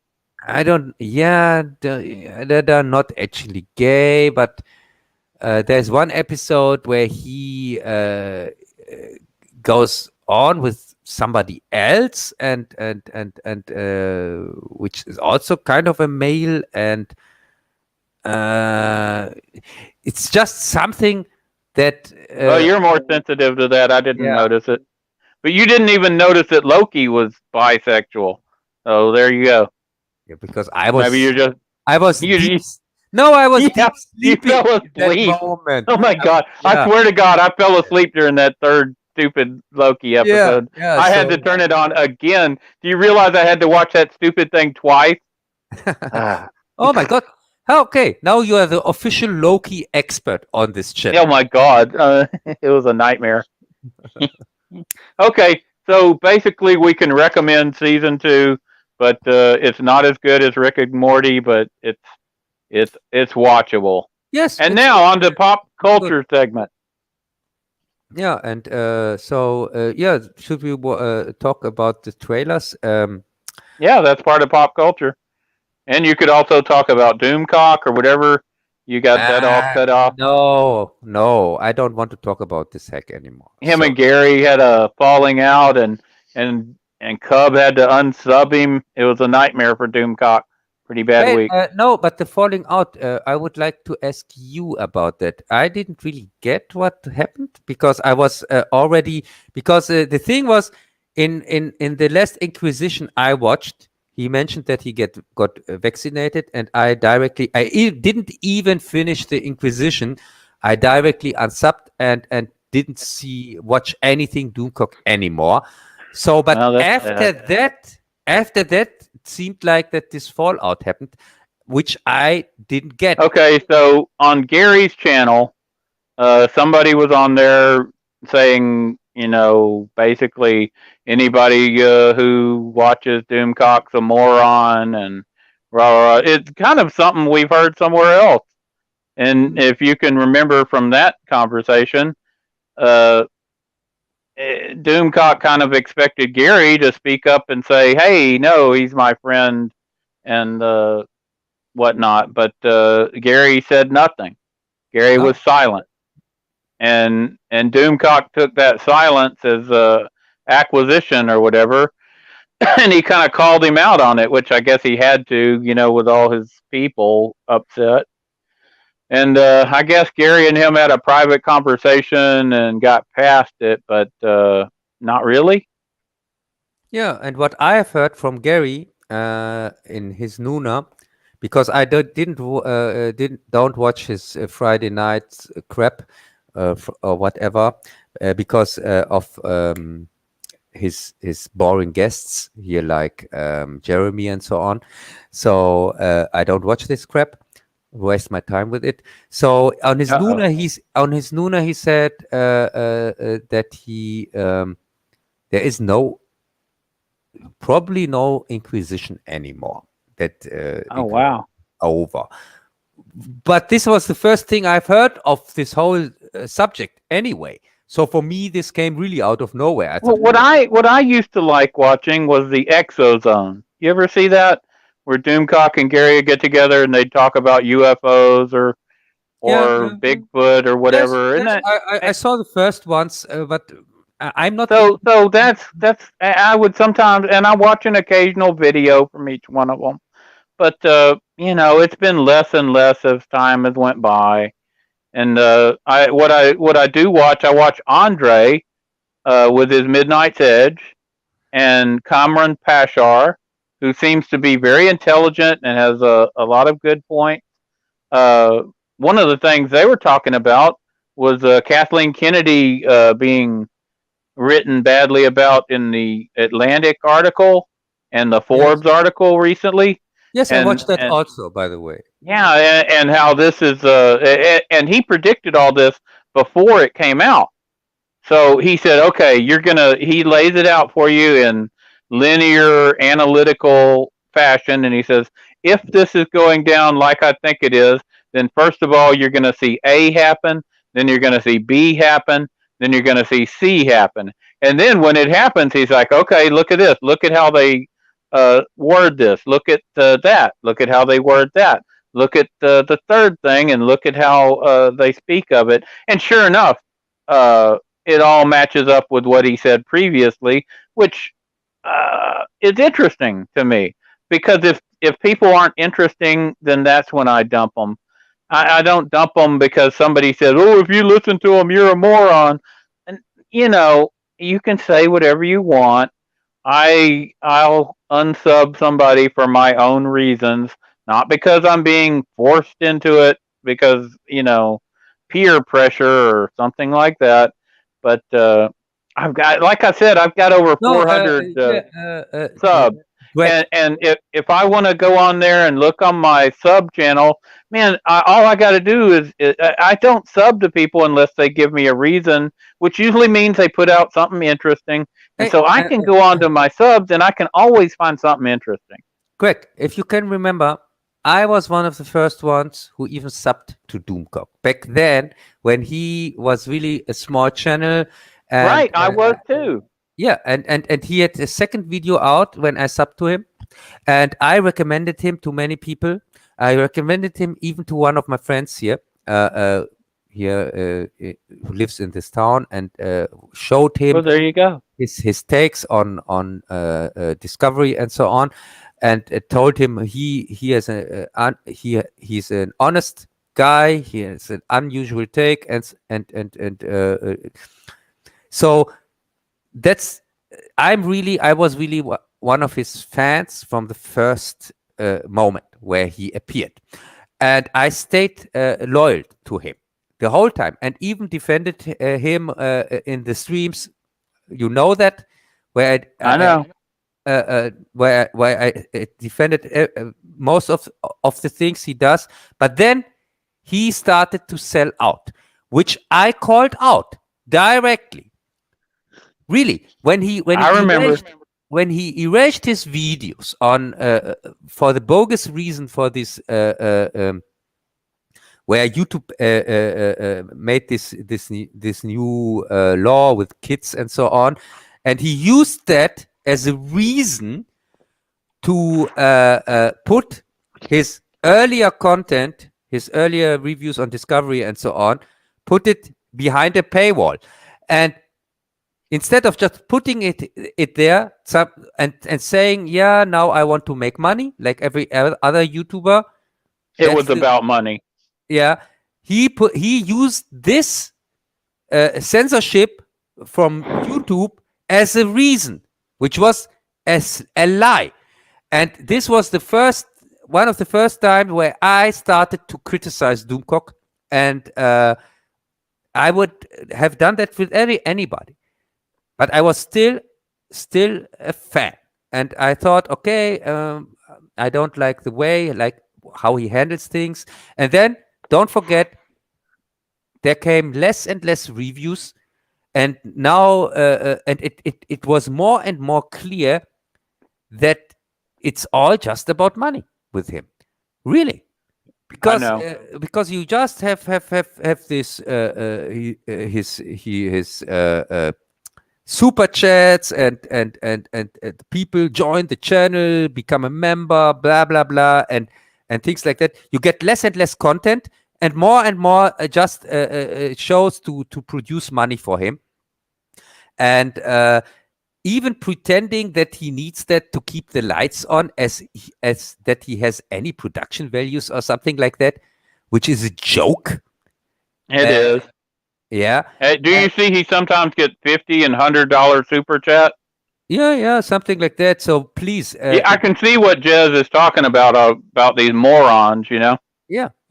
And still. And now Jez can't even complain because you cut him off, of course, you know.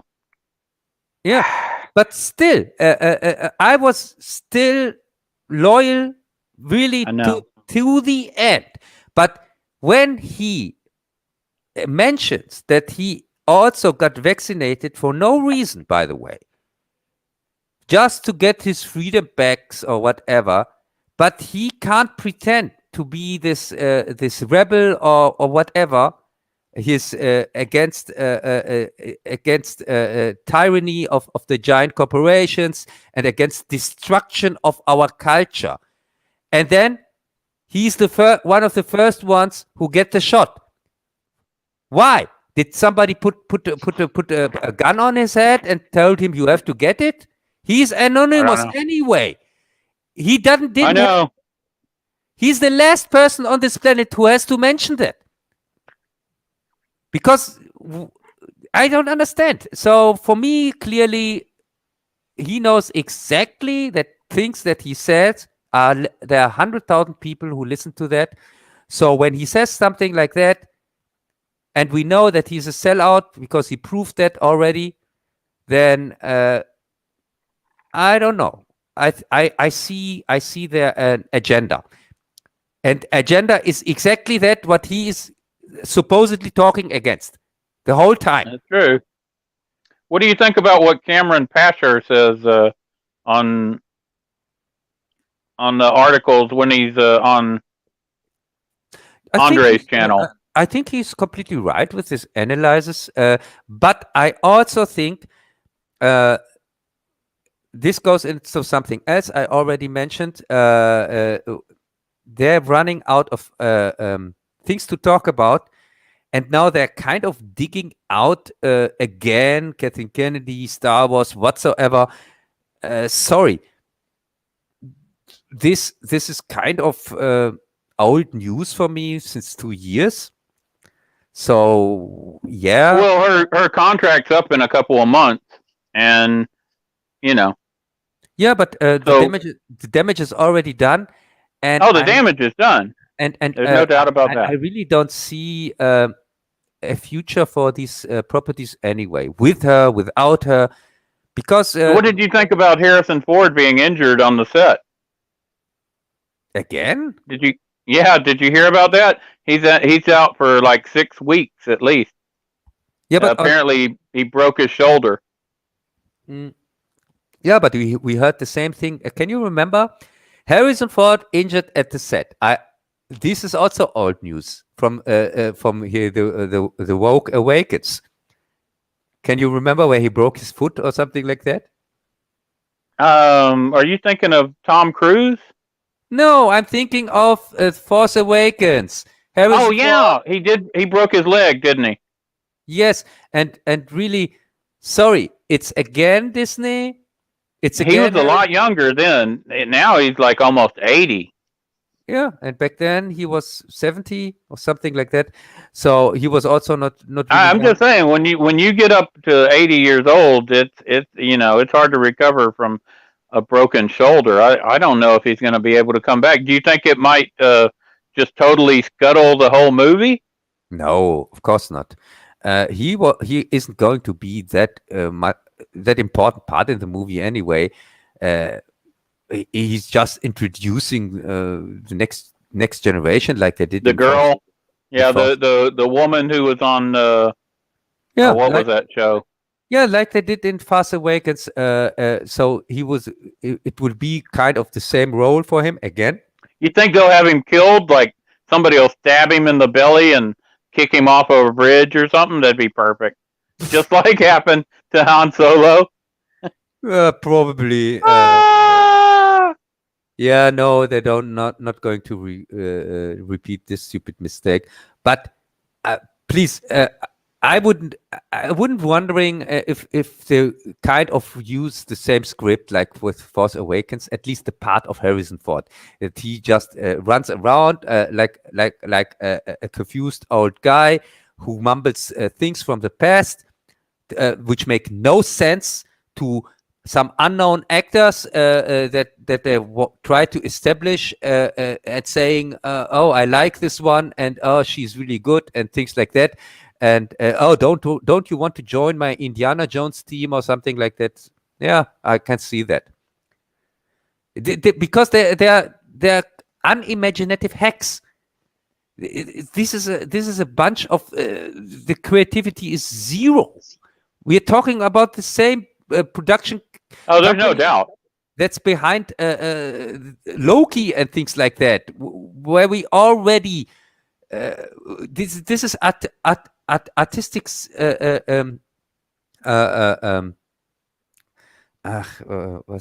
Oh my God. These words, they don't come easy to me. Well, what's a word for the end of the world? Apocalypse, like artistic apocalypse. No, artistic bankruptcy. It's beyond bankruptcy. It's done. It's really, apocalypse now. Yeah, but yeah. I mean, they're totally bankrupt. I guess covers it. They're so bad. Okay, yeah. So we've moved through. I think that's the. Oh wait, did we do all of our? No, we didn't. We didn't do all of our trailers. Yeah, I would say we're talking already about artistic bankruptcy. Let's talk about Candyman. Candyman. It looked terrible. Oh yeah, unwatchable. Unwatchable. Terrible. So just for starters, I've read the book here from Clive Barker, of course, and it's not a book. It's just a story. All right. A good story in his books. Yeah, it's okay. It's okay. It's very long time ago where I've read it. I think 25 years ago or something like that. Over 20 years. And so is the author dead? No, he's not. But so for people who haven't read the book, it's kind of like the first Candyman movie. The story in the book, Candyman is he was a slave or servant or something like that, and he got burned to death. Fall in love with a white woman. And when they found out, they tortured him to death, something like that. And now there's this urban legend where they say when you say 5 times in the mirror Candyman, then he appears and kills you. So this is a very, very short version of the story, okay? Right.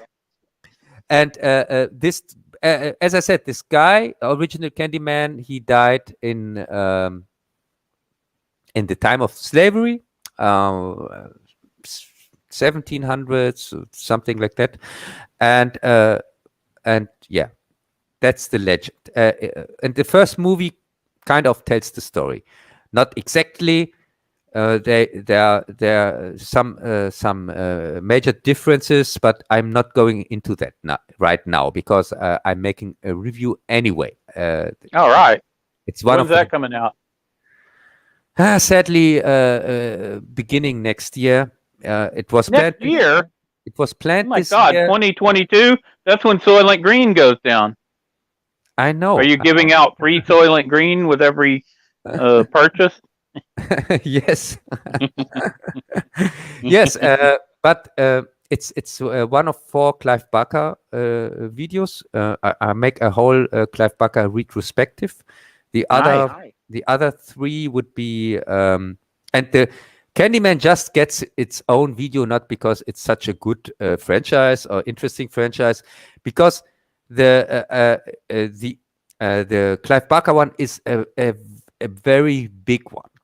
And I have to separate some of the franchises, or the video gets too long. It gets 2 hours, and so Candyman gets an own one.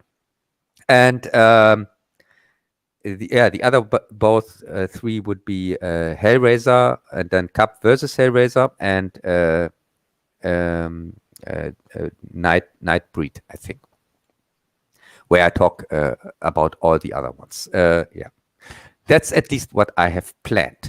And in the trailer, in the first trailer we could see last year from Candyman, it was not really clear what the movie is about.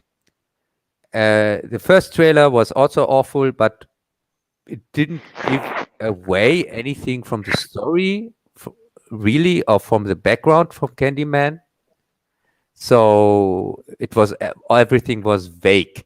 But this trailer gives away that Candyman gets a completely new backstory. So my question is, why the hell is it called Candyman? Because the new backstory of Candyman has nothing to do with his past here from from slavery and so on, and that he falls in love with a white woman and things like that, and gets tortured to death. They make. I think they considered that problematic. Yeah, they consider that. So why the hell they call it Candyman? Because it has nothing to do with the Clive Barker story. Just the fact that if you say Candyman 5 times in the mirror, then he appears, but that's it. So what happens if you say Cub 5 times in the mirror? Nobody ever tried that. Nobody would ever dare to do that. Right? I'm not trying. But you people might want to.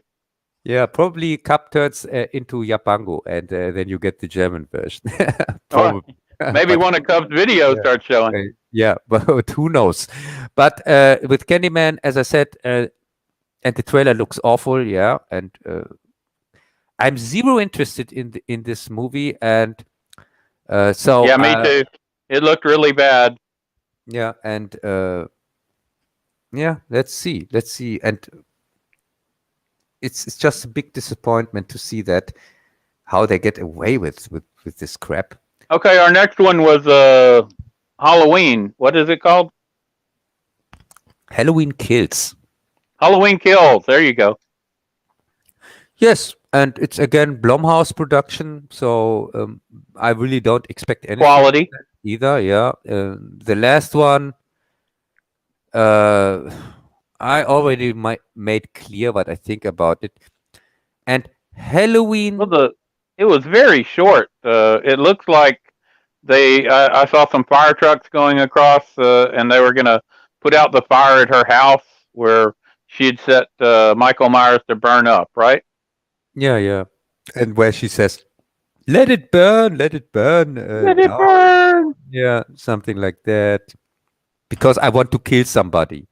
So, yeah, that's not murder in any way. Even if it's a murderer. But, yeah. That's a good point. Yeah. And she's burning him to death, which is a horrible way to die.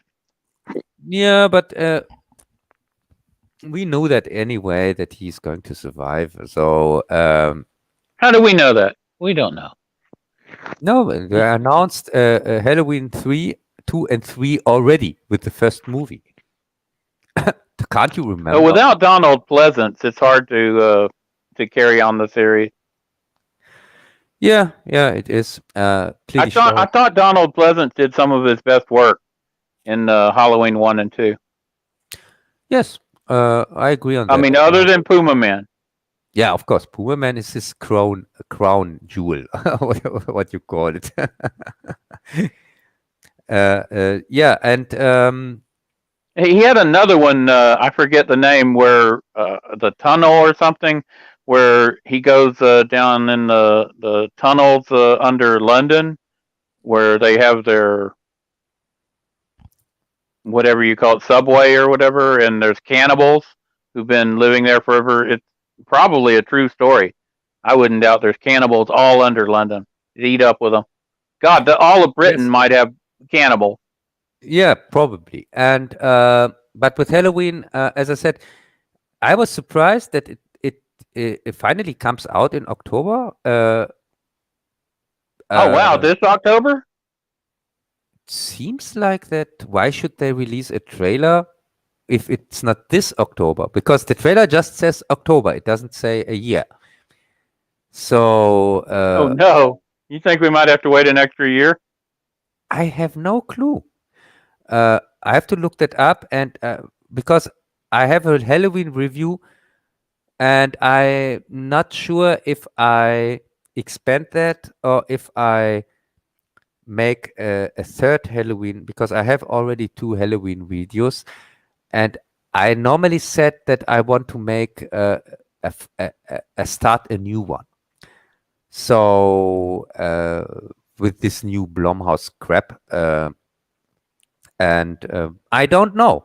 I wanted to wait till the next one also came out, till the third one from this new Halloween series, and then I wanted to redo all my Halloween videos and shorten the second one, and then make a third one where I kind of start a new era for Halloween reviews. Something like that, but I don't know. I'm not sure. October, let's see if it comes out. Let's see if they can stick to their time schedule. So basically, you're optimistic about the new Halloween movie. Yeah, probably. Can't be worse than the last one, but Blumhouse. It can't be worse than the last one. That's a glowing review of a really short trailer. No, I'm going to take that as a positive. No, the review is going to be. We thought it couldn't be worse than the last one. Whoa, boy, was we were wrong. Oh boy, we were wrong. Something like that. Okay, what's our next trailer we had to watch? I don't think I wrote them down. What? I thought you have the program, the plan. I got the program. I put trailers. The book here, the red book where you read you write everything down. More like a yellow pad, and it just says movie trailers, which I did watch. Let's see. Yeah, okay. Great. We saw the Candyman. We went over that. We went over Halloween. And we went over the other one. What else do we have left? There's only 4. Oh, I think we did all of them, because we had John Chinaman, who's other known as Kwai Chang Kang. I think that's all the trailers. Yeah, nice try, Greg. I know you don't want to talk about Suicide Slug. Oh, that's right, Suicide Squad. You know what? It had the raccoon and the shark in it. I liked them. The girl, what's her name? Harley Quinn? Harley Quinn, yeah. I don't know. She didn't seem good in this one. Was it just me? Yeah, she's toned down because she didn't become the big superstar they thought she'd get, because nobody cares for Harley Quinn, and nobody cares for her because she's boring. She's just a female Joker wannabe whatsoever. So nobody cares for this crappy character anyway. And I have to say, I don't care for Suicide Squad. Of course, the first movie was horrible, god awful, and it's very bad. I'm not looking forward to the second one, but I did like the shark. What's the shark thing's name? Don't know. Maybe Sharky. The shark would probably get its own show, and they should dump the other. So the first trailer they released for the second Suicide Squad movie was god awful. I thought that's horrible, but I have to say this new trailer is the positive thing. It's the first time where I kind of give a crap on the movie because of the shark or something. Yeah, because they showed less.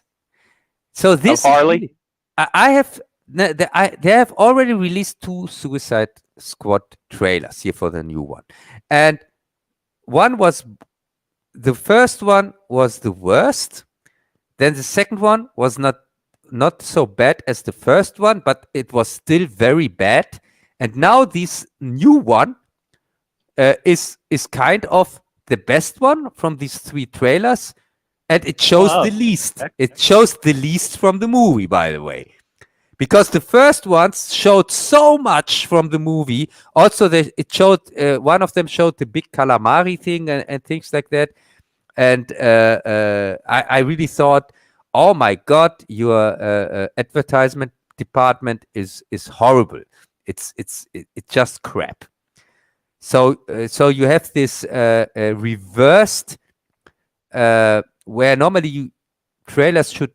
should make you more excited for the movie and show you, every trailer shows you a little bit more. But in this case, they went exactly the opposite.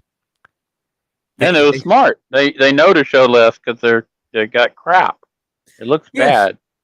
Yes. Honestly, I didn't like the trailer. It looked bad. I did like the shark creature. Maybe if they have mainly focused on him, they can save it.